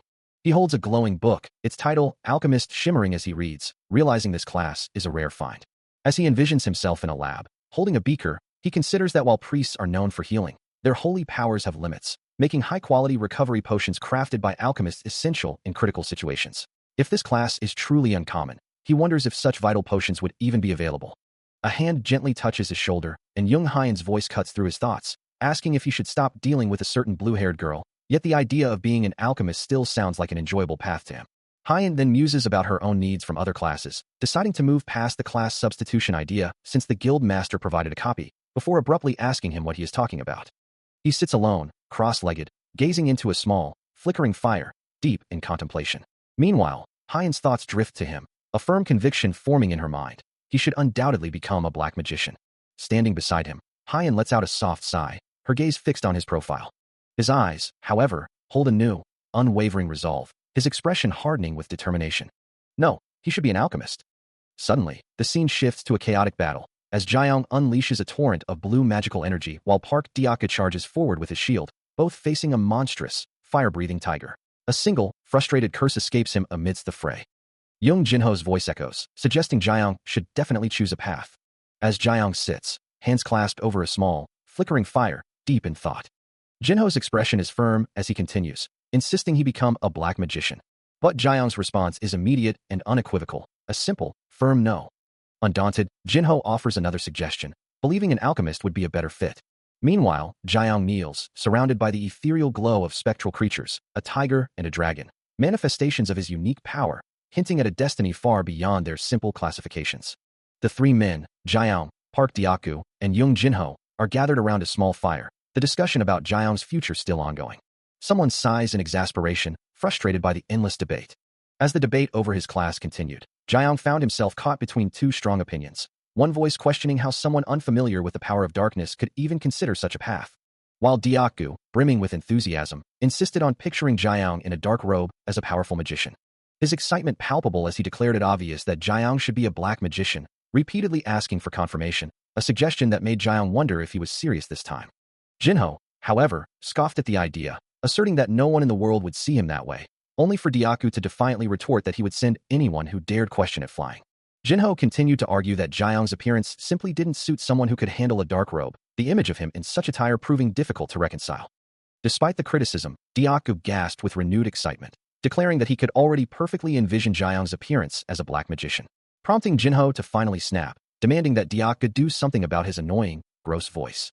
Young Jinho's voice trails off, his expression tight with annoyance as he declares, "Even so, a black magician is." But Park Diaku vehemently cuts him off, insisting that Jiang must never become a black magician, but choose another class, causing Jinho to let out a frustrated grunt. The two continue their heated debate, Diaku shouting for a black magician, Jinho countering with alchemist, their argument escalating into a comical back and forth. Meanwhile, Jiang looks down, a hint of regret on his face, while Young Hyan watches him with concern, as if he shouldn't have mentioned anything. The argument between Diaku and Jinho rages on, one yelling alchemist, and the other black. Suddenly, Jinho's face contorts in pure rage, dark energy crackling around him as his patience finally snaps. He whirls around, his voice booming as he calls out to Hyan. Startled, she responds with a timid "Why yes?" Still seething, Jinho demands to know her opinion, dragging her into the escalating conflict. Caught off guard by Jinho's sudden, intense demand, Hyan can only stammer, her voice barely a whisper. She struggles to articulate the complex choice between the alchemist and the magician of intelligence, the options swirling in her mind like intricate equations. As Jinho watches her intently, Hyan's thoughts drift to Jiang, imagining him wielding the ominous power of darkness, a shadowy aura surrounding him. But then, her vision softens, sparkling with affection, as she pictures a gentler Jiang, a blush rising to her cheeks.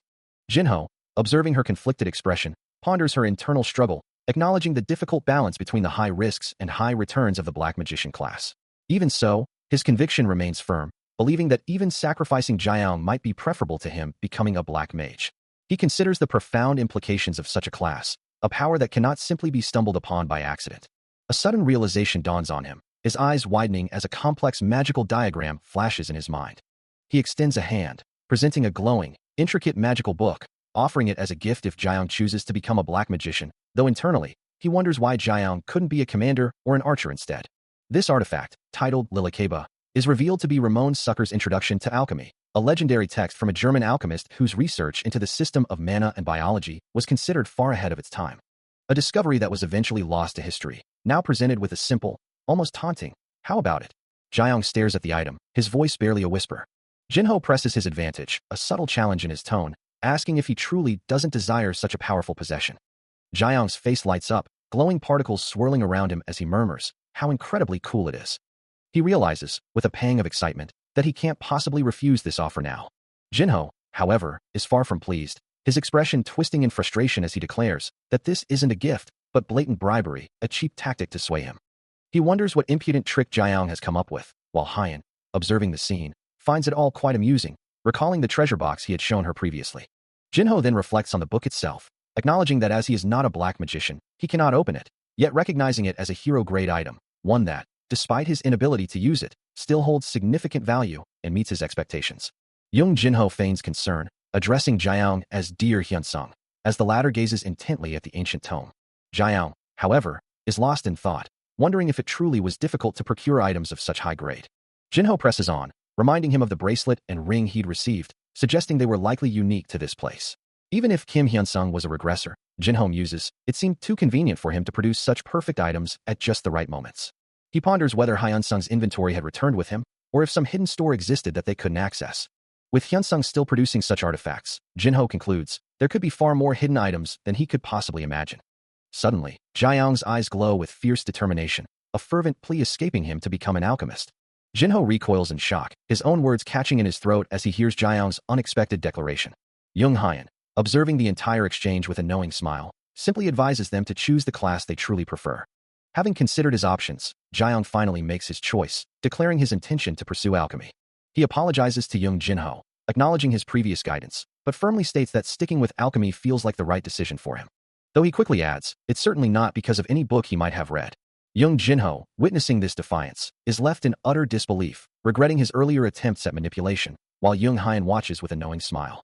A glowing card appears before Jaeyoung, its ethereal light illuminating the words, a stern warning against repeating past mistakes. The card's message continues, urging him to simply accept his fate. As his eyes glow with renewed determination, system messages confirm his class change to alchemist and the acquisition of basic knowledge. A detailed status window appears, displaying Lee Kyoung's updated attributes, including surprisingly high luck and intelligence scores.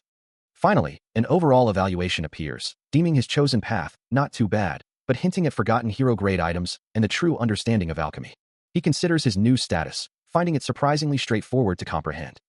As he holds the alchemist's basic knowledge book, a subtle smirk plays on Young Jinho's lips from behind him, observing his every move. A flicker of annoyance crosses Jaeyoung's face as he senses the other's scrutiny, prompting a silent exclamation from Jinho. Yet, a deep satisfaction settles within him, his eyes gleaming with newfound confidence. The alchemist's book in his hands begins to glow with a soft, ethereal light, confirming his chosen path. He turns to Jinho, a challenging glint in his eye, who recoils slightly in surprise. His voice drips with newfound confidence as he declares that he is no longer merely a useful administrator, but someone Jinho is now truly invested in. A system window flashes, revealing a Kanna, jackpot, message amidst a cascade of numbers, hinting at immense potential.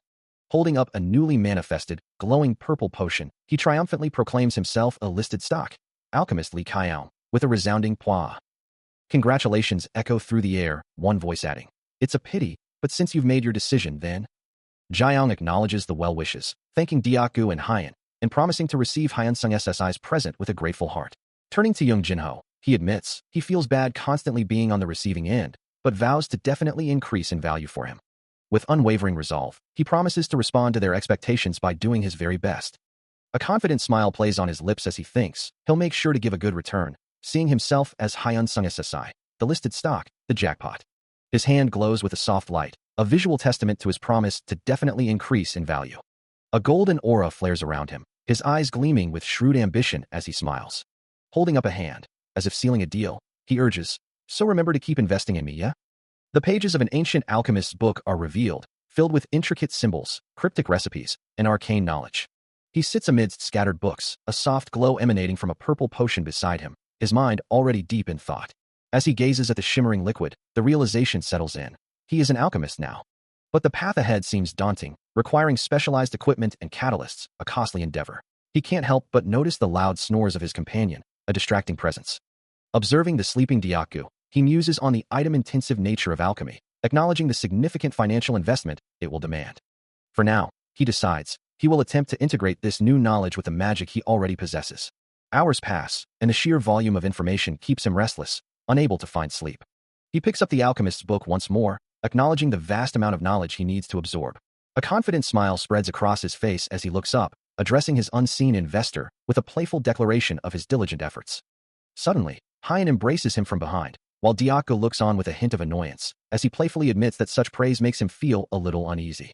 He stares at the glowing purple potion, a wry thought crossing his mind, wondering if he's destined to become nothing more than a potion factory. A soft cough escapes him as he considers their current predicament, realizing they still haven't completed their survival quest. Deokgu, sitting by the flickering campfire with Hyun, nods in agreement, having reached the same conclusion. It seems they've finally reached the last stage of the tutorial dungeon. He suggests that venturing a little further inside tomorrow might reveal their next objective, and Hyun readily concurs. His hand gently clasps hers, confirming his earlier assessment that they won't be facing a boss monster just yet. A glowing archway appears before them, prompting him to wonder if the exit is finally nearby. They have arrived at a new land. He gazes down at the illuminated guide, the very one mentioned at the dungeon's starting point. His hair and eyes glowing with an ethereal blue, Jiang studies a document, a thoughtful expression on his face, noting that it seems they haven't found it yet. This is the place where only a select minority of survivors can truly go. Meanwhile, Diaku gently holds Hyan, who rests her head on his shoulder, both appearing to be in a state of quiet contemplation. Still deep in thought, Jiang touches his lips, his ethereal glow subtly highlighting his pensive expression. The narrative hints at the sword and shield that could potentially replace that person. Meanwhile, a regal, white-haired figure with piercing blue eyes sits upon a grand throne, surrounded by a radiant, almost divine aura. Back with Jiang, his hand, still glowing faintly, writes on a paper, his inner voice affirming, "I can feel us taking another step forward." An intricate, winged crest, glowing with mystical energy, materializes. Finally, the word Paran emerges against a backdrop of swirling cosmic dust and stars. In the vast, dark expanse of space, a voice poses a perplexing question. What would a red bean say to a blue bean? It's thirsty. Below him, Park Diaku and Young Jinho stare up in disbelief, as Jiang floats effortlessly, surrounded by shimmering, glowing particles, one of them muttering, "What the hell is this?" while the other recognizes, it's my Hyang. The riddle continues to hang in the air, prompting a new, equally absurd question. What happens when Radish cries? Diaku's face contorts in frustration, unable to comprehend the bizarre humor. Ugh, what is it? I don't know that. Jinho, however, offers a more critical assessment of the joke's delivery, observing, it's being blunt. As Jiang beams, holding a book, surrounded by his companions, including Young Hyan and the regal figure, some laughing, others looking annoyed, Jinho reflects. I'm not sure if I should be happy or sad that he's so into it. He asks if his joke is funny, but she dismisses it as lame. Insisting otherwise, he claims that Hyan's humor is far superior. A wave of laughter washes over the group, a palpable sense of ease settling in as everyone finally relaxes. The initial worries and anxieties of their situation begin to dissipate into the comfortable atmosphere.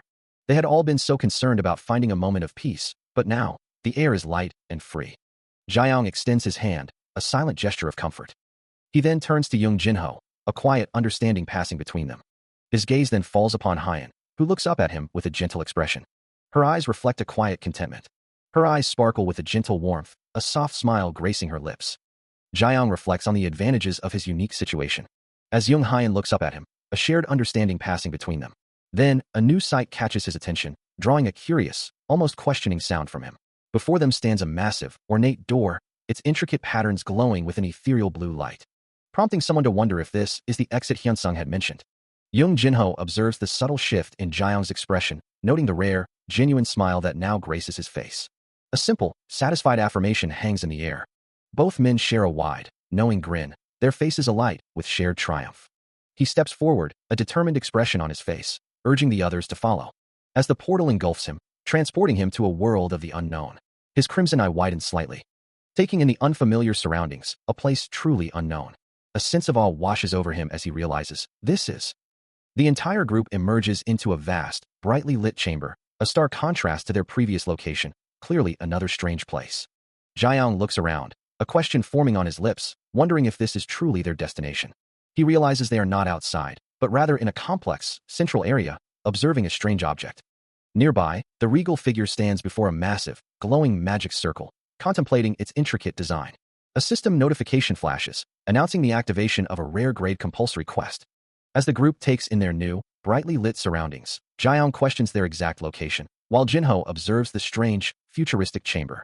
He quickly deduces that they have arrived at the very center of the dungeon. Hyan, visibly distressed, clings to Jiang, pleading not to return to the previous horrors, while he considers that they likely need to escape this place to successfully complete the dungeon conquest. Jinho, however, remains unconvinced by Jiang's earlier theories, questioning the relevance of a book and suggesting it's not the true hint. The vast, ornate chamber stretches around them, its glowing magic circle dominating the floor. Jiang listens to Jinho's skepticism, a subtle smile playing on his lips. Their feet stand directly upon the intricate, glowing patterns of the magic circle. Jiang begins to channel his mana, a brilliant blue light emanating from his hands as intricate magical patterns swirl around him. With a soft hum, the massive magic circle beneath their feet comes to life, its glowing lines intensifying. The blue energy pulses brighter, filling the chamber with a dazzling, ethereal glow. Park Diaku, startled by the sudden surge, asks if more mana is needed, to which Jiang calmly replies that he's simply ensuring their safety, though Diaku can't help but recall his earlier confidence. The magic circle pulses with a final, powerful burst of energy, signaling that Jiang's preparations are complete, his suppression of the situation now fully in effect. As the others watch, a mix of surprise and concern on their faces, Jiang reveals a glowing golden card. His expression is firm and resolute. A slight, confident smirk playing on his lips as blue particles continue to swirl around him. He confirms his unwavering confidence with a simple, knowing yeah. He gazes forward, a faint smile playing on his lips as the magical energy around him shimmers, reflecting the words, and, how pretty. Beside him, the regal figure leans in, her own expression mirroring his quiet appreciation, agreeing with a soft, how pretty. Yeah. The ethereal blue light illuminates a grand, distant structure, a stark contrast to the grim reality they've endured, making the thought, considering that it's an ending in such a shitty place, resonate with a bitter irony. The entire group stands before the magnificent, glowing gate, their faces awestruck by its beauty, a collective whisper confirming, it's really pretty. Suddenly, a resounding creak echoes through the air, as a brilliant golden light descends from above, bathing the structure in its radiant glow.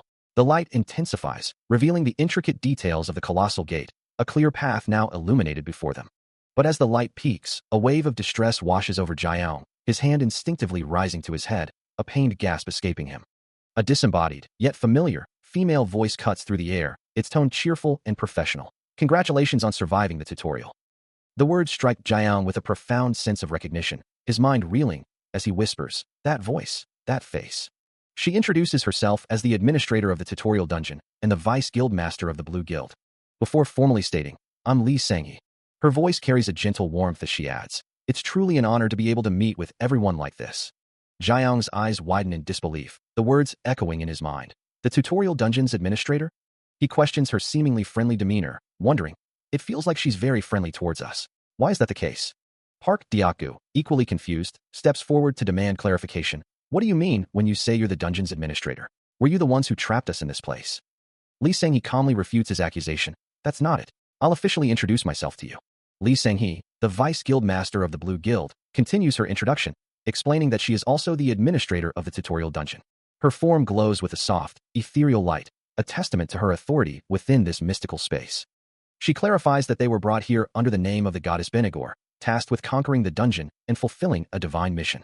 Park Diaku, however, interrupts her explanation, demanding to know why they were summoned and if they were trapped, especially since they had only just arrived. Li Sangyi calmly refutes the idea of them being trapped, her gaze steady as she prepares to elaborate. She gestures with a hand holding a glowing orb, indicating the path forward. The group, including a still distressed Jiang, listens intently, seated on the ground amidst the ancient, glowing ruins. Sangyi clarifies that they were not trapped, but rather summoned to live a new life on this continent. She adds that they would also be helping and training those who would be living this new life, her expression hinting at the broader implications of their role. She clarifies that the dungeon is not a trap, but a path to a new life, prompting Park Diaku to ask if they are meant to be commanders or archers. This dungeon, she explains, is only open for a limited time, and the reason for its existence is still unknown. She then turns to Jiang, asking if he understands. He nods, and she continues, stating that she will explain everything. With a gesture, she invites them to follow her. As they move, Jiang activates his mind's eye, revealing his personal status window. It shows his name, Li Kaiang, his class as alchemist, and his job as mercenary. His stats are listed, Strength 08, Agility 09, Health 07, Intelligence 19, Stamina 08, and Magic Power 18. His attributes include luck and divine power, with his unique ability being Mind's Eye. The window further details his class as Rare Grade Alchemist, with a quality of hero, and his job, Mercenary, also Rare Grade. The overall ratings indicate that while his stats are still low, his intelligence and magic power have grown significantly, making him a valuable asset despite his physical weakness. The system notes that it would be a waste to compare him to others, as his unique abilities make him incomparable. Jiang, seeing his stats, thinks to himself that it's not like his status is something he can ignore. He considers the woman's power, thinking that if she truly wished, she could easily eliminate them all, yet she chooses to be humble. He then muses that Kim Hyunsung seems content with her for now, and that her tendency to act as a mediator means he likely won't have to worry about her. Still, he notes her apparent indifference to whether others in the dungeon survived or died, a stark contrast to how she treats them. As they stand in the grand hall, a pensive expression crosses his face. It seems she doesn't care much for people in general, he concludes, though at least she's better than the others they've encountered so far. In fact, he's only met 2 decent people since arriving. Ultimately, he decides it's none of his concern, as a shimmering light envelopes him. Lost in his thoughts, a faint shimmer of light surrounds him, reflecting the depth of his contemplation. He finds himself momentarily lost in thought, a fleeting memory of hunger and shared meals, thinking he should just eat what's available now and buy more later, while his friend, Diaku, reacts with an excited, What? Really? The young woman, Hyan, chimes in with a cheerful, sounds good. I'm so glad you guys are here. But Diaku quickly interjects, I don't want it, then pleads, come on, we should eat together. I can't eat one more alone. As he looks away, lost in the fleeting image, Hyan watches him, a soft sound marking the end of the reverie. A sudden jolt of surprise crosses his face, pulling him back to the present. Someone is close, their presence undeniable, and a familiar voice calls out, Hyunsung. Lee Sang-hee, her expression concerned, asks, you thinking something? Why do you look like that? Before calling out more urgently, Hyunsung SSI. His eyes widen slightly, a look of confusion and surprise on his face. As he finally responds, did you call me? Still, Lee Sang-hee continues, her voice carrying a hint of exasperation. She stumbles over her words, trying to articulate her thoughts. Yes. I was saying, but I just wanted to say that I hope you'll be able to find someone good for you too. A faint, knowing smile plays on Jaeyoung's lips, a silent acknowledgement of her well wishes. But her patience quickly wears thin. Hyunsung, you can't cut me off here, can you? He lets out a soft as if finally pulled back to the present moment. His mind drifts to a playful, almost teasing thought. I'll be good to you. Yeah. A gentle, almost wistful expression crosses his face as he considers the sentiment. His thoughts swirl like golden clouds, lost in a moment of reflection. Finally, a quiet, resolute yes forms in his mind, a decision made. He smiles gently, a soft, golden light illuminating his face. The words echo in his mind. I hope so too, Kang SSI.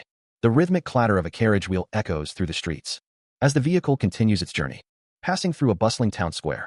Inside, the gentle rocking of the carriage accompanies the quiet conversation between Jaeyoung and Diaku, who lets out a contented hum. Jaeyoung, however, seems lost in thought, a question forming in his mind. Can I go? Feeling a deep sense of unease, he acknowledges the strange discomfort of being treated so well, yet nothing truly compares to the simple luxury of comfort.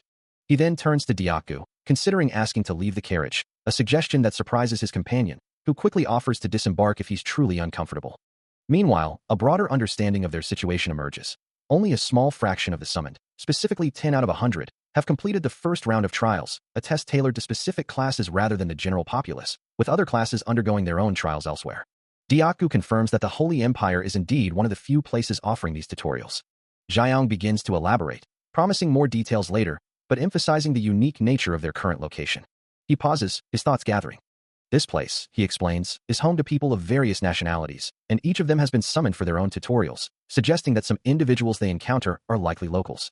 The attire, with its dresses and robes, makes him feel as though he stepped back into the Middle Ages, a memory he vaguely recalls. He concludes by noting the strict prohibition against entering the capital city itself. He wonders how they managed to conquer the dungeon so quickly. Addressing the small group, Jaeyoung explains, and with only 4 people at that? He muses internally that several things had happened, but it was only possible because each of them played the role they had to play. His hands clasped together, Jaeyoung continues to reflect on the events. Then adds, in the underground first-level survivor camp, there's a shelter there. He asks for help. Please rescue everyone that's there. Diaku looks on with concern, offering a quiet, sorry. Diaku, now understanding, responds, that's the shelter that he made. Thanks to that, the people were able to gather by themselves. Jaeyoung nods, confirming, not only is it a safe place, something like a fortress was also built up, so they're all alive and well. Diaku, visibly relieved, adds, and there's also enough food for everyone. Yeah. Jaeyoung thinks to himself, I see. You guys are really amazing newcomers. A voice, filled with awe and confusion, demands to know if he is a commander, or perhaps an archer. And as he observes the bustling street filled with people, he realizes he now knows for sure. This is the reason they are being so friendly towards them. A sly smile plays on his lips as he acknowledges his own cunning, thinking, Kim Hyunsung, you sly fox. This is good, things are simple now. In a chaotic flashback, surrounded by a vibrant purple aura, he strikes down an unseen foe, while his companion, enveloped in a bright blue glow, fights fiercely beside him, as panicked voices cry out. Where is this? Who are you guys? He calmly instructs them. We've told you to gather round quickly, form a line, and follow instructions. Firstly, queue up. Later, his companion angrily confronts him, demanding, hey, what kind of trick did you guys pull? Why we go through all that to come home already? He then laments, why? Oh, why quest? Your house doesn't exist. A system message appears, confirming the tutorial dungeon clear reward, and announcing, you are now able to return to the real world. With his eyes glowing a fierce crimson, he declares, under the banner of super lookism, we are the newbies who just cleared the tutorial dungeon, buddy. He observes the system message, noting that a significant organization is already attempting to recruit them. The people there, he muses, are likely interested in their unique capabilities, especially after witnessing their recent achievements, and he understands they are trying to inflate their value. This, he concludes, is why they are being treated differently. They are now considered top tier. Being placed directly into a raiding team, he considers, would signify their exceptional adaptability to any situation. And as their carriage arrives at a grand, ornate building, Lee Sang-hee advises them to disembark carefully. She then gestures towards the impressive structure, announcing that this will be their new base. The imposing architecture of their new home stands before them. With a welcoming gesture, Lee Sang-hee invites them to come inside. Jiang, observing Young Jinho, remarks that they are like golden eggs. As he considers the situation, he knows he must take his time to uncover the true objective of this lovely regressor, and whether their intentions are truly benevolent. Suddenly, a booming voice echoes through the air, announcing, "The heroes of the Airang team are here. Welcome to the Guild of Hope and Dreams." The sheer spectacle leaves Diaku wide-eyed, a gasp escaping his lips. Hyan and Jiang share his astonishment, their expressions mirroring the grandeur of the scene, as the announcement continues, proclaiming this to be the best guild. The booming voice reaches a crescendo, welcoming them to Blue, while Jiang, overwhelmed, can only wonder what exactly is happening. Lee Sang-hee approaches the group, her smile warm as she asks if they are hungry, offering a banquet, but Jiang internally chastises himself, realizing he was so shocked he almost forgot his composure, feeling foolish for his visible reaction. She then suggests they must be quite tired, and invites them to the banquet hall first. Jiang observes her, thinking that she doesn't seem like someone who would act without reason, suspecting she's trying to gain something from them, yet he reassures himself, believing whatever she does will ultimately benefit them. Meanwhile, Hyan, looking around the opulent hall, wonders if the current situation is somehow the fault of that guy. He ponders the situation, recalling her title, but didn't this person say she's the Vice Guild Master? He continues, wondering why she would personally handle such matters, especially given the opulent and extravagant surroundings. The sheer scale of the hall is almost overwhelming, prompting a quiet thought that it's all a bit much. Meanwhile, Young Jinho observes the new arrivals through a system screen, a smirk playing on his lips as he muses. It's only a matter of time before they join us. He chuckles, adding, I'd have been standing there if I were 10 years younger. His expression then shifts, a predatory glint entering his eyes as his smile widens into something more sinister. The Grand Hall of the Guild of Hope and Dreams stands as a testament to its power and influence, awaiting its newest members. A perfectly roasted chicken leg, glistening with juices, is presented with opulent flair, its rich aroma filling the air as it's carefully placed on a grand platter. The entire banquet hall gleams with golden light. As Jiang, Diaku, and Hyan find themselves amidst an extravagant feast, surrounded by an overwhelming display of wealth and luxury. Diaku, wide-eyed, can only exclaim, "Whoa, this is great." Jiang, however, remains silent, his thoughts unreadable. The guild's intention is clear, to impress and welcome new dungeon clearers. It's a commendable effort to make them feel valued, but the sheer opulence feels almost excessive. As he surveys the lavish spread, Jiang muses that while the food is undoubtedly delicious, this guild seems to be going a little overboard. His gaze then falls upon a small, glowing golden object he's found, and he wonders if there's any strong evidence to support his growing suspicions about the guild. The intricate golden artifact pulses softly in his hand, its mysterious glow hinting at hidden secrets. He stares at the golden spoon in his hand, a sudden realization dawning on him. This spoon, which should be pure gold, feels impossibly light. As a soft glow emanates from the artifact, he considers the impossible implications. Meanwhile, the man who had been observing them speaks, his voice smooth and confident. Now that I think about it, I haven't asked for your names. Would you mind sharing them? He then introduces himself. I'm Kim Hyun-sung, a commander. Following his lead, the burly man steps forward. I'm Park Diaku, a gold archer. And the young woman adds, I'm Young Hyan, a magician. Finally, the protagonist offers his own name and class. I'm Lee Kyle. I'm an alchemist. The commander smiles, a predatory glint in his eyes. Since I'm someone who's already changed classes, I'll take the three of them. From across the hall, the administrator's eyes widen in surprise, muttering, What do you mean, take? The protagonist, too, is taken aback by the commander's audacity, a question mark forming above his head as he processes the implications of being an alchemist and the commander's words. His companions exchange bewildered glances, the burly man exclaiming, Wow, what kind of guild is this? It's so embarrassing. He can't help but think, You said he was good, didn't you? You liar. As the thought crosses his mind that this annoying man might be trying to make him his potion factor, Jiang ponders the situation, wondering if the polite treatment they've received is merely a tactic, considering if their hosts simply need them for some purpose. Sang-hee, however, dismisses the idea of politeness, explaining that it's a common manipulation tactic to gain the upper hand, a strategy she herself would employ. She then extends an invitation, proposing to recruit all of them into her guild. But Jinho quickly interjects, rejecting the offer and threatening to take them by force if they refuse to join, leaving Sang-hee looking surprised. Sang-hee, intrigued, asks him to elaborate on his prepared terms. Before Jinho can continue, Jiang calmly steps forward, stating his desire to discuss the details first, much to Jinho's visible shock. Jinho, bewildered, questions Jiayong's audacity, reiterating his intent to take them by force, as he deems Jiayong too weak to refuse. He then furiously demands to know who Jiayong thinks he's talking to, while Jiayong maintains a composed expression, and Diaka looks on in disbelief. He considers the ornate golden spoon before him, wondering if its fancy appearance hides a deeper deception, if everything here is merely a facade. Picking up the spoon and examining its intricate design, he recalls the one that supposedly worships the goddess Benigna. His gaze then drifts to young Jinho, who seems to be trying to gain something from him, a suspicion that extends beyond just this one individual. Yet, the man's excessive nodding, his eager agreement, feels disingenuous. Jiayong realizes young Jinho's true intention, to exploit their group, a thought that echoes his earlier suspicion about being taken advantage of. He internally admonishes himself, knowing he shouldn't dismiss their words entirely, but rather play along with their schemes. A new question forms in his mind, wondering if the Blue Guild holds some leverage over young Jinho. He touches his chin thoughtfully, deep in contemplation. The implications of the situation weigh heavily on him. He finds it incredibly frustrating, unable to decipher young Jinho's true intentions. Perhaps he was just some kind of pushover previously? A pitiful slave who worked in a shabby guild during his first life. A pitiful pushover.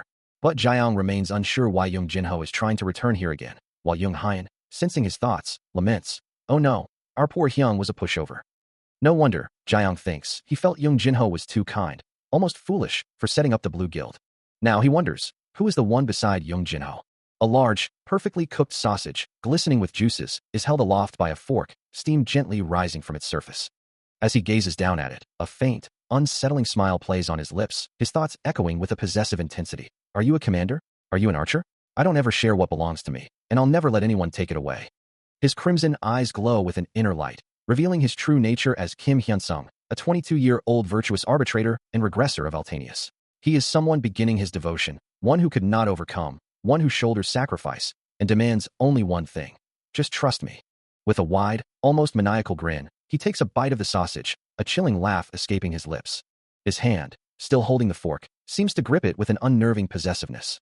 The chapter begins with a focus on Hyunsung, who, with a subtle smirk, declares his intent to ensure he won't miss out on anything.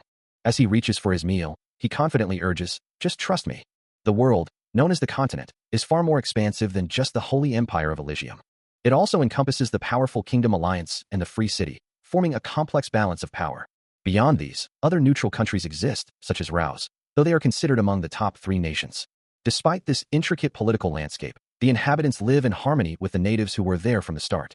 On this continent, those who came from Earth have built their lives alongside the native inhabitants, forming a complicated relationship, yet coexisting.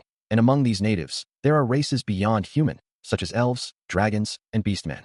Taking in this first piece of information, Jiayong acknowledges the revelation, understanding that this place also harbors humans like those from Earth. Secondly, he learns that various powerful organizations, including the Blue Guild and other large guilds and clans, possess a certain autonomy and the right to govern, yet they remain under the Empire's overarching influence. All of them must abide by the agreements made with the Empire, coexisting peacefully, for the price of disobedience, which could ignite a devastating war, is simply too great, and as such, they are compelled to send tributes and resources to the Empire. This means that even if a guild's authority is powerful, they would need to stage a coup d'état to take over a country, and each of the top guilds possesses an incredible weapon that helps them maintain their power against larger factions. Thirdly, he considers the annual dungeon. This dungeon, used to test everyone, opens once every year, its grand, ornate entrance awaiting the next challenge. The very place they now inhabit, the tutorial area, is entrusted to foreigners who manage materials on behalf of the Holy Empire. This vast region is divided into various small, medium, and large guilds, each taking turns to manage the tutorial. The guild currently in charge of the tutorial has been granted the exclusive right to interact with the participants of the current season. As this information settles, Park Diakgu turns to Jiayong, his voice filled with incredulity, demanding to know if he's a commander or an archer. Jiayong, processing the implications, wonders aloud if this means they now belong to the Blue Guild. Diakgu quickly dismisses the idea, explaining that if he were to put it into words, it's not quite like that. Later, seated with Li Sanghe, she clarifies their situation, stating that they are indeed the Blue Guild, and their purpose is to recruit them and manage the tutorial alongside them. Sanghe continues, revealing that she herself is a special envoy, a gift from the Holy Empire, tasked with this crucial role. Still processing the implications of the previous conversation, Jiayong finds himself unable to fully believe the words he just heard. He considers the woman's seemingly impeccable character, concluding that someone so outwardly righteous couldn't possibly be faking her sincerity. Yet, a nagging doubt persists, wondering if even a figure of such authority could merely be a pawn in a larger game. The possibility lingers that perhaps there's a deeper reason for her current state. A complex mix of emotions washes over him as he struggles to discern the true nature of her intentions. He considers the idea that they might be in a desperate situation, prompting him to question the Blue Guild's actual standing within the Holy Empire. Lee Sang-hee, with a composed expression, confirms that the Blue Guild currently manages the tutorial. Jiayong's internal monologue continues, a silent challenge to her apparent desperation. He recalls that the Blue Guild was once a prominent representative of the Holy Empire, suggesting a past glory that might now be diminished. As Lee Sang-hee gestures with her hands, she admits that they cannot claim to be a large guild, implying their current influence is limited. She continues, explaining that the Blue Guild is indeed managing the tutorial, but admits their current size and influence are limited, despite their past as a representative of the Holy Empire. He processes her words, realizing that the Blue Guild is a struggling entity, hoping to recruit new members and revive their former glory. This explains why they were so humble, and why they went to such great lengths to make everything look good, despite not having the budget to do so. A thoughtful expression crosses his face. Lee Sang-hee watches him, her hands clasped. But that's your business, she concludes, a subtle warning in her tone. Turning to his companions, Kim Hyun-sung and Young Hyan, he suggests they leave, noting that they should easily find a good place. Jiayong's voice carries a confident tone as he affirms, "It sounds good." Lee Sang-gee's voice continues, "It might be difficult for you to answer now, but I think you'll be able to hear the details of the story. It should be fine." Meanwhile, Young Hyan, visibly distressed, exclaims, "What? He's been acting like this since a bit ago." Hyun-sung, "For what reason are you acting like this?" Jiayong, still maintaining a pleasant demeanor, hears a voice from beside him ask, "Isn't that so, Desai?" Prompting a flustered Young Hyan to quickly apologize, "Sorry. Yes, you are right." Internally, Jiayong's thoughts race, his eyes beginning to glow with a faint crimson light, as he recalls, even though he was a foolish man who couldn't even tell the difference between a man and a woman, he's going to choose to use me again in his second life. A cold dread washes over him as he mutters, "Shit, could it be that he's actually making use of them?" His hands clench, the realization hitting him with full force. A flicker of doubt crosses his mind, a question mark hanging in the air as he considers a new, unsettling possibility, though he quickly dismisses it, telling himself there's no way. Yet, the thought persists, a nagging question of why someone so handsome would be so powerful, at least on the level of a Blue Guild's guildmaster, a figure radiating immense golden power. As a golden light emanates from his hand, a voice urges him to overcome, to push through his limits.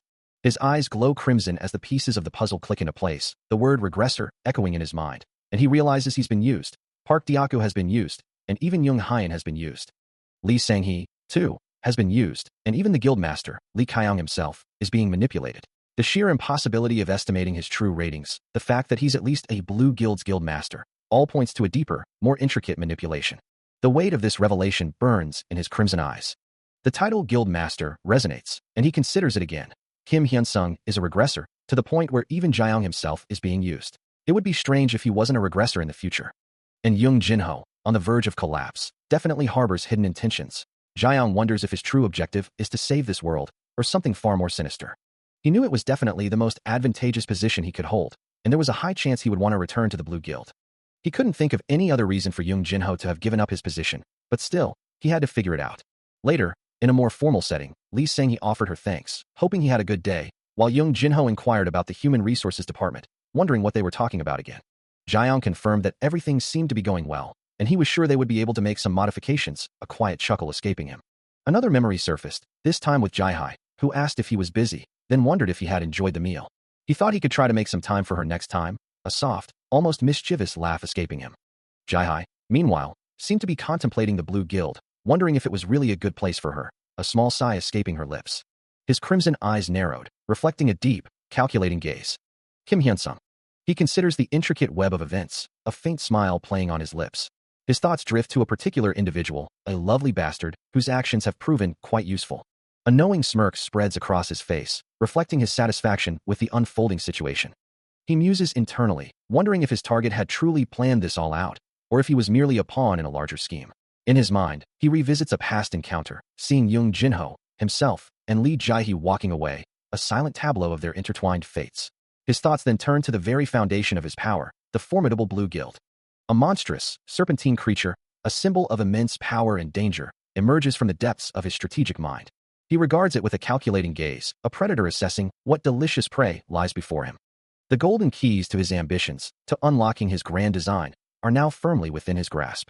As the tension mounts, a voice demands, "Are you a commander? Are you an archer?" Meanwhile, in a more serene setting, Lee Sang-hee, the Blue Vice Guild Master, offers a polite greeting, wishing for a peaceful time. Jiang, his expression unreadable, listens intently. A faint smile plays on his lips, as if contemplating a new scheme. Sanghi, observing him closely, declares that she won't forget the impression he's made. Jiang then questions the arrangements, wondering if they are to rest in individual rooms, as this one doesn't seem to be his. Later, as he walks through a grand hall, he is joined by Young Hyan, who approaches him from behind. His full party, including Park Diaku and Lee Jae-hee, gathers around him, with one of them exclaiming, "Hi hi. Are you guys?" As another voice inquires, "How does Kyung feel about this place?" He maintains a composed expression, though a subtle tension lingers in his gaze. Young Jinho, however, is less reserved, directly challenging him, demanding that he articulate his thoughts rather than relying on unspoken communication. Jiang internally muses on the implications of such a skill, worrying that the ability to read minds might soon be added to his list of potential class changes. Jinho continues, questioning their destination and expressing his resignation, having anticipated their arrival at the Blue Guild. Jiang simply asks if he is content with the situation. While Jinho internally grumbles about having to follow Jiang's judgment, even when his own instincts suggest otherwise. The group then finds themselves in a lavish chamber, a grand bed and ornate furnishings filling the space, eliciting an exclamation of awe. Park Diaku, overwhelmed by the luxury, excitedly points out the room's reality and the presence of a blanket, to which Jiang simply offers a quiet affirmation. Young Hyan, observing the surroundings, expresses her relief at having joined them, anticipating her ability to assist with their work. As the group takes in their opulent new surroundings, Park Diaku marvels at the sheer luxury, wondering aloud if there's even a bathroom in such a grand space, while Young Hyan looks on in quiet amazement. Kyung, acknowledging their awe, simply offers a polite, "Please feel free to enjoy yourselves." He can't help but notice the subtle tension in the air, a quiet nervousness from Hyunsung that seems to linger. Stepping further into the lavish room, Young Hyan, still processing the grandeur, admits to Kyung, "It might sound random, but I never thought I'd see structures like this again." A faint smile plays on his lips. As Kyung responds, "I can't get used to it. Actually, I'm really loving it." Park Diaku, ever practical, chimes in, "Diaku SSI and Young Hyanim need to make good use of it, simply." Kyung's thoughts drift to their strategic position, realizing they are in a place where they will be treated well, and this treatment will likely continue. He considers the implications, knowing that after this initial round, the other guilds will provide feedback, which could be beneficial for them, but he couldn't help but feel that their guild was already far superior to the others. As Young Hyan expressed her gratitude to Kim Hyunsung, he knew this was just the beginning. Even without a formal guild structure yet, he believed they needed to provide excellent feedback to solidify their position.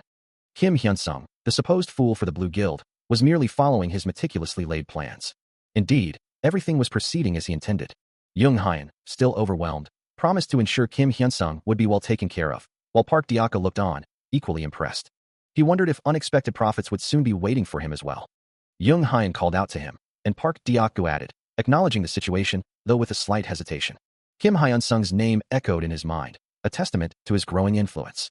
He muses that after tomorrow, the Blue Guild will effectively become their own, because the individual they seek will be joining their side, a prospect he finds quite interesting. Yes, that's exactly right, he thinks, acknowledging that other guilds are also vying for this person, but they will simply change the recruitment conditions. Young Jinho, however, laughs loudly, asking if Jiang truly believed he was joining the Blue Guild, then reassures him not to worry. Jiang internally dismisses the idea that the regressor would join the Blue Guild, considering it a foolish notion. Meanwhile, Young Jinho, having finished his spiel, suggests they first settle into their rooms before exploring the guild together. Jiang agrees, stating he has some things prepared for them, and proposes they meet in front of his room in 10 minutes. He reflects that going back to the past might be the key to succeeding in a second life, but it's only human to desire even better treatment. Young Jinho calls out to him, asking if he's coming. For Jiang, the most important thing now is the deal. Okay, he thinks, his resolve hardening. I must succeed in these negotiations. As he steps away, a voice from behind him calls out, "And you're acting like this?" The voice continues, "Hey, remember to give me a position here when the negotiations go well." Paha. A soft click echoes. As his hand firmly turns the knob, his gaze is sharp, focused on the task ahead. He steps into a grand, sunlit chamber, its ornate chandelier casting intricate shadows across the polished floor, and reaches out, his fingers brushing against the patterned wall. Stepping into the grand hall, Jiang's foot lands softly on the polished floor. As he lifts his gaze, taking in the intricate details of the opulent interior, his eyes trace the elegant patterns of the latticework, a silent acknowledgement of the craftsmanship surrounding him. The grand scale of the architecture looms above, setting the stage for whatever awaits him. Suddenly, a voice echoes, calling out to him, "Guild Master." Elsewhere, a man with dark hair stares in disbelief, blood staining his face, uttering, I can't believe it." His expression is one of profound despair, as he laments, "So, I won't go back to the battlefield." Another figure, their hand gripping a sword hilt, stands resolute, the word awakened flashing across the scene. Finally, a woman with tears and blood on her face weeps openly, her voice filled with anguish. "I'm sorry. I'm so sorry." An unseen voice echoes through the darkness, calling out, "Guildmaster." Then, a chilling question hangs in the air. "You killed Hyan Uni?" Lee Sang-hee, her face streaked with tears, sobs out apologies, confessing, "I'm sorry that I killed Young Hyan." Meanwhile, Jiang stands, his crimson eyes glowing with an inner power, as he questions the very nature of his existence. How could people like me be awakened? Elsewhere, a man's face is splattered with blood, his eyes wide with terror, as he whispers a desperate, "I'm sorry." The title resonates once more, Guildmaster. A lone figure, cloaked and armored, stands silhouetted against a desolate, blood-red landscape. As the word echoes again, Guildmaster. The title repeats, a cacophony of voices calling out, "Guildmaster." Overwhelmed by a crushing weight, he buries his face in his hands, a single, desperate thought echoing in his mind. Tears stream down his face, a silent testament to his profound anguish. Yet, a flicker of a brighter past emerges, a memory of shared smiles and camaraderie, a time when things felt different, full of hope. From the depths of his despair, a quiet resolve begins to form. He knows he can overcome this. Meanwhile, Lee Sang-hee stands firm, her gaze distant but unwavering, a silent promise etched upon her features. Her hand clenches, a vow forming in her heart. She will ensure their safety this time. Back in his own torment, Jiang's eyes well up once more, the weight of his past and future pressing down on him. Yet, a fierce determination hardens his gaze, a singular purpose now clear. He will definitely succeed, guided by the regressor instruction manual. The morning light filters through the leaves, where two small, white birds perch peacefully, as a gentle rustling sound accompanies the soft breeze through the foliage.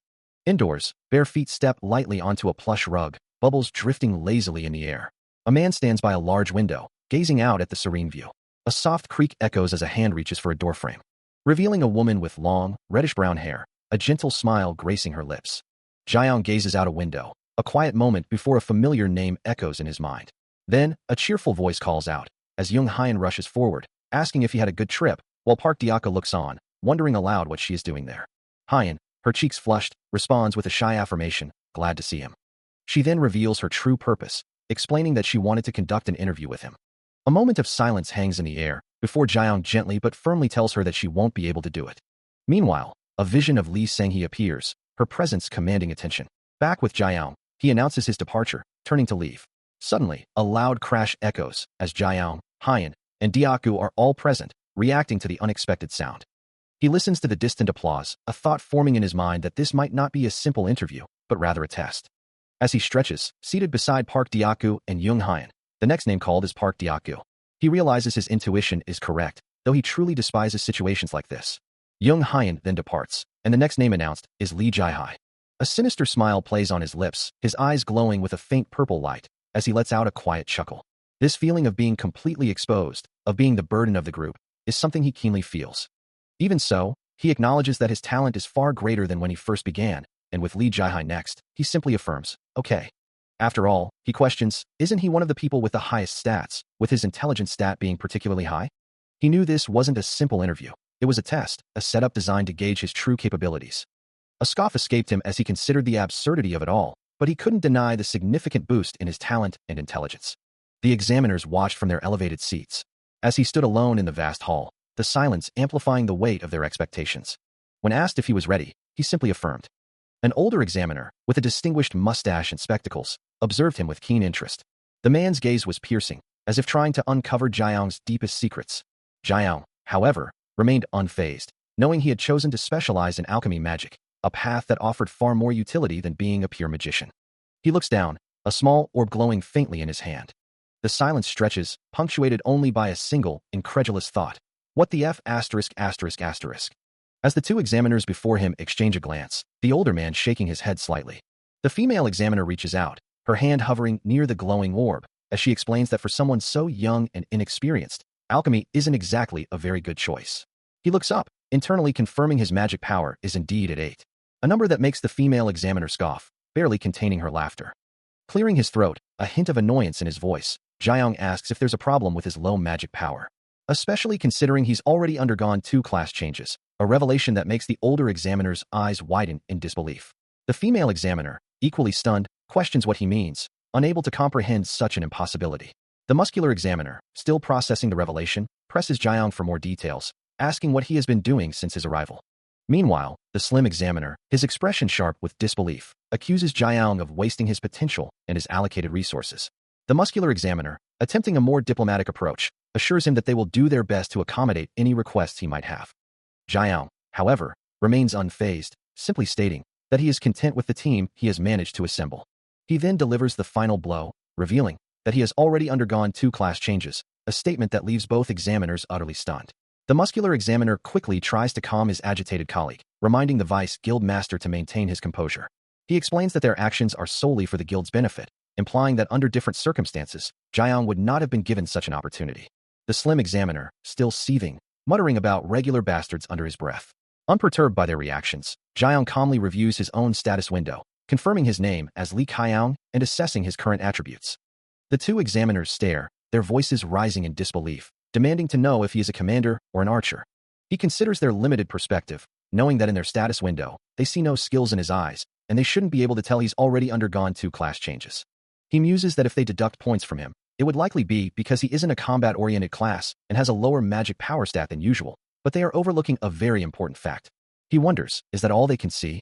He knows that if he's unable to satisfy the guild's minimum requirements, he'll need insurance and a backup plan. Surprised the mafia-like guild would even accept him at all, and for a certain someone, he'll need a robust plan for later. He reflects that if you're like him, you'll always be preparing personal insurance and a backup plan for later. He acknowledges he won't get a good score, while the female examiner, Li Sanghe, internally believes in his potential.